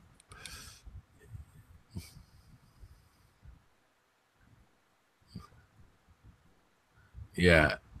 Yeah, I think that would be hilarious.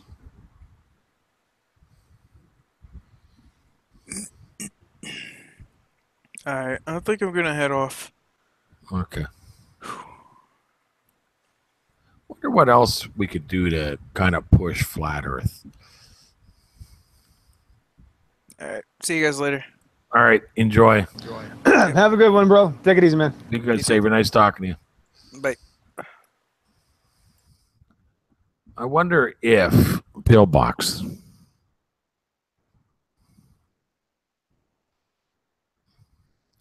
We need a research flat Earth looping message on a tape recorder hooked up to loudspeakers, like hooked up to a speaker system. And we need to put it on a rooftop somewhere and then bolt the doors shut so they can't get to the roof, and just have it yelling research flat Earth on a loop for however long it takes them to get to the speaker and shut it off. Sounds like a good idea. Why don't I just go to the local radio station and talk to them for a few minutes, and it might be easier. They might think I'm joking, you know? Yeah, Howard Stern. Didn't Flat Earth A-hole try to get on there or something? Yeah, he got denied. Yep. Interesting. Well, I wonder. Oh,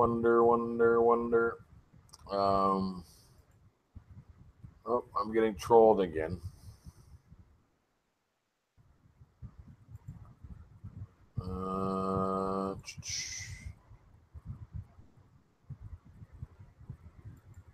Now, is this on the comments? Is this on the chat room of this video, or is this personal messages, or what is this?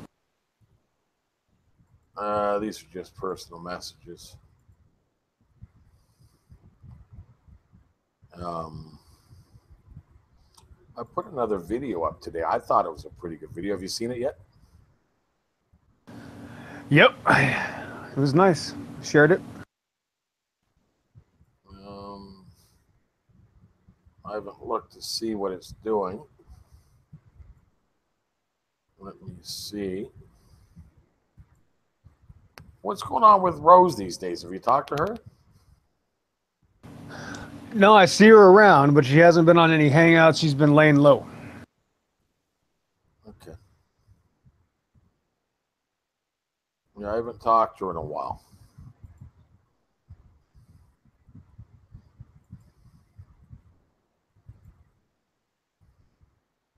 I'm just wondering.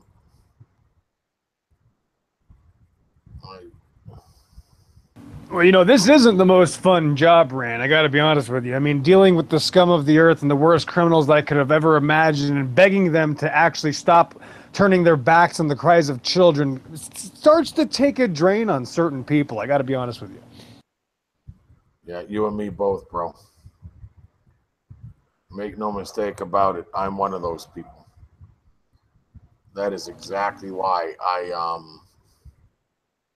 I take breaks from time to time. Because if you don't, it'll get to you. Yeah. Here's the video here. Yeah, I thought it was a good video. Answering the whole spinning, wobbling, racing, rocketing issue, right? Yes, with the motorcycle and the highway, yeah, it's great. Yeah, you'd think people would actually go out and get some life experience and see what it's like to actually do something outside of their house without cartoons in their Star Wars collection. But sometimes you have to just show them what it's like. So, yeah, did you like the upside down airplane and upright and upside down and upright and upside down? But apparently, we'll never feel that. You can't feel that. No, I don't. No, when I'm driving my car, I can't feel anything. It just feels like nothing's happening. Yeah. Ain't that the truth, my brother? Ain't that the truth? Because, yeah, that's the truth. Apparently, you can be a wet ball rocket, wobbling, rotating, spinning, flipping over its head, under, backwards, sideways, and rocketing through space at over or close to 1 million miles an hour, but you're not going to feel any of it. You're not going to feel it. Well, why would you? You got gravity. Gravity takes care of everything. So why would you feel it? You got gravity. Right.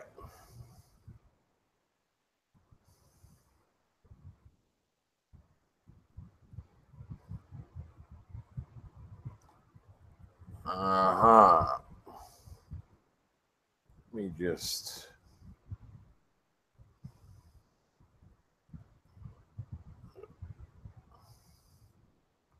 share with you what I'm doing here. You know, I'm actually an expert at something, eh, Bill? Yeah, you're an expert at attracting trolls. I see that. Yeah, that's true. But I'm also an expert at this. Do you see my screen? Yes. What is this? Scrabble? Yeah. Do you believe I'm an expert at this? No. That way I want to be surprised. I'm world renowned. You think that's a word for 72 points, all 7 letters?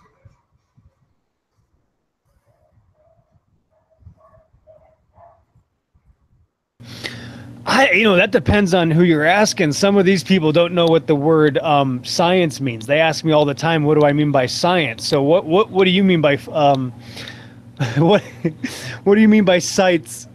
Look, I'm going to show you how you know somebody's a good Scrabble player.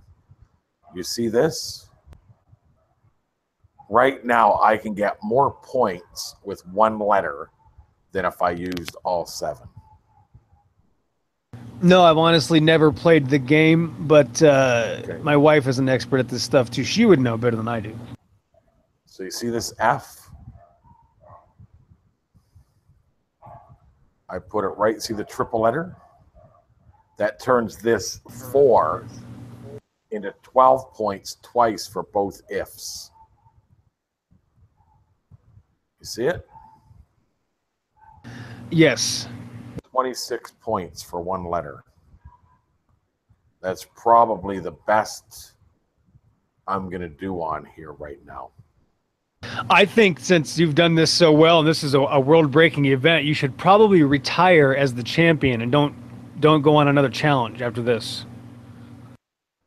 Yeah, maybe I should just stop while I'm ahead. I had to play that word for somebody. They were quite upset.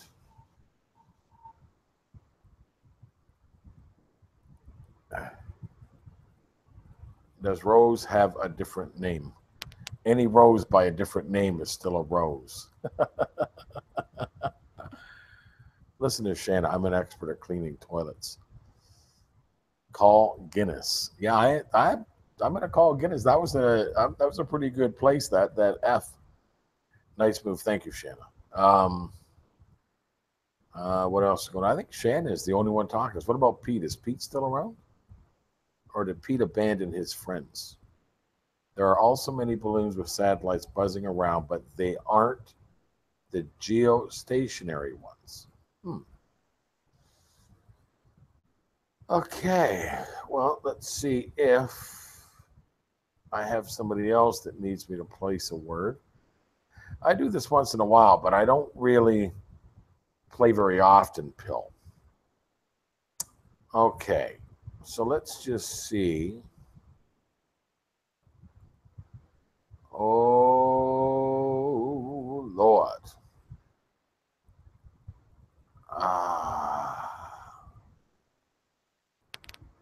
Pillbox, axles. I could do Z for 26 points because that is on the double word. You see that, Bill? But what I'd like is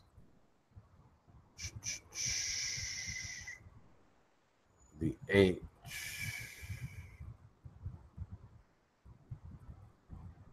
You with me still, Bill? Hair, ha.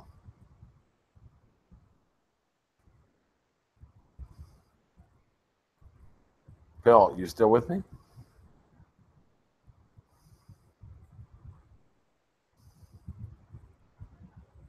Triple letter.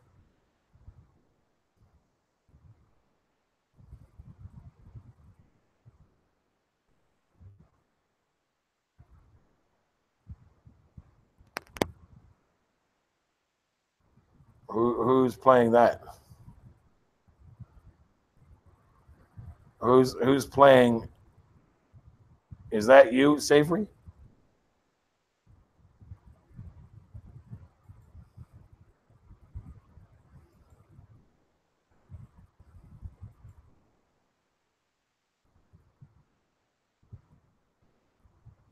Others listening. There is learning, but I think just me and Pete in chat.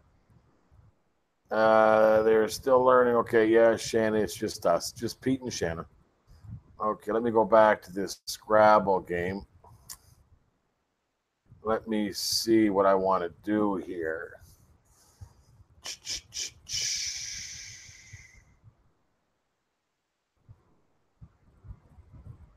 I have a feeling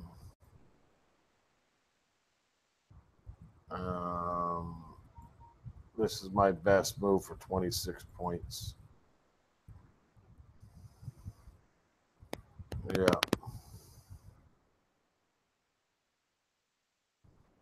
Well, I'm winning 104 to 41. Told you I'm hard to beat. I'm pretty good at Scrabble. That's all the Scrabble games I got.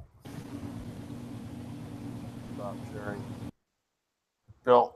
Yeah, what up? Yeah, I got kicked. What's going on? Oh, you got kicked? What happened? Not sure. I guess the satellites were bouncing into each other up there. Yeah, Shannon, do you want to join? Give her the link. Tell her she's got the com. Yeah, I don't think I've ever spoke to her. I think how I would we give her once. the link? Yeah, She's gonna have to send you a PM. Can you send her the link? No, I would love to try, but that would be a nightmare. She's gonna have to PM you, or you can just add her to the chat. Actually, I could just add her. How do you? What's her last name on there? Shanna what? Shanna Honea, Honea.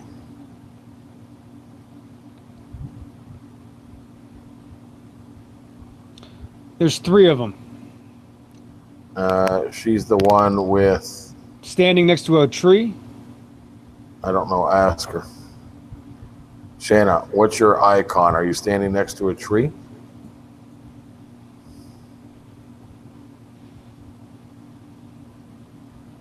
There's the second one. So I've added 2 of them out of 3. I'm just going to add them all. And that'll be it. Imagine they all show up. Yeah, that would be weird now. Only in the Twilight Zone. Which we are in. Well, all 3 Shanna Honey's been added right there.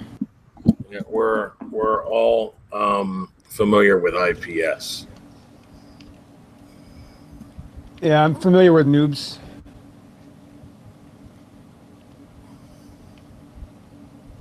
Yeah, there are some definite shills.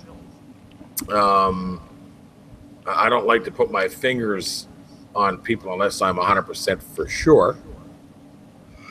But who do you think is a shill?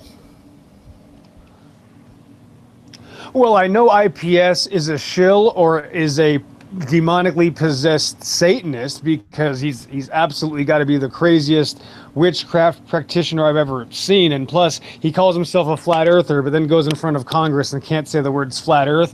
Yeah, I wasn't born yesterday.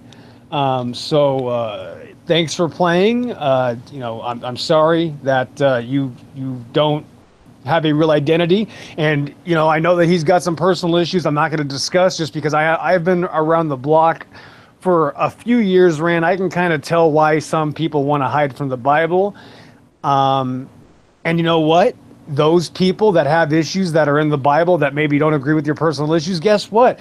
Everybody has those. You're a human being. You have issues, and it doesn't coincide with with what I'm sure God says we shouldn't do, right? Well, that goes for everybody. And, you know, people getting worried about their sexuality, you know, there are, you know, I hate to say it, it's because people are going to get upset at me. It doesn't matter. But when it comes to that topic of, like, you know, people being homosexual and then hating God because of that, well, that's like me hating God because I'm heterosexual.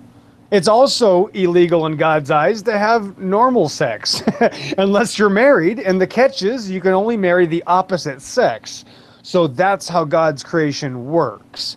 It's the same sin if I have sex out of marriage. You know what I mean? So am I supposed to say, oh, I can't believe God's going to tell me not to have sex out of marriage? That's, you know, we all have our issues, and that's part of giving it to our Creator and admitting that we're wrong and we have to change.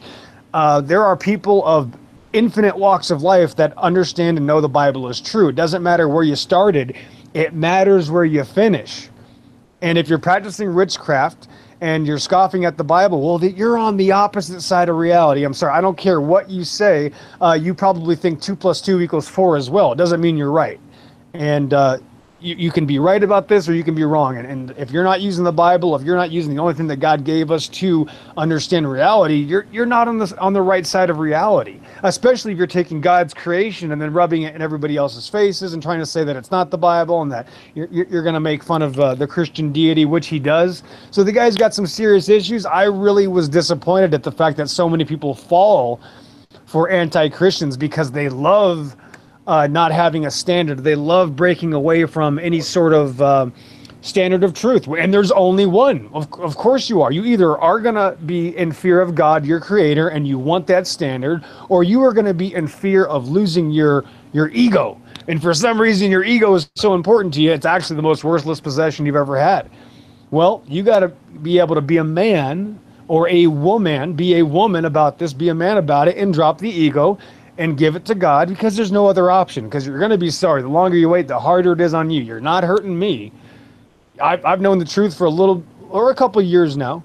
And I'm sorry if you know the earth is flat, but you can't figure it out that the Bible knew 4,000 years before you did, because you're still lost. It's that simple. If you can't realize that there were people here before you that knew these things before you were even born, you're worshiping your ego. And that's what these people have. So I don't really believe in shills, Ran. I believe in selfish people that love themselves.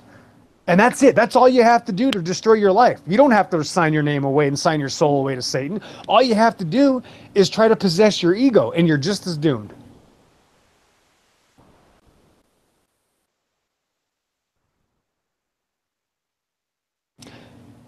And that's the rest of the story.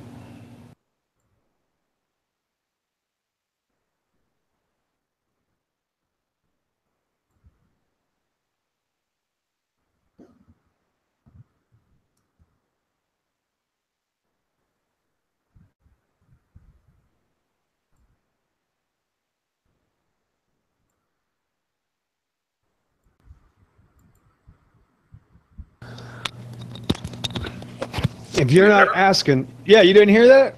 What's up? No, my speaker died. Oh, I just gave the rest of the story, like Paul Harvey. So what happens is that people find out a little bit of truth, like you don't come from monkeys, or you're not in a magical spinning ball rocket. And instead of coming to the most logical question that should be next, if you already don't know who God is or don't know if the Bible's right or whatever, if you don't know those things for sure, that should be your next question. The next question should be, oh my God, who are you? Because if you realize a great truth that disproves this world, then obviously this world can't be trusted. Well, this world told you that Jesus Christ was just a man, if that, even if he ever existed. You know what I mean? So your job is to find out who God is. The shape of the earth is nothing compared to who your creator is. Amen. Amen to that, brother. Yeah, I think next week maybe we should do it. Maybe next week, maybe next month, but maybe some man on the street interviews, because I've been wanting to do them for a long time, and there are some interesting people out here we could start getting some answers without people being able to hide behind their computers, Rand, because to be honest with you, Rand, you and I both know that the human beings do not act that way in real life. And the only reason they act that way is because they're hiding behind their computers. So I'd like to talk to some real human beings instead of monkey trolls. It would be nice. Yeah. And it's the delivery, you know what I mean? It's how you're going to bring it to the table. You got to be very, very smooth, honest, and prepared to answer questions. Yeah, I want people in reality to tell me because their dad built boats, the earth is a ball. And I'm okay with that. If they can tell me that in reality, I'll pat them on the back and say, nice meeting you. I'm sorry it had to be this way. You know, but when it's on the internet, I'm sorry, I can't take these people seriously. So. Yeah, we have to get to a point where the silly has to stop. And I don't enjoy silly. You know what I mean? I'm hoping Positively Clueless can show up so we can have a mental breakdown on camera. Yeah, where is he? Positively Scott. No, I don't, Rant. No. I wouldn't mind laying into him about trolling Josh. It's too bad he's so far away from me. Man, what a coincidence. He was so close to Josh, he's able to do that. Yeah, I wonder if he would have done that to you or Arcane if he lived near you guys.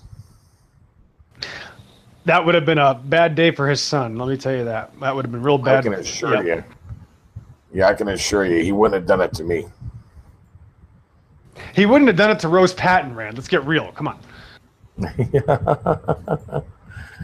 Yeah, that's for sure, bro. Oh, I can imagine Teal Summers too. That's another person you can't mess with. They have no idea who Teal Summers is yet because she's very busy. She's got things to do. But man, they're gonna find out. I have a feeling in the near future, when that happens to her, man, they are gonna get it worse than anybody. Man, let me tell you, those ladies don't play around. Those ladies, man, I'm gonna tell you right now, you're better off using your manhood as fishing bait. Yeah.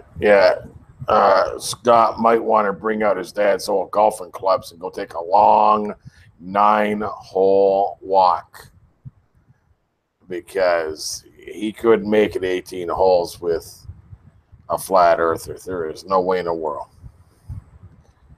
He can't get 15 feet down his driveway without having to go back to the internet to figure out why he went 15 feet down his driveway. He's got to consult the experts. He's got to find a link. What do you think of this David Seaman? You ever watch him? He's all about this Pizzagate, and he's anti-flat earther. I keep going to his channel and trolling him. I tell him, look, I love what you're doing about Pizzagate. Don't get me wrong, but you know the earth is flat, right? No, it's not. The earth isn't flat. He used to work for the Huffington Post. He's a InfoWars contributor. And, yeah, he's going apparently on InfoWars tomorrow, I think.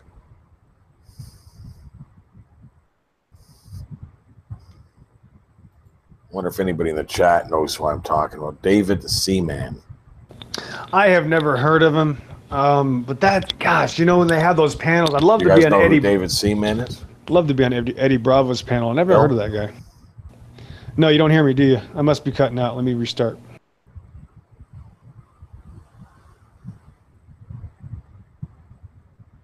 September 23rd? I have no idea.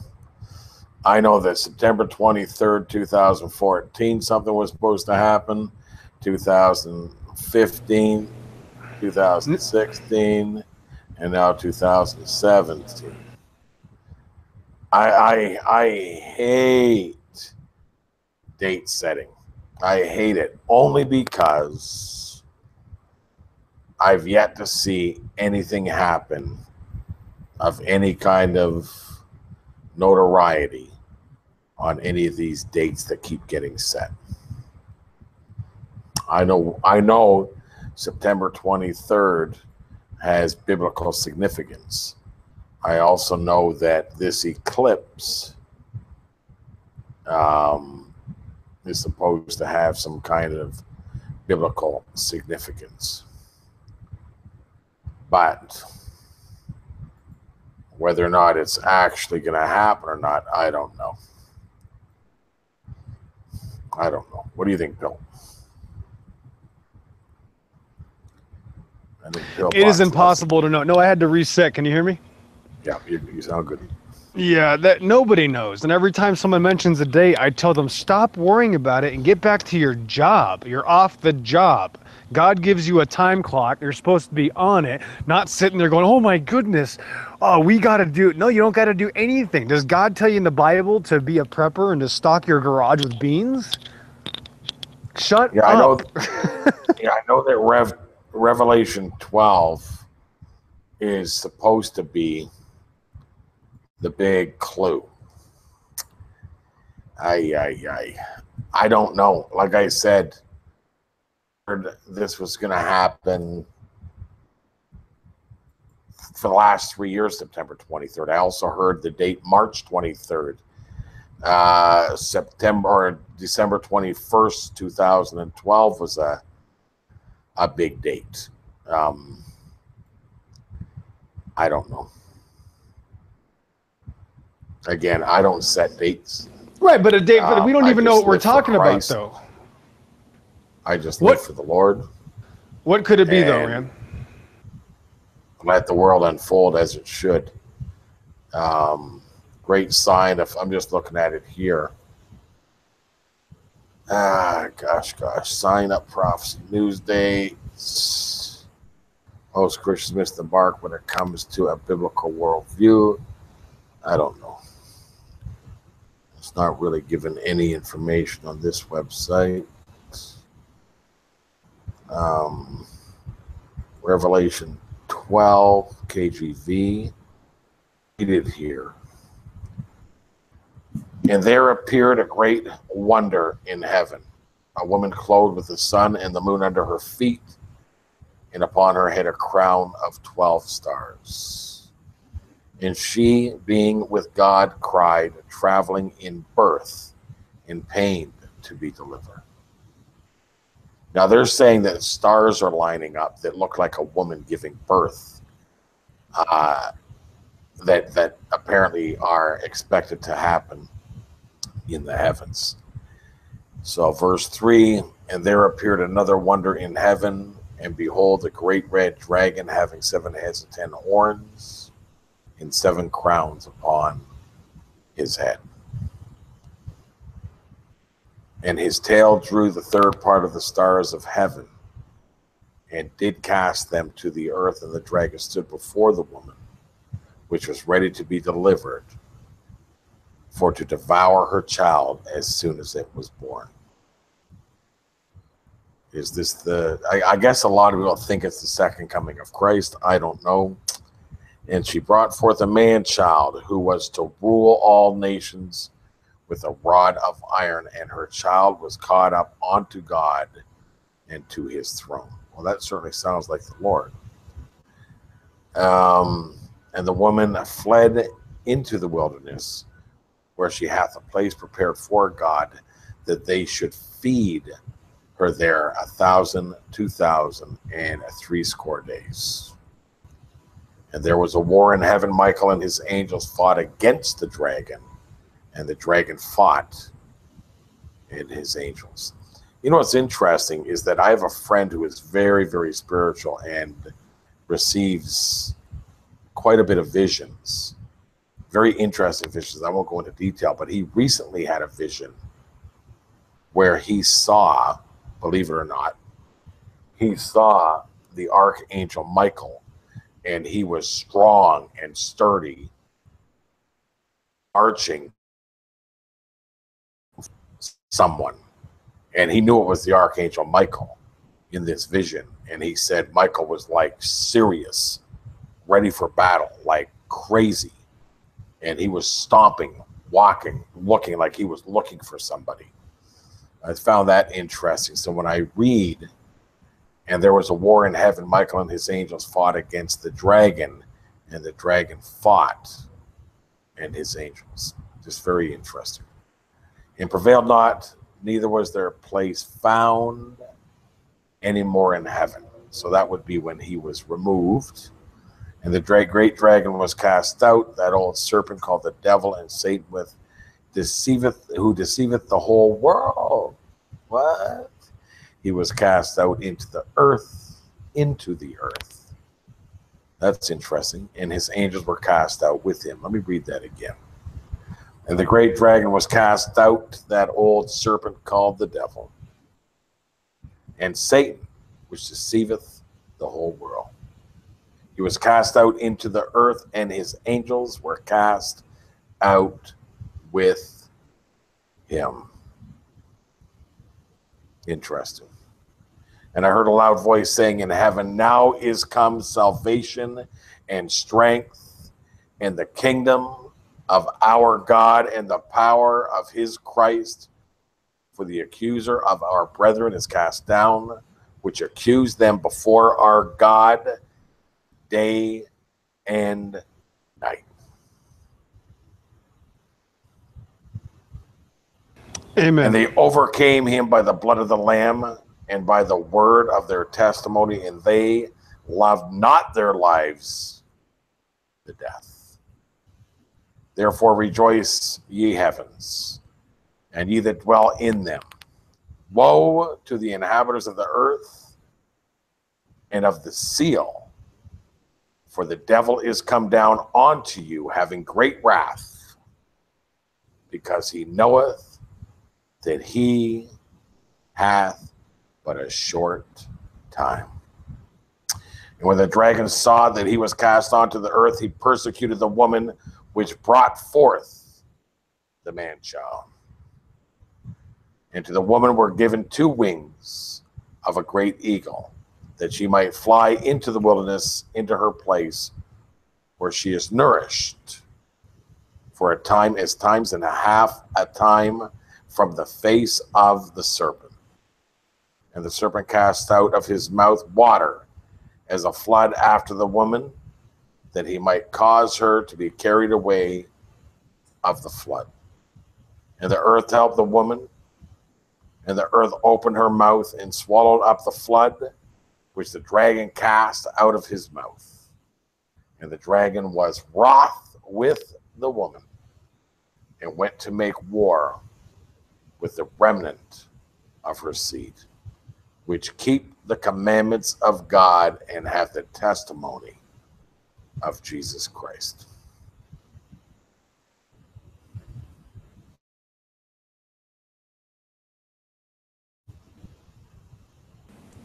Wow. Amen.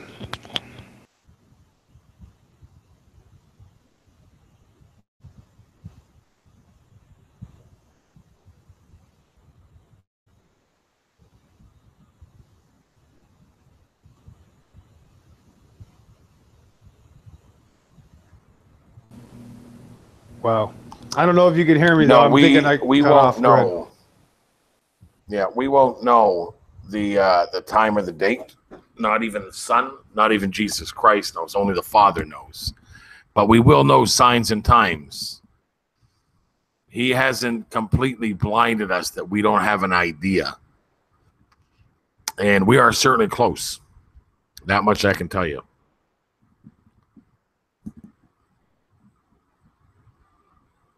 It's close. Any true Christian can feel that we are close. Absolutely. And it's crazy. All that's going on in this world, when you think about all of the agendas and, oh my Lord, all of the craziness, all of the information pillbox, flat earth, my Lord, bro. Would you have thought this 10 years ago? No, everything I thought I knew 10 years ago was just tiny little pieces of the edge of the puzzle. It was nothing. Right? Yeah, bro. Yes, my brother. I wonder if you want to keep this. Go ahead. I'm just thinking, I wonder if it's going to get so bad where the creatures come out of the earth like this, you know, in a sense, like, is this going to happen all at once? Because I can't imagine it happening in stages.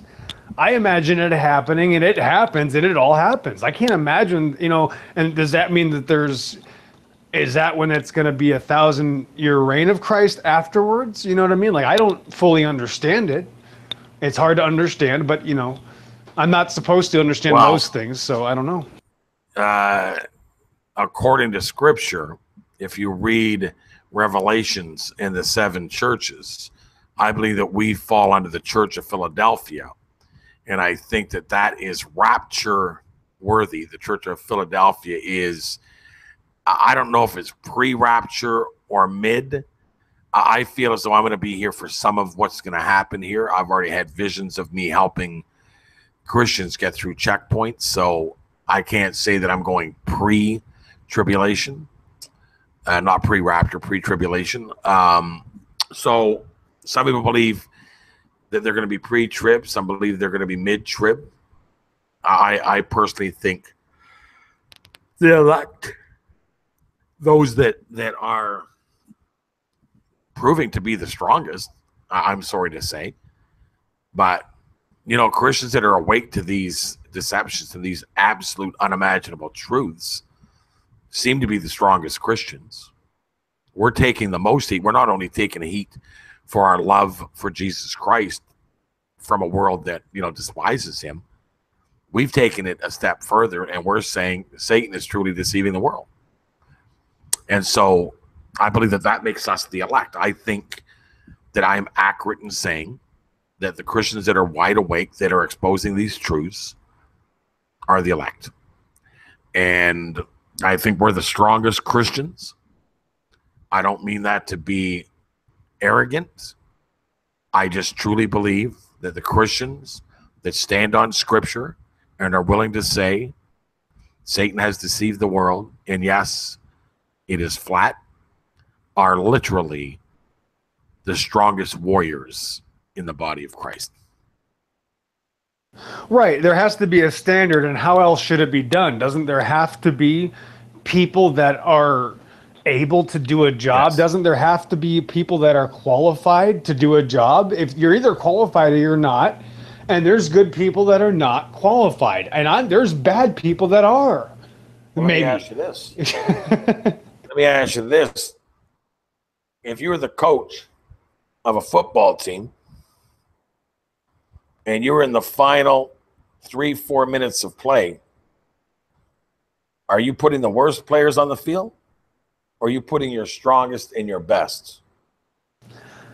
Yeah, with a broken ankle or not, they're going out. The worst one, black guy, eye hanging out of his head, broken pinky finger. He just had to put back into place. They're going back out on the field, and the bench warmers are going to stay on the bench, and that's where they're going to stay, just like they stay there right now. What? Right. How else could it be? Yeah, right, because that's where they are now. That's where they wanted to be for the entire game. In the very end, when the coach looks down the bench and goes, okay, who am I picking for the toughest part of this game? Well, he ain't picking the bench warmers. He's not picking the ones that were, you know, selling the cookies and ice cream and handing out refreshments in the stands. He's picking the toughest, baddest, most courageous, strongest that he has. And that's why when Christ picked out his disciples, he went, you two, right there, yeah, come with me. You over there, yeah, come with me. You, sir, that's right, come with me. You, both of you, drop your nets, come with me. I'm going to make you fishers of men. He didn't pick, you know, the gay guy off in the corner washing his knickers in the river and complaining that the water was too cold. He didn't pick, and I don't mean this to be arrogant, but he didn't pick pansies. He picked tough people. He didn't have time for weaklings.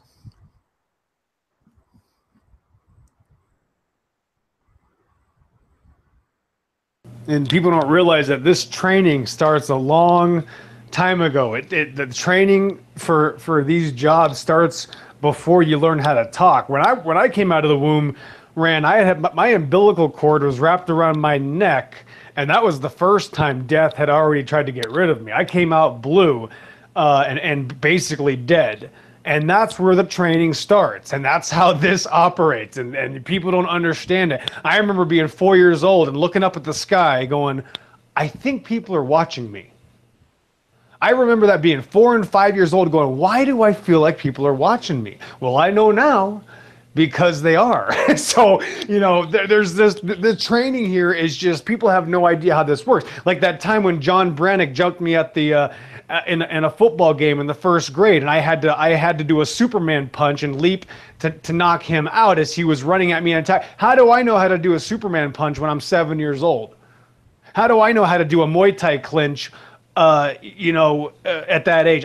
This is 20 years before MMA even existed, and I was doing those things back then. I didn't train for those things.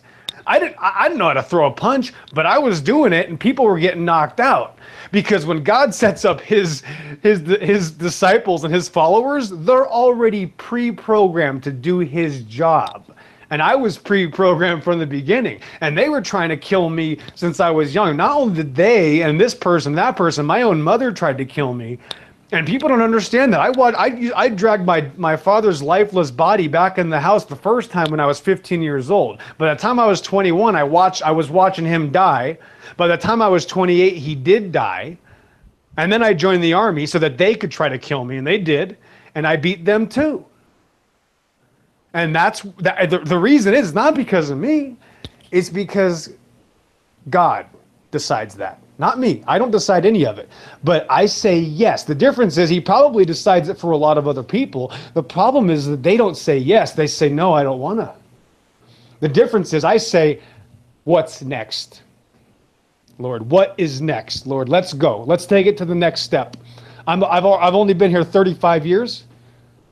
And honestly, Rand, and I don't want to sound arrogant. I meet people that are 90 years old, and I go, how do you go through life 90 years old and you've missed everything? Because when I was 25, I sometimes feel like I know what these people know. You know what I mean? It's like how do you go through life? I mean, or successful businessmen. And it's like you feel like you're talking to somebody in high school, when it comes to actual knowledge of this world. And it's not something that you can earn. It's something that you have to accept. You have to accept the challenge. Many are called, few are chosen. I was not the only one called. The difference is I said, how high and what's next, God? Because I just was never afraid. When I was a kid, when you run into problems, when you have eating disorders, when you grow up in a poor family, when you're the skinniest kid on the block and you have to fight your way to survive, that's how it works. You get conditioned for battle. When you have to fight to survive, there's no training camp. The way a fight starts when you're a future Christian warrior, the way a fight starts is because you get hit in the side of the head at the bus stop. That's how you know a fight starts. There's no 6-week training camp. There's no, I'm going to fight a wrestler next, so let me study wrestling for 8 months. No, it doesn't work like that. When you go to real war, it is unpredictable. You had no idea what was going to happen, and from that second, under pressure with no warning, you have to fight from that point. And that's how you learn. And you have to not cower, and you have to say, bring it on. You basically have to say, try to stop me. Look at man, I'll tell you what, bro, true story. I was always first picked. It didn't matter what it was for. I was first picked. When I was a kid and we were playing baseball or soccer or whatever the sport was, and the teacher picked the two captains, okay, Johnny and Bobby, you're going to be the captains. Flip a coin. Okay, Bobby, you got heads. You pick first. Who do you pick?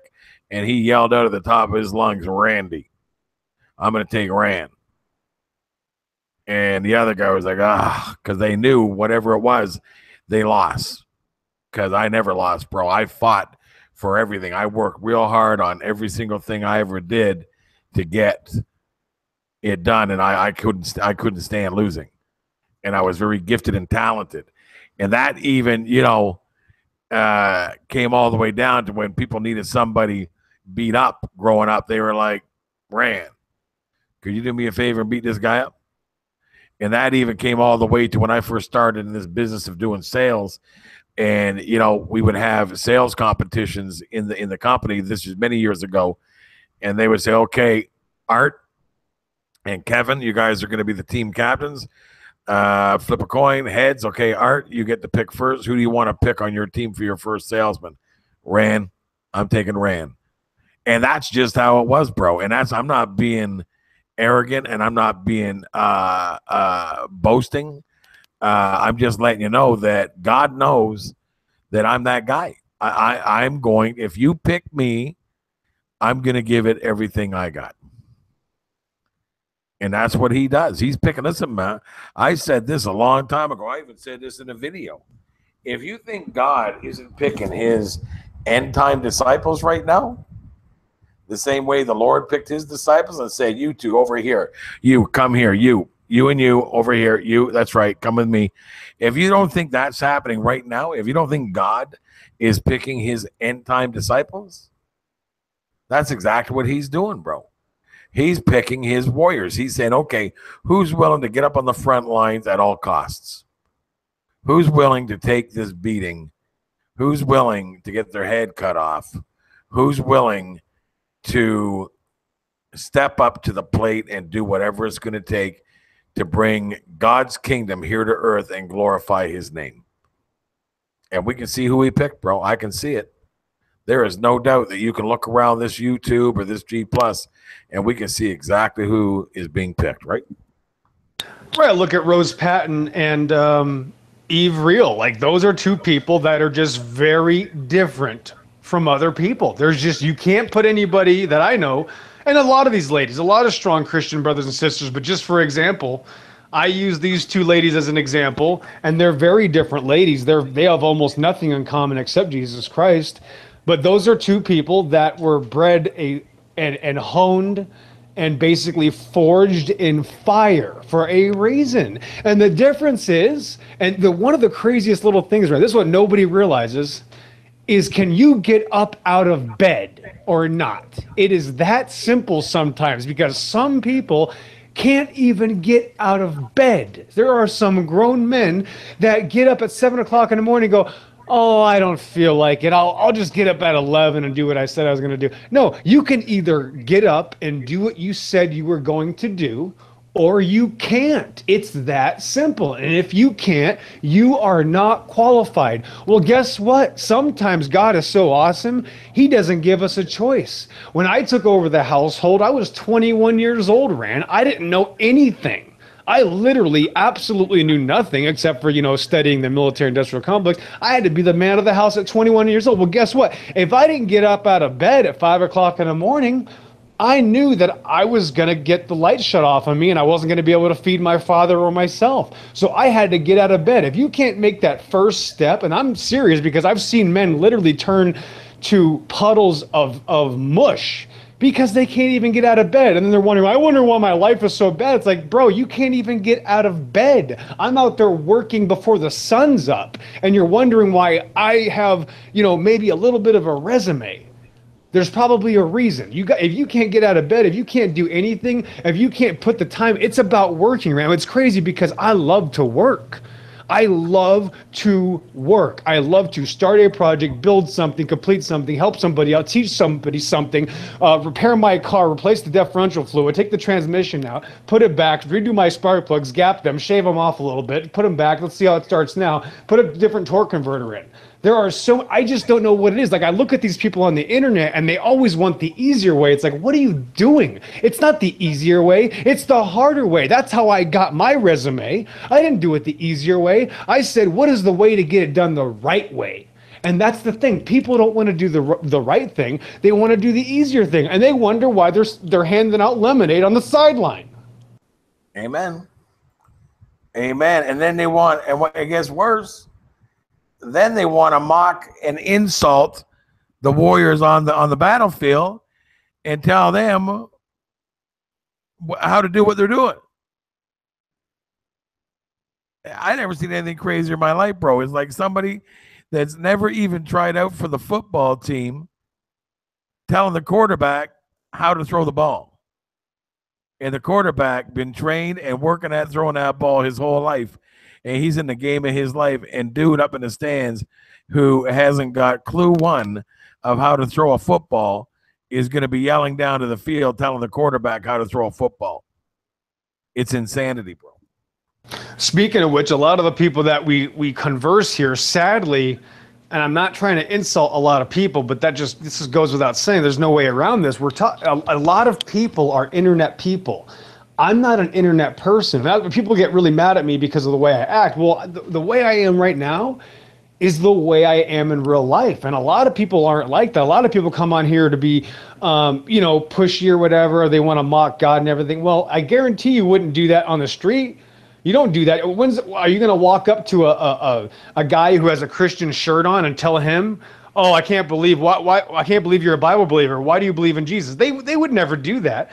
My point is that the people, like, it's kind of crazy, it's insulting, and it's sad around. But these people on the internet are a very low on the spectrum, on the totem pole. They're very low. They're living on the internet, whether it's the atheist or the scoffer or even the Christian that just likes to hand out lemonade and is too afraid to actually accept what his Bible says. They don't have experience in reality, and it's sad. It's like, what do you mean, how did I get here? I learned from real life. I had to do things in reality to understand these things. I didn't sit around and look for a link to tell me what to believe. And that's what you have. You have a society of positively cluelessnesses that need links to tell them what to think in life. And it's like, I'm sorry, that's not me. I'm the one who's going to take the picture from the airplane. I'm going to go out and get the rock sample from the mountain. I'm going to raise these animals and have offspring, and I'm going to observe mutations and see what happens when it comes to biology. I do real experiments in real life. These people go, "What are you talking about?" And then I show them the pictures, and they go, "Oh, you didn't take that." It's like, my God, I'm sorry to tell you this, but some people do stuff in real life. People really do. And then you just have such a separation, especially with Western cultures. Europe and America have got to be the lackiest, slackiest slugs you could ever imagine. They literally learned everything from television, and now they need the internet to tell them what to believe. And it's like, wow, no wonder I can't get through to you. I live in reality. That's the difference. Right. Right? And it's no joke, man. But real reality, right, brother? Right, like I've actually been to a gunnery range and fired off really big bombs and cannons and guns and got a nice score back to me. And I got a score so high that if I tell somebody what my score is, they go, "Oh, that's not true. You can't do that." I go, "Never mind. Okay. I guess your Call of Duty score matters. But my score at gunnery," I got a letter from Colonel Peeler in 2010 thanking me for just going to his gunnery and breaking some records because, well, God had set me up from birth. That's not me. That's not me because I'm so good, Ren. I wasn't brought up with guns. My dad did have a few, but my dad took me shooting one time in my entire life. I was 5 years old and I shot one bullet, Ren. And about 25 years later, I had shot 1,000 at gunnery. And there's no reason that I should have, but I did. And I was hated for that. Once they saw that I did that, because I obviously, when Pillbox goes in the military, I'm not going to let them have their way with me. So they really weren't happy when I embarrassed them. And that's how God sets up his people. That's not because I'm good. That's because God is good, not me. And that's the difference. Some people are willing to say, "You know what? I accept the challenge.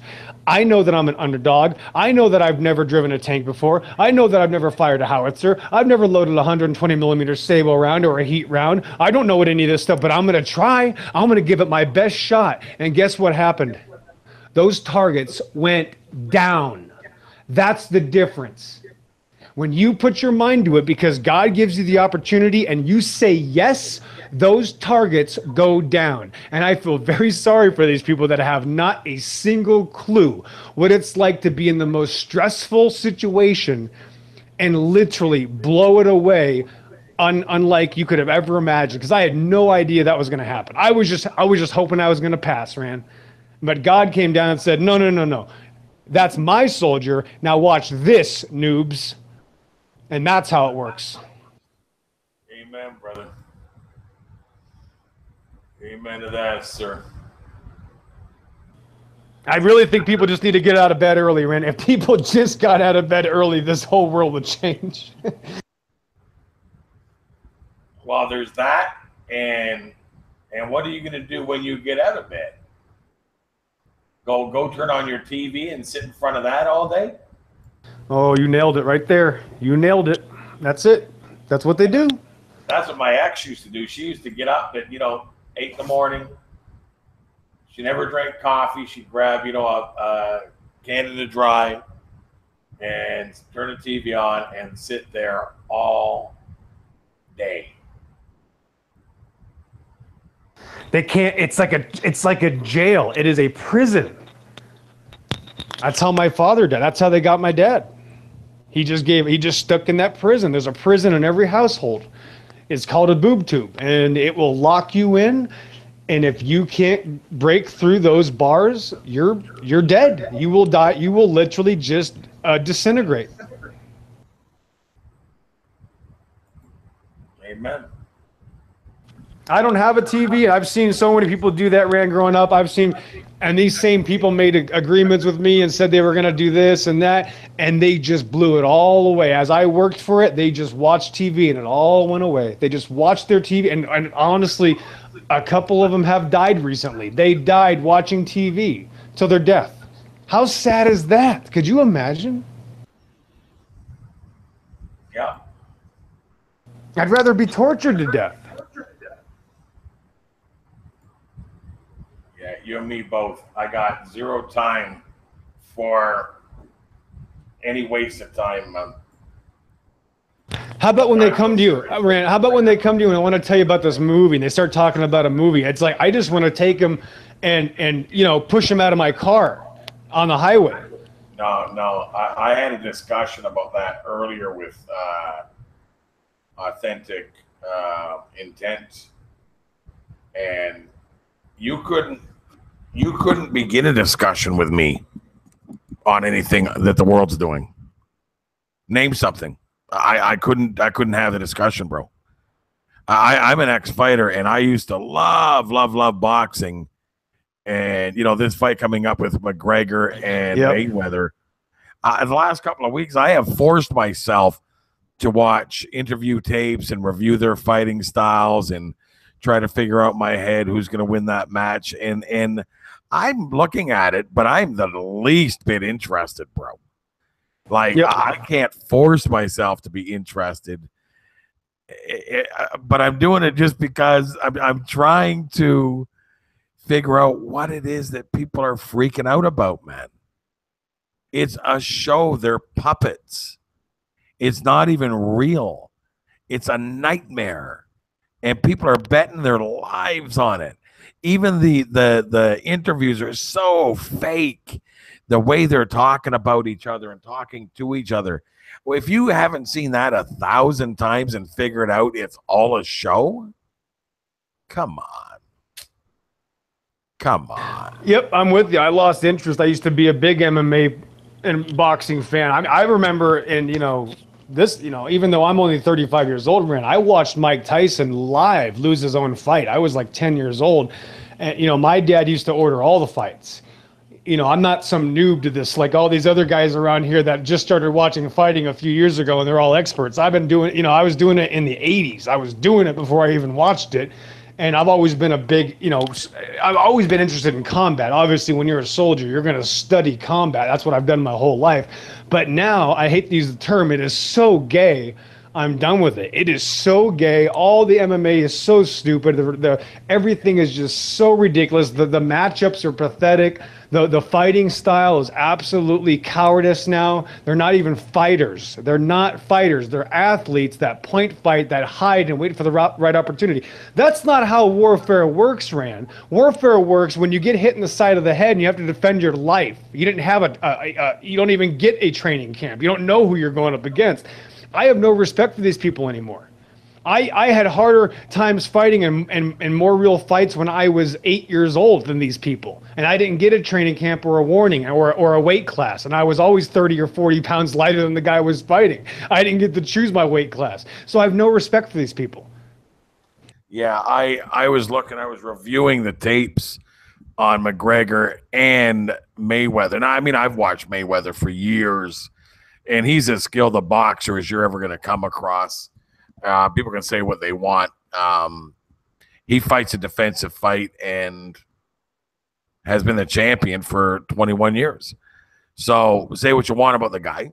The guy is a skilled defensive boxer. And then I looked at this McGregor, and he's a hungry demon ready to chew through the flesh of humanity to get that idol worship that he is just seeking with every fiber of his nasty soul. And that doesn't mean that Mayweather isn't as nasty a demon, greedy, satanic, Illuminati, puppet retard. So when I know all that, when I know who and what they are and where they're coming from, what significance does this fight have? Well, the significance of this fight is biblical. It's got something to do with the times that we're in. It's all connected, bro. It's there's a message there. So I'm trying to figure out what this message is, because it means something. This fight isn't coincidental, according to God. This message is very, very prevalent to the times we're in, and there's a message there. So for me, that's the only interest I have in it. And outside of that, all of these whack jobs that are screaming and shouting from the stands and betting their houses on it and getting all caught up in the emotion and idolizing and worshiping, just sick, man. They're just completely sick. Yeah, it's the first time in history something has happened like this recently. We've never had a crossover like this. We've had shenanigans and sideshows and circuses before, but nothing like this when there was two legitimate, self-worshiping idol fighters from different organizations now do it. It's very weird. The timing is weird. The attitude, they call him the Great White Hype as well. It's an Irish thing. What happens when two people have sold their soul to Satan, go up against each other? Someone's got to lose, right? And I would have to assume that he sold his soul to Satan as well, right? Conor McGregor, right? He's got it. 100%. Right? So he sold his soul to Satan, and I'm assuming Mayweather did too, but Mayweather did it, along much earlier, which means Mayweather's father handed him over. Right, and that's right. I haven't looked into that, but I already know there's fishy stuff. I can tell. I don't have to look into it. My point is, it's so crazy because we see this with the singers and the actors and actresses. Well, Mayweather sold his soul a while ago, or was sold a while ago, so that he might get replaced. You know what I mean? So it's like, wait a minute, something might happen here. Because of course, Conor wouldn't stand a chance, except of these satanic powers that are going on, these principalities in high places. So we're not talking about the flesh. I think we're watching with Bohemian Grove, it's spiders and owls. In other words, Luciferians and Satanists. So we have Satanists and Luciferians running this world, and there's a battle going on behind the scenes that we're not aware of. Rev News is in the chat. Hey, Jason, how are you, sir? And so I wouldn't be the least bit surprised if one is Luciferian and one is involved in the satanic cults and the satanic covens, and the other one is Luciferian. I'm going to look deeper into it over the next couple of days because I have been researching and trying to figure it out. But they are both absolutely 100% sellouts and demonic.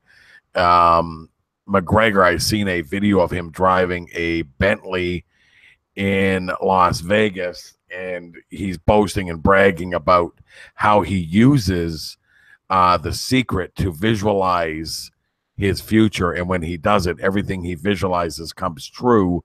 All of his fights he visualized winning before he won them, and then won them based on the visualization techniques that he learned through the secret, which is Satanism.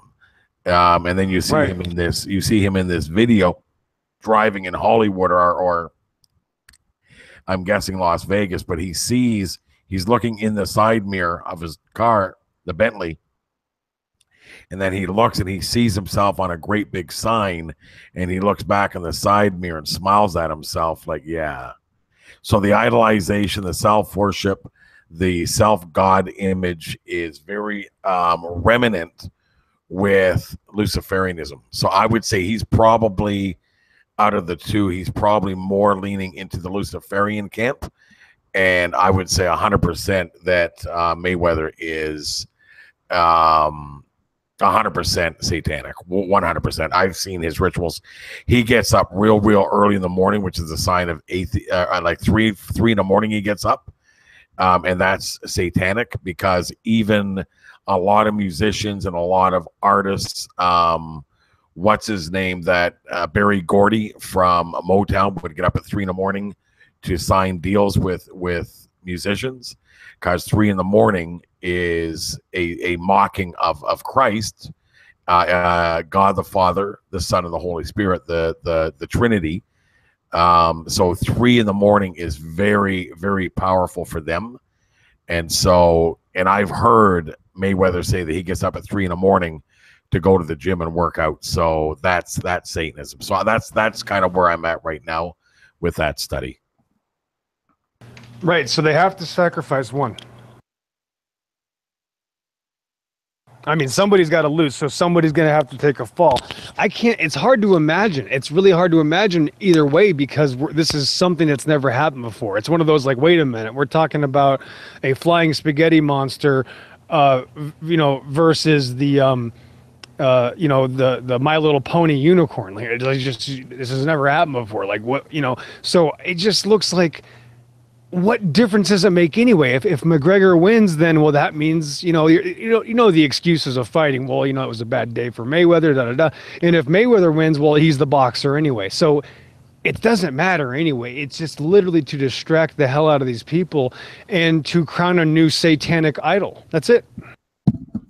Yeah. Yeah. And I'm telling you, that fight, because of the timing, it's literally 5 days after the eclipse. There's some significance there, 100%. 100%. There's definitely some significance. What it is, I can't say. But what I will say is that there is for sure some biblical significance to it.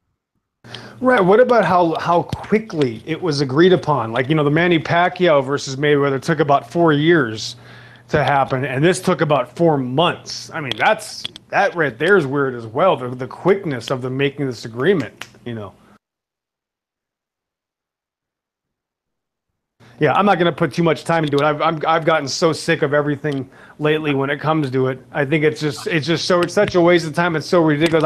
I literally just want to get back to gardening and picking flowers and collecting insects for animals to eat and cleaning out horse stalls. That's what I want to do. I'm so sick of all this garbage. I just want to be a producer of God's creation, and that's it. I'm so tired of all this nonsense. It's all garbage. It's all filth. It means nothing. Yeah, Adam's 100% right when I was talking about the 3 o'clock in the morning thing. That's the witching hour. But I've heard a lot of musicians and a lot of these satanic occultists talk about, being up at 3 in the morning, and 3 in the morning being very significant to a lot of, they're calling on demons and spirits and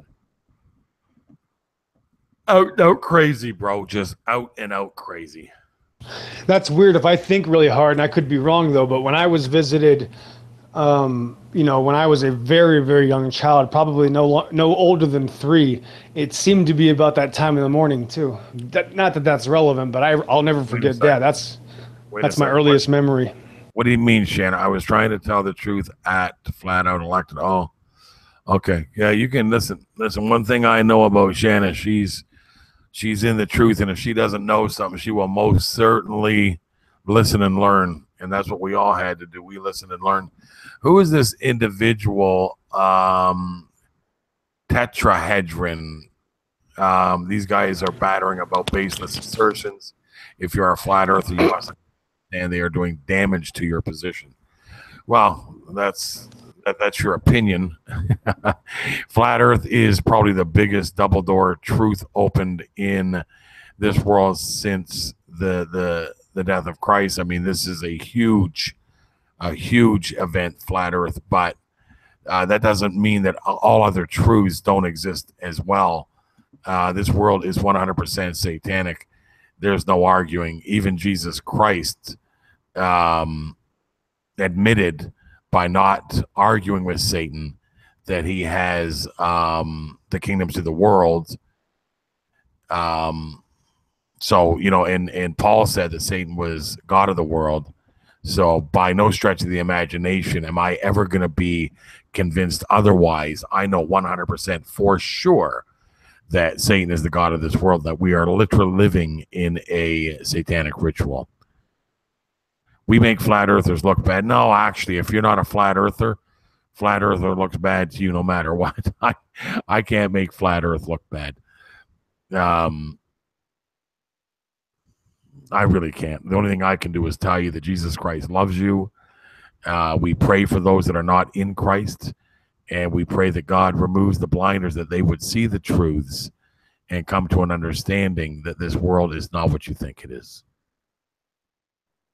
Yeah, also, flat earth means you understand what a straight line is. And I know that's grasping for some of you, but that's the reality. It's about that easy.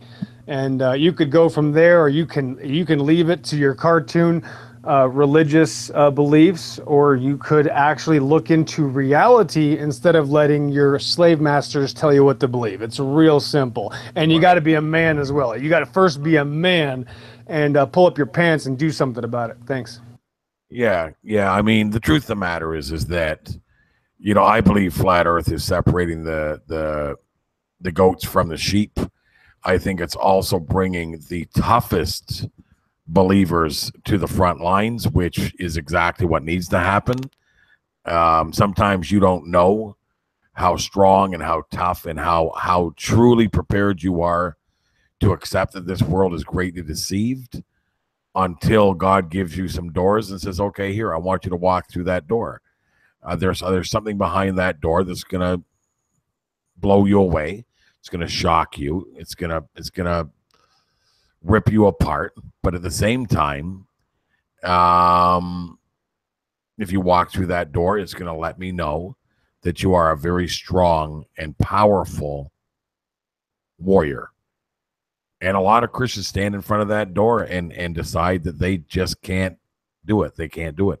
I've heard many Christians say, you know, when I talk about flat earth, their answer is, I'm not interested. And I'm like, I hope you know you're saying that to God. You're certainly not saying it to me. You're telling God you're not interested. Otherwise, you think that this truth that has been revealed came from Satan. And if you think Satan is telling on himself, then you have a big issue. And the issue isn't with me, it's with God. You know, when God reveals truths and says, here, soldier, take a look at this. And you say you're not interested, that literally means that you're just not strong enough for whatever the next level is. And God's certainly not going to pick you no differently than I wouldn't pick. I run a phone company, a sales company. I run a promotional company. I have, you know, teams of salespeople. And when I have a new client, a big client that is going to spend between, you know, $150,000 and $300,000 a quarter throughout a fiscal year, you think I'm sending my weakest salesman to go close that deal? You think that I'm going to send the worst salesman I have to go close that deal? No. I'm gonna take a look at the numbers. I'm gonna take a look at the work ethic. I'm gonna look at the accomplishments of my sales teams, and I'm gonna find the best salesman. And sometimes the best salesman isn't the guy with the most numbers. Sometimes the best salesman is the guy with the most tenacity, the guy with the most courage. And sometimes I'll pick, you know, I'll pick that guy, and he'll go and close that deal and come back with the biggest account in the house. And so that's kind of like what God's doing right now. He's picking people that he can trust for these positions. And if you're not up to the task, well, so be it. But don't get mad at those that are. Don't get mad at those that are. I noticed that Dawn is here. Where are you, Dawn? I seen you pop in. Hopefully you're still here. This is my beautiful Christian friend from Canada. Rev News is still in the house. Rev, I love you, brother. God bless you. We're talking about the witching hour is 3 a.m., which is true. Ask a witch. Exactly. 3 a.m. is the witching hour, whether people like that or not. I'm not saying that people that are up at 3 in the morning are satanic. What I'm saying, oh, there she is. What I'm saying is that many people, specifically in the cult of Satanism, take 3 o'clock in the morning as a specific time to do things. I'm up at 3 o'clock in the morning quite often to use the bathroom.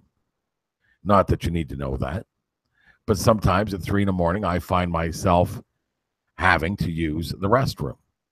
Now, does that mean that I'm a Satanist? No. But if I set my clock to 2:59 and specifically get up at 3 in the morning to do things and to pray over projects in the name of Satanism, well, that would be a different situation, and that's what I'm talking about. These people deliberately use 3 o'clock in the morning for specific reasons. Yeah, I think Teth, whatever his name is, Tetradron, whatever his name is, might be a bit of an... I'm going to give, actually, Rev News, I'm going to make you a moderator. I'm also going to make my very dear friend Dawn a moderator as well. So there, I gave you a couple of partners, Shanna, so that you don't have to worry about the trolls on your own. Where is my dear friend Bill? Are you still here, brother? Yeah, you hear me? I think Tetra is one of those large Stephen Crust followers. I could be wrong though. He seems a bit weird. I'm just gonna ask the people with wrench strength. Put them on timeout the first couple of 1-2 times that they mess up. Just put them on timeout. Don't be too trigger happy that you're going to remove them immediately. And then if they continue, then I have no problem with you removing them from the chat and blocking them. Let me read what he has to say here. Maybe Mayweather is up at 3 a.m. to wash his Lambo and count his money. No, that's not what he said. He said he goes to the gym and works out at that time. I'm telling you what that means. What that means is that he goes to his temple. He goes to his satanic place to work out and pray and call on spirits. That's exactly what he does. Now, you could say that I don't know what I'm talking about, and that would be fine. It still doesn't change the shape of this earth, does it, Pillbox? Yeah, the nice thing about flat Earth is that it's flat whether you believe it or not. And whether you believe Mayweather is a Satanist or not. That's the beautiful thing. Let me see. But before you go on, Rand, that's the craziest thing about this, and I've been trying to tell people this for years, even before Flat Earth, is that without scoffers, I wouldn't even have a job. So I owe them very much, Rand. Like they have no idea how much that I owe them and how much I thank them, and I'm happy to be here because of them, because without them, I'm not even needed. And that's the irony of this, is that these problems solve themselves. The evil initiates, and then God finds a solution. But without these dumb, idiotic, slave, zombie, one-hit wonder, magical spinning ball monkeys, I would not even be here. I would be nothing. So I thank these scoffers for everything. Thank you very much. God bless you. Yeah, I appreciate them too. I was telling somebody Okay, just a second.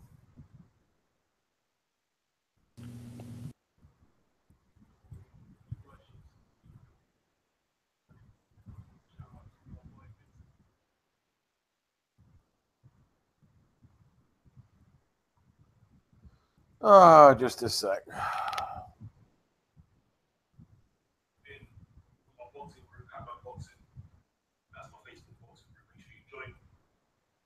he identified which entity that was. Apparently, it's called Mammon. Yeah, Google it.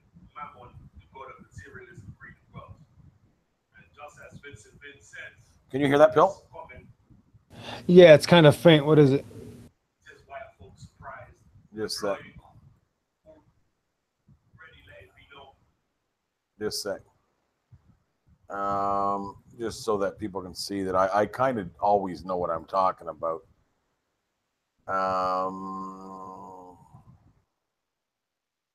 Present to everyone.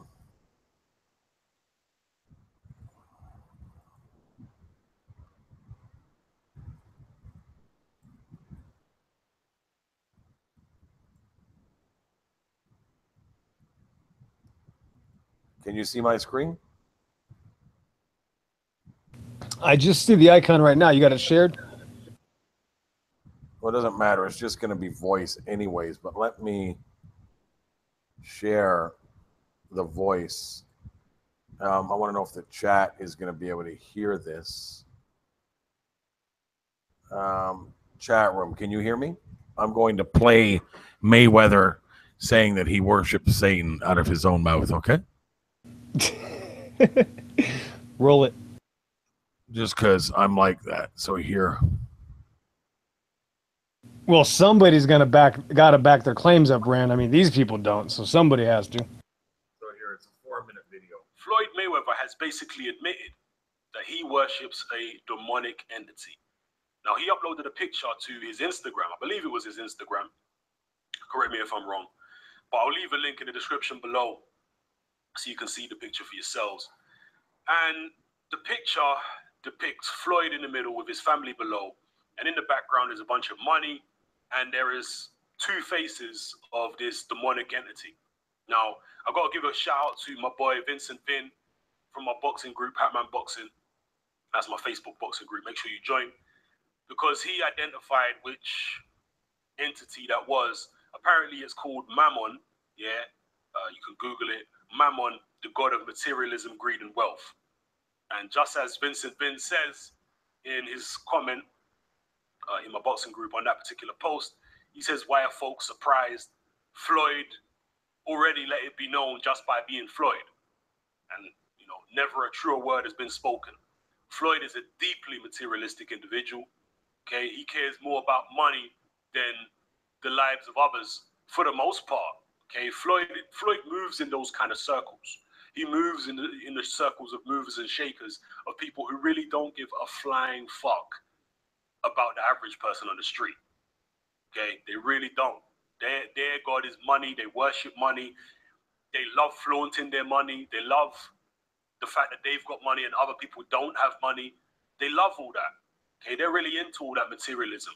So him putting this demonic entity, which is the god of materialism, greed, and wealth in the background, I mean, hardly surprising, is it? And for any of you who were foolish enough to think that Floyd Mayweather, when he's talking about God, is actually referring to the same God as Christians or Muslims, I mean, nothing could be further from the truth, obviously. No Christian or Muslim would have these kind of demonic entities in a picture which he uploads to his Instagram. No one's going to do that. Okay, so he's not worshiping the same God that you're worshiping. He's not, you know, he's not bigging up God, the same God that you're talking about. Yeah? Now, whether or not Floyd actually really does worship this particular entity, Mammon, or whether he's just trolling, whether he's just put this picture out to create controversy, that's up to you to decide. But me, I have my own personal views, but I would take a whole other video because I am an intelligent individual. I've studied this stuff, not from the point of just believing every conspiracy and all that. No. I'm not one of them kind of people that's just going to believe something just because someone does a YouTube video on it and they say it's a conspiracy. No, I'm going to do my own research and think about it logically.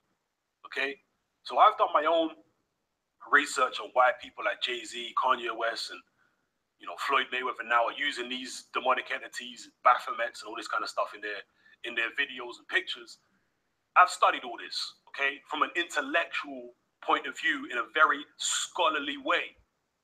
Yeah, so I have my own views on it, but the fact of the matter is, Floyd is just letting you know what kind of person he is. Basically, if you put all the demonic stuff aside and, whether he really believes it or don't, he's letting you know what kind of person he is. So it is what it is, man. And, one thing I will say, though, is at the upper echelons of society, anyone who's actually studied this, again, in a scholarly fashion, anyone who's actually studied the upper echelons of society, the very high elite banking families and all these kind of people, forget about all the crazy, conspiracy theories. You can actually do solid, proper research and find out that a lot of these top people do actually worship demonic entities. It's not a joke. It's not some fantasy or anything like that. If you actually go and do the research, forget about laughing and calling it a conspiracy theory. Go and do your due diligence. Do the research, and you'll find out these people actually do worship these entities. As incredible as that sounds, they actually believe in this stuff. And even Freemasons and whatnot. And I'm not saying these entities do or don't exist, but I'm just saying that the difference between the public perception of what goes on in the upper echelons of society and the reality is massively different. It's massive. The lifestyle that you think they live is very different to what they actually live. So anyway, I'm going off on a tangent here, but yeah, Floyd Mayweather is basically telling you what kind of person he is. He worships this demonic entity, or at least he associates himself with it. So yeah, let me know how you feel, people. This is Hatman. I'm out.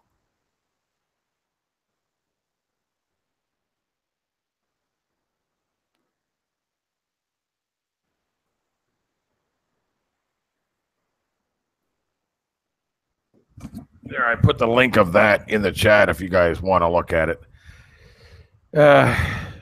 It doesn't matter. Every single one of them, anybody in the $20 million club and up is involved, period, dot, period. You don't get to where he is. You don't get $180 million fights just because you're a good boxer. Sorry. And it's not mob brand. Everybody's like, oh, yeah, it's mob brand. No, it's not mob brand. I used to be a boxer. I can tell you, yeah, they're at the lower levels. There is mafia influence in that they fix fights for gambling reasons. But the top fighters of today, it's ritualistic. You don't get to those levels on your own. Every one of them. I don't care. Look at man. I used to be a huge Eagles fan, and I had to throw my Eagle CDs in the garbage because I used to listen to a DVD collection called the Eagles Reunion Tour, Melbourne, Australia. It was the most amazing 2 DVD set music video I'd ever seen. It was a live concert. Fantastic. And I loved the Eagles. I still to this day think as far as musically perfect, they're it. There is no better connected band than the Eagles. They all write music. They all play every instrument. They all sing. They harmonize. They're literally, in my opinion, the greatest band of all bands, period. And the amount of music that they have written for other musicians is endless. And I used to listen to the Eagles every Saturday. I would put my $75 DVD set in and listen to it while I was doing work around the house, and I would listen to it for years. And then I started studying Satanism and music, and all of a sudden I heard in the DVD while I was playing it, just before Glenn Fry sang New Kid in Town, he says this, and this is a song that we wrote during our Satan worshiping years. And I said, what? And I stopped and replayed what he said and couldn't believe my ears. I'd never heard it before, and I was listening to that DVD for years. And I took it out, and that was the last time I ever played it. So I am the last person that wanted to give up my identity to the world. But when I found out my identity in the world was satanic, and I realized that wasn't where I needed to be, and I accepted Jesus Christ and realized that in Christ I have a new identity, and that's exactly where I want to be. I want to be identified in Christ, and I don't want anything of this world to identify me. And I'm telling you, this world that we live in is a satanic ritual. End of story. Yes, exactly. Stairway to Heaven was written in Aleister Crowley's house. And as a matter of fact, I think Pete Townsend bought Aleister Crowley's house, if I'm correct.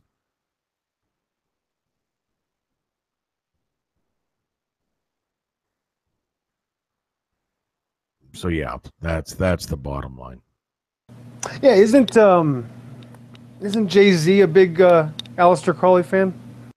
Huge. He has a shirt he wears, "Do As Thou Wilt," which was written into Jimmy Page bought, maybe it was Jimmy Page. Yeah, probably Jimmy Page. Owns, yes, you're correct. Don. I knew it was one of them. I haven't done that research in years. It is. This world is absolutely 100% a satanic ritual. You can't convince me otherwise. Jesus Christ said, "You are either for me or you are against me." We're to be in this world because we got no choice as far as being physically a part of the world and having to participate in the world as Christians, but we are not to participate in the world in any way that is not representative of Jesus Christ. No, I'm not a Trump supporter. I'm an anti-establishment supporter. I do think Trump, however, I'm on the fence with him in some areas. He's a tricky one. I honestly am on the fence in some areas, but I do believe that, well, God used Judas to betray Christ. So I don't think that there's anybody in these times in positions of power and influence that aren't at some level being used by God, or at the very least used to fulfill prophecy, because we are definitely in a time of fulfilled prophecy.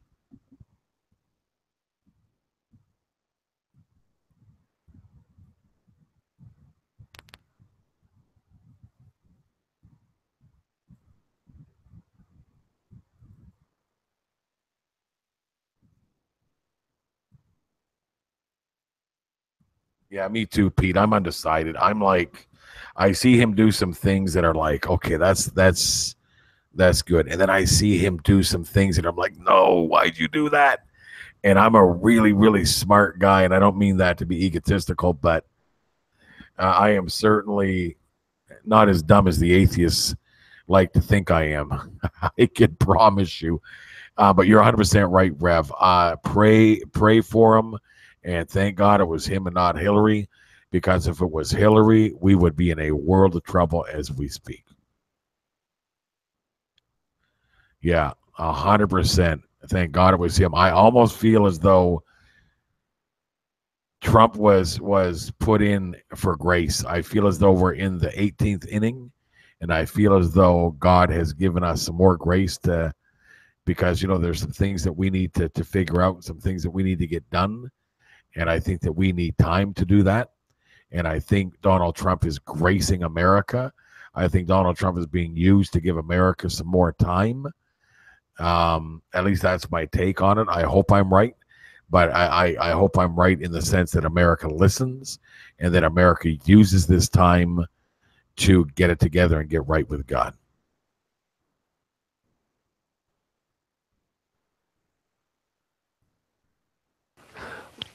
Well, I think it's all going to burn, Rand. And I also think that not only are the rich paid for, but these satanic slaves are so pathetic. Some of them just make their $50,000 and $75,000 a year.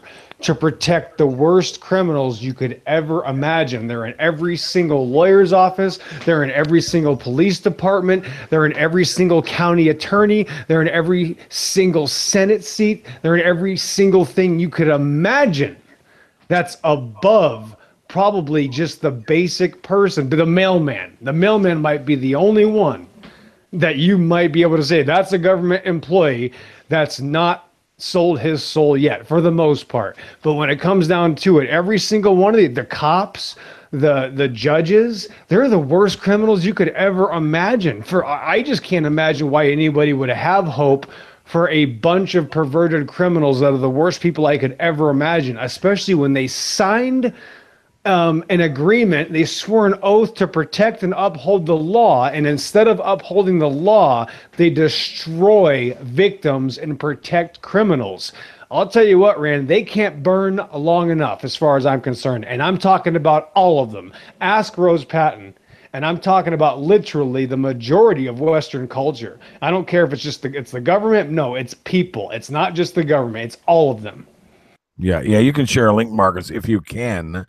I don't know how you're going to share it. I don't know if it'll allow you, but yeah, you can share anything you want, as long as it's not satanic or vulgar. I certainly wouldn't appreciate that. But yeah, I'm to the conclusion, and a conclusion that I'm not even capable at this point of returning back or going against what I believe.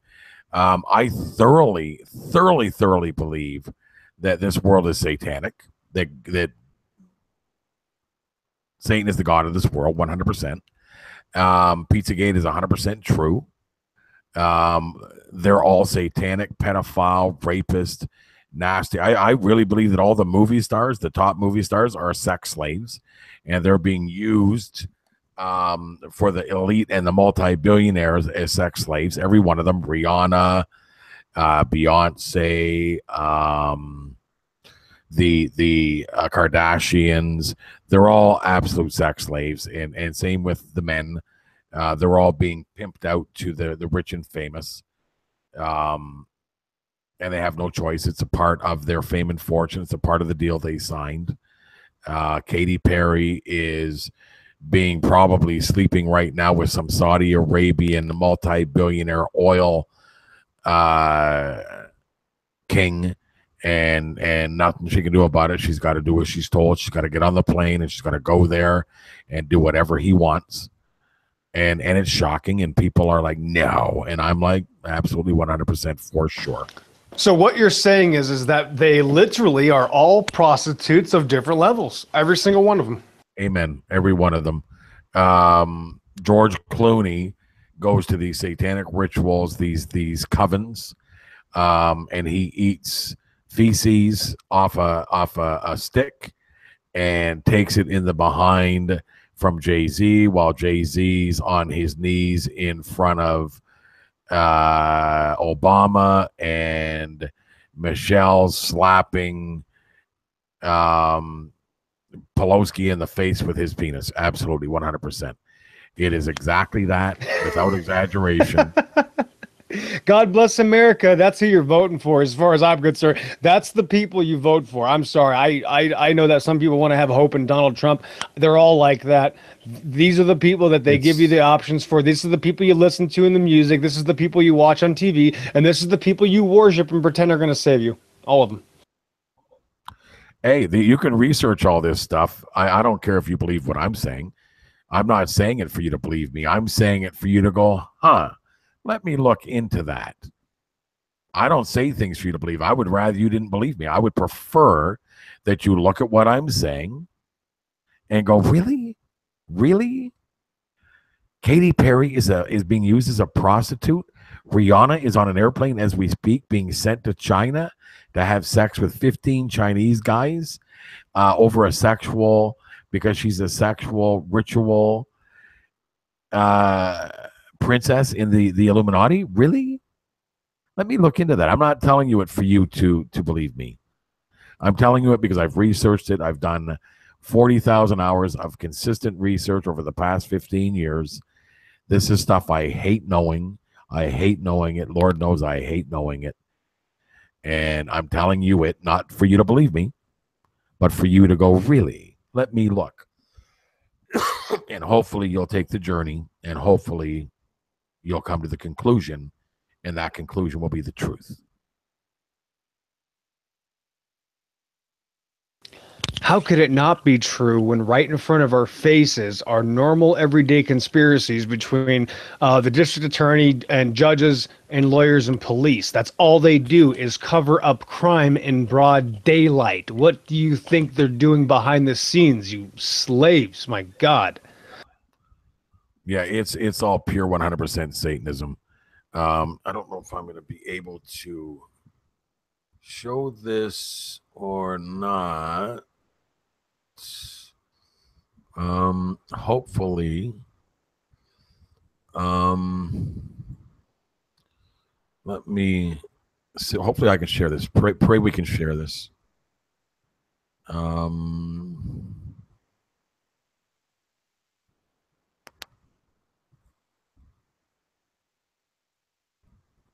Okay.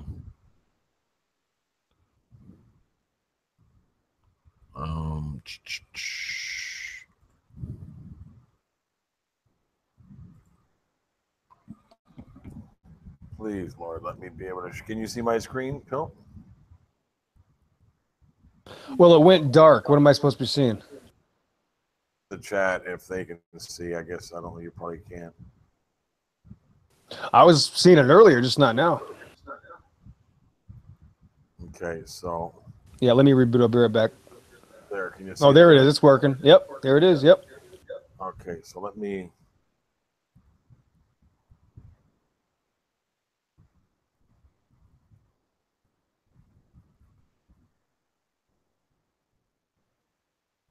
Child.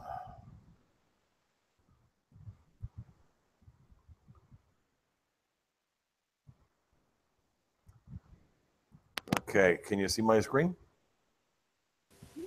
Yeah, where is Kanye West? Yeah, that's okay. So I'm going to bring you further down. These are all Satanists, 100%. But here,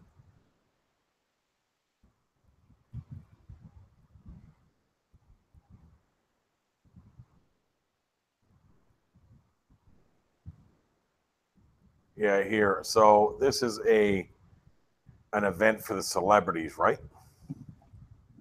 So this is a celebrity event that you're going to watch, and I'm just going to. There's a satanic witch, 100% sex slave. She's being basically prostituted here, and being shown as a prostitution gift, and all of these rich people are seeing.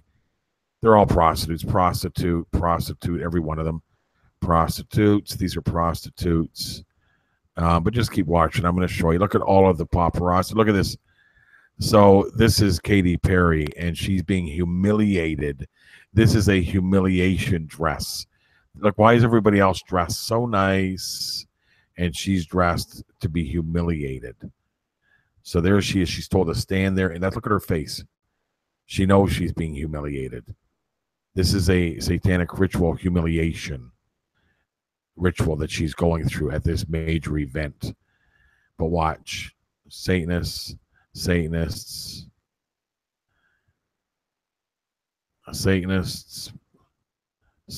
prostitute. There's a prostitute. They've got her dressed in almost nothing. But look at the look this one's giving. Look at them. These are her handlers. This is another one of those Kardashians, the youngest one. But look at the look in her eyes.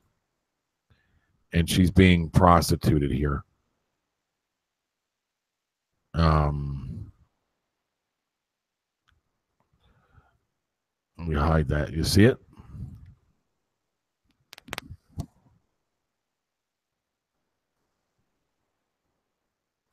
She looks like a robot. Yeah, they're under MK Ultra mind control. But look, she's literally wearing almost nothing, being prostituted. Look, she's got nothing on, being prostituted at this event. And you'll see the look on this woman's face. She's the handler. Look at that satanic. She's there as her pimp handler, for the lack of a better term. Satanic, 100%. But keep watching, it gets better.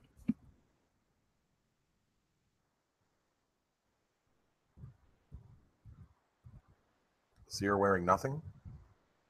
This is all prostitution. Look, literally wearing nothing. But you're going to see how sick it gets. There you go, satanic prostitute, being prostituted. Look at this prostitute. Ready? What do you think of this one? Hello, America.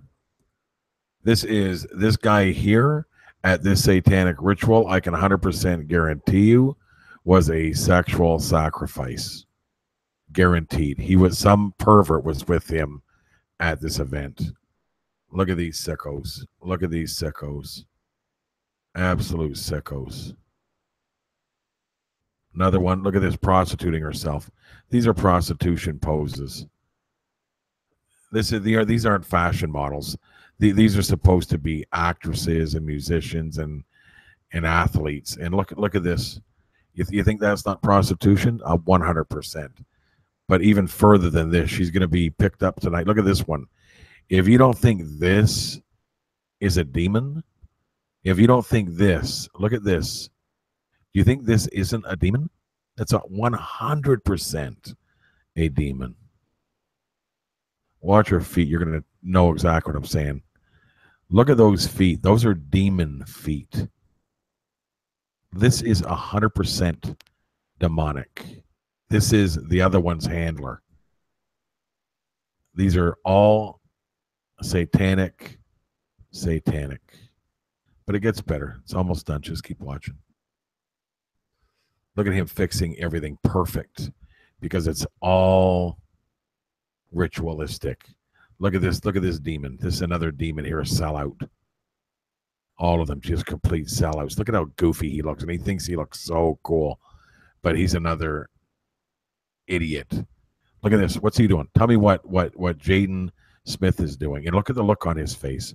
Let's bring it back just a little bit. And bring it back to him. And then take a look at his face. There's that demon. But let's get to Jaden Smith with his devil horns. Look at his face. Look at the anger and the arrogance and the FU in his face. This is a multi-millionaire kid. He wouldn't know what it was like to be broke. Been born rich, filthy, filthy, filthy rich.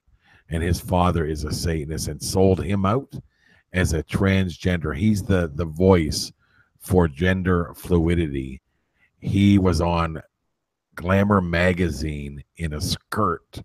And they named him Jaden, which is a girl's name, because they're raising him as the girl, and which is named after the mother, Jaden, and the daughter, her name is Willow, named after the father. They're switching roles right in front of us. But here, look at that. That's pure Satanism. You're telling me his face? Look at how evil this is. Look, this isn't even a joke, man. But it gets better. It's not done yet. There's more Satanists.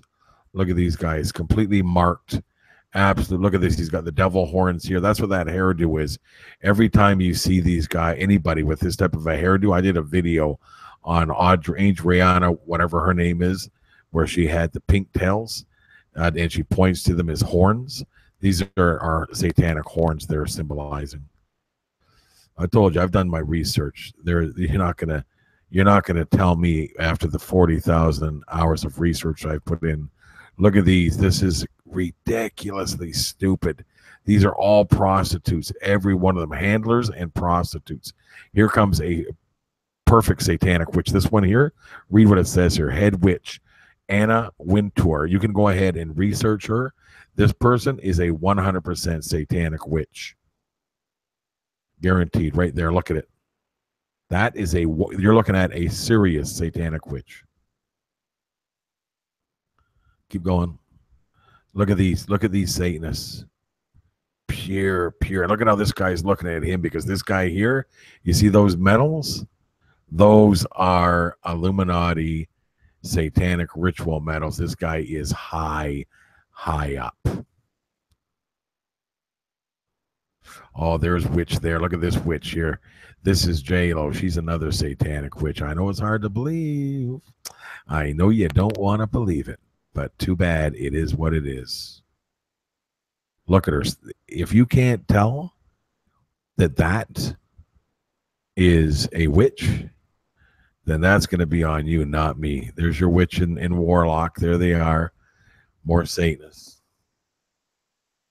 Now watch this. You know who this is? This is that tennis player. But watch what's on his back. Uh-oh, get ready. Get ready. Oh, what's he got on his back? Now, why would he wear a serpent on the back of probably a $6,000 tuxedo? Why would he put this there? I'll tell you why. Because he's a Satanist. 100. This is a satanic ritual that you're watching here. Roger Federer arrives at the ritual with a serpent reptile on his back. Another Satanist. That's right. It's everywhere. It's every single one of them. Every one of them. Look at them laughing. And oh, there's another one. Look at this. Oh, you didn't think he was a Satanist. Come on, man. Come on. You knew. You didn't want to believe it, but you knew. Look at that. Who's that? Another Satanist. Wasn't that Justin Bieber's? Another Satanist. Look at this. Prostituting themselves. Look at that. They're all involved. Look at this homo, Puff Daddy. Known, 100% guaranteed, slept with every rapper that came up in the ranks in the East Coast. He slept with all of them, every one of them. This guy here, research it, 100% guaranteed homosexual Satanist. Yep, him too. Him too, her too. Look at that. Oh, look at this. You know who that is? That's Salma Hayek and her Illuminati husband. This man's father is probably one of the richest men in Europe.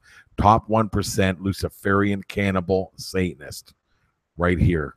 And that's who she's with. Not because she wants to be. Oh, she doesn't want to be with this ugly guy. That's Salma Hayek. She's with him because she has to be. Let's keep looking. Oh, I know it's hard to accept all this stuff, guys. Look at, I know how hard it is. Ay. Look at there. If you don't know that this is a satanic, evil, nasty witch, look at her satanic outfit. Menage Satanist. There you go. Give the satanic look, because she's been prostituted around the world more than any other satanic witch in the industry. She has been shipped and cargoed to some of the richest people in the world as a satanic sex slave, period, whether you like to believe it or not. All right, let's continue. Another one, Mary J. Blige. Sorry, another one. Oh, here comes another one. He looks like a pimp, but he's a prostitute. He's been with Puff Daddy. Let me just tell you that. This guy here, Puff Daddy's already been with him. There's another one. Another prostitute. Oh, here comes some more prostitutes.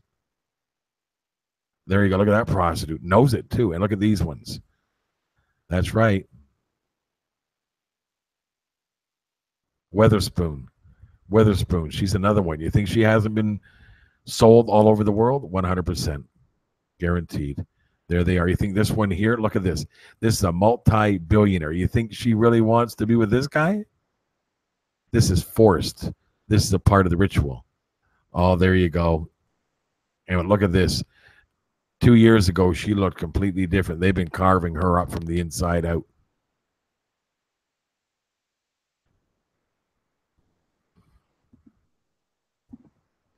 But here we're getting close to the end now. I'm just showing you guys this to let you know how realistic what I'm telling you is. This ain't no joke. These people are 100% not what you think they are. This world is 100% not even close to what you guys think. Look at these Satanists, every one of them. Look at this guy here. He's a Satanist handler. He's one of the handlers. Another Satanist. Look at this. Look at Rihanna. You think Rihanna wants to wear this goofy, retarded outfit? Look at her face. She is like Katy Perry. This is a ritual sacrifice of humiliation. These are humiliation dresses that they have to wear in order to keep them humble and in line. And she's being prostituted here at this event too. One of these rich men is going to have her at this event.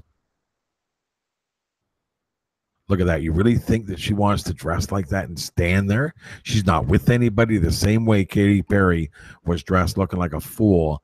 They were just standing there, not with anybody. They had nobody around them. They're just planted there and told nobody talk to them. They're being humiliated. Just let them stand there like the puppets they are so they can take their humiliation sacrifices. And that's exactly what you're watching.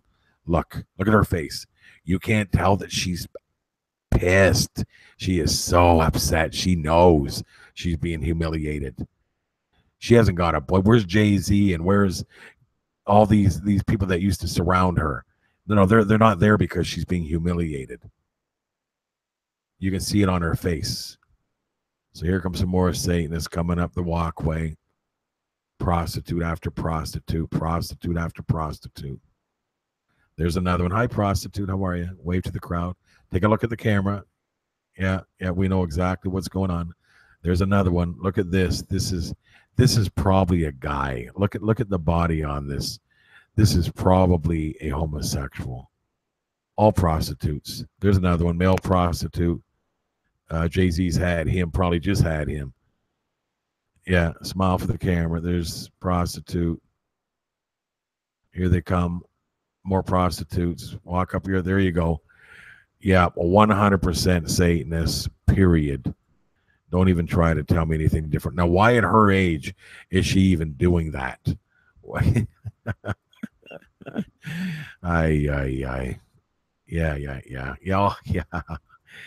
Yeah. Oh, yeah, there you go. Oh, and there is the most powerful satanic witch in Hollywood, Madonna. This is every single female artist must go through her. She is 100% the queen satanic witch in Hollywood. That's why she kissed Britney Spears and Christina Aguilera during the Grammy Awards that year and brought them in. She is the top satanic witch in the music industry, period. Whether you like that or not. Now watch this guy. You see how he's staring at the camera? And this is the person he came in with. This is his handler. But look at how angry he is. Look at his eyes and watch what he's going to do. Watch him. Look at her looking at him. This was all scripted that he was to do this. This is him. She told him to make sure you look dead smack in the camera and let them know why we're here and who we are. There is absolutely no way all these satanic industry people are in the same vicinity not to do a ritual.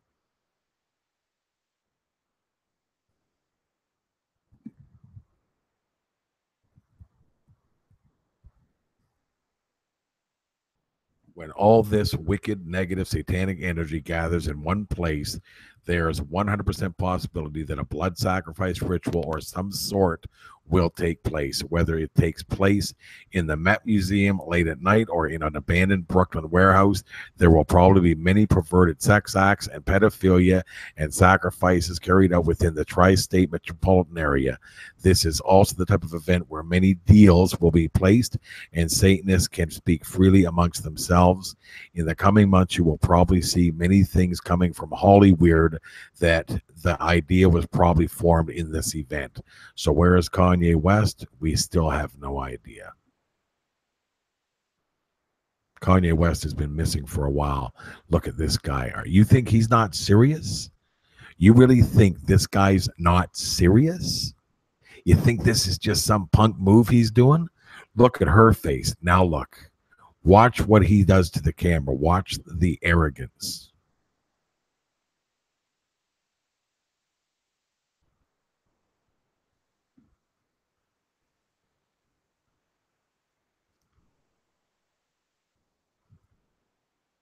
Well, there you have it. You guys can go ahead and take that for what it's worth.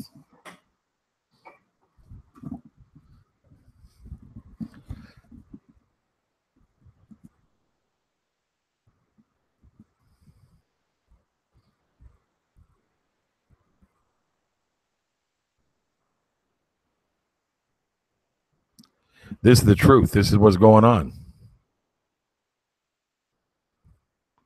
That's the truth. You guys can deny it. People can act like, oh, come on.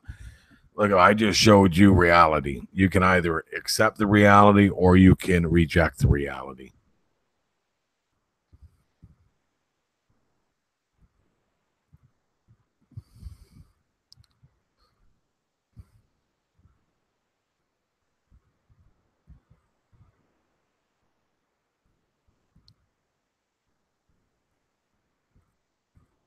Yeah.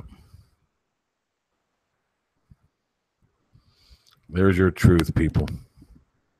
Sorry, I don't mean to break hearts. It goes real deep. It is so deep that most people, even Christians, can't fathom. God took me down the rabbit's hole, but I'm telling you, he took me deep. He took me real deep. And I know way more than I ever wanted to know.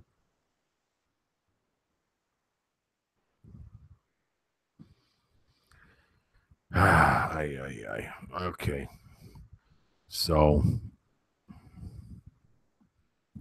I'm sorry to show you guys that didn't want to know, but let me just pray real quickly.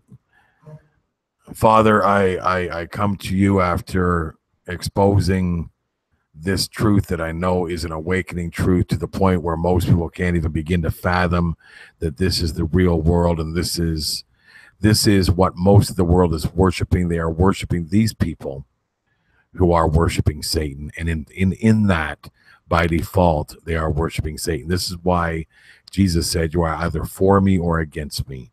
Satan does not care that you know who he is. As long as you worship those that worship him, you worship Satan. And that is exactly the world that we are living in, and that is exactly the exposure that we are receiving in this wonderful time of increased knowledge. And I thank you, Father, that you have blessed us and given us the body armor, your armor, that we would be able to be in the world and yet not of the world, but as we are in the world, that we would be able to battle against demons and principalities, that we would be able to war against the evils of this world as you reveal them to us in truth and in spirit. And I thank you so much, Father, that you have given me the courage through Jesus Christ to be able to be a representative of truth, to be a representative of how your kingdom is going to take over this evil satanic ritual that we now call home. And I thank you, Father, for adopting us out of this world, that those that are in you have nothing to fear. I thank you, Jesus, for the sacrifice and the cross, that our spirits have been given life and that our souls have been pulled from the world, in that our souls would reunite with our spirits and be at one with the Father. I thank you, Father, for all truths. I thank you, Father, for all your love and for all your forgiveness. This world is not what we think it is. Far from it. This world is absolutely 100% a satanic ritual. And I thank you, Father, for pulling us out of it, that we would sit at your feet and worship you for eternity. I thank you in the name of Jesus Christ. Amen.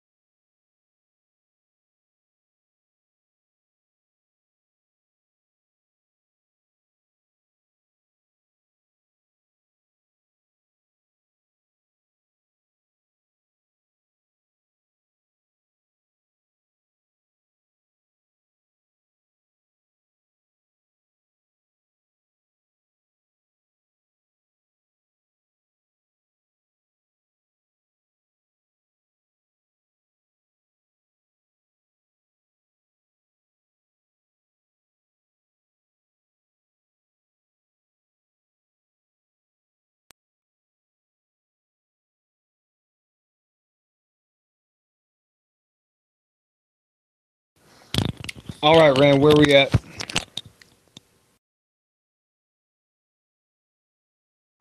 Yes, I was just I just went through a heck of a video about a satanic ritual with everybody, and then prayed for people, and I'm getting ready to go to bed. I think it's 12:30 in the Dominican. Yeah, look at that. This world ain't what we think it is. We've all been bamboozled, manipulated, lied to, cheated, and it's terrible. I really think there are two worlds here, maybe even more, but for sure two. There are those in Christ and there are those that are not. And that's why Jesus Christ said, you are either for me or you are against me. You cannot, there's no middle ground. You can't be halfway. You are either all 100% in Christ or you are not. And I don't know. I just pray for people, man. I just really, I get it. I absolutely get it. We are to love our enemies. And I guess that's the hardest part. If we had any concept of who our enemies are. But I think I'm gonna go to bed. Turn out the lights. The party's over, kids. I can leave this open if you guys want. I don't care. I mean, it can run to the end. If it's up to you guys, if you guys want us to just have a place to chat, and if you want to hang out here and talk, brother, that's fine as well. I don't care. It's up to the room. You guys can tell me, what do you guys want to do? I'm gonna let them go, and I think we'll shut it down because we're gonna do this again anyway. So why press the issue? So we're gonna be back. So we'll just let this one end. But that's my opinion. So no, that's fine. Okay, so we're gonna shut it down, people. God bless you. I pray that you have the full 100% protection of our Lord and Savior. I pray that he places angels around you unpenetratable. I pray that you wear the armor of God to sleep, that you sleep wearing the armor of God. Let me just say this, Rand. Do not pray for easier lives. Pray to be stronger men. Thanks, guys. Have a good one. Amen. Yeah, pray for strength. Pray for courage. Pray for endurance. And pray for those that are lost, because I'll tell you what, there's a lot of them. There are so many Christians today that are so lost. They think they got it figured out. They think that they can just whisper sweet nothings into the ears of Christ, and the world's going to be fantastic. And they have no idea that when Jesus returns, he has eyes like lightning bolts, a tongue like a double-edged sword, and blood dripping from the bottom of his robe. Get ready, because a Christian's life just got harsh. If you think it was tough to be a Christian a week ago, get ready. It's going to get a lot tougher. At any rate, I love you guys. Thank you for coming by. I really appreciate you guys supporting this channel. I'm sorry that we take breaks from time to time, but it's just, sometimes we need to sharpen our swords. Sometimes we need to spend extra time with the Father and extra time in prayer with the Lord. And when we come back, we try to come back stronger. Hopefully we've done that. And again, God bless you guys. And thank you so much for being a part of this Flat Out Elected family. God bless you guys. Thanks for playing. Yeah, I'll pray for you tonight for sure. All right, guys. Thank you, and we love you. Goodbye. God bless you guys. Thank you. Stay on for a sec, Bill.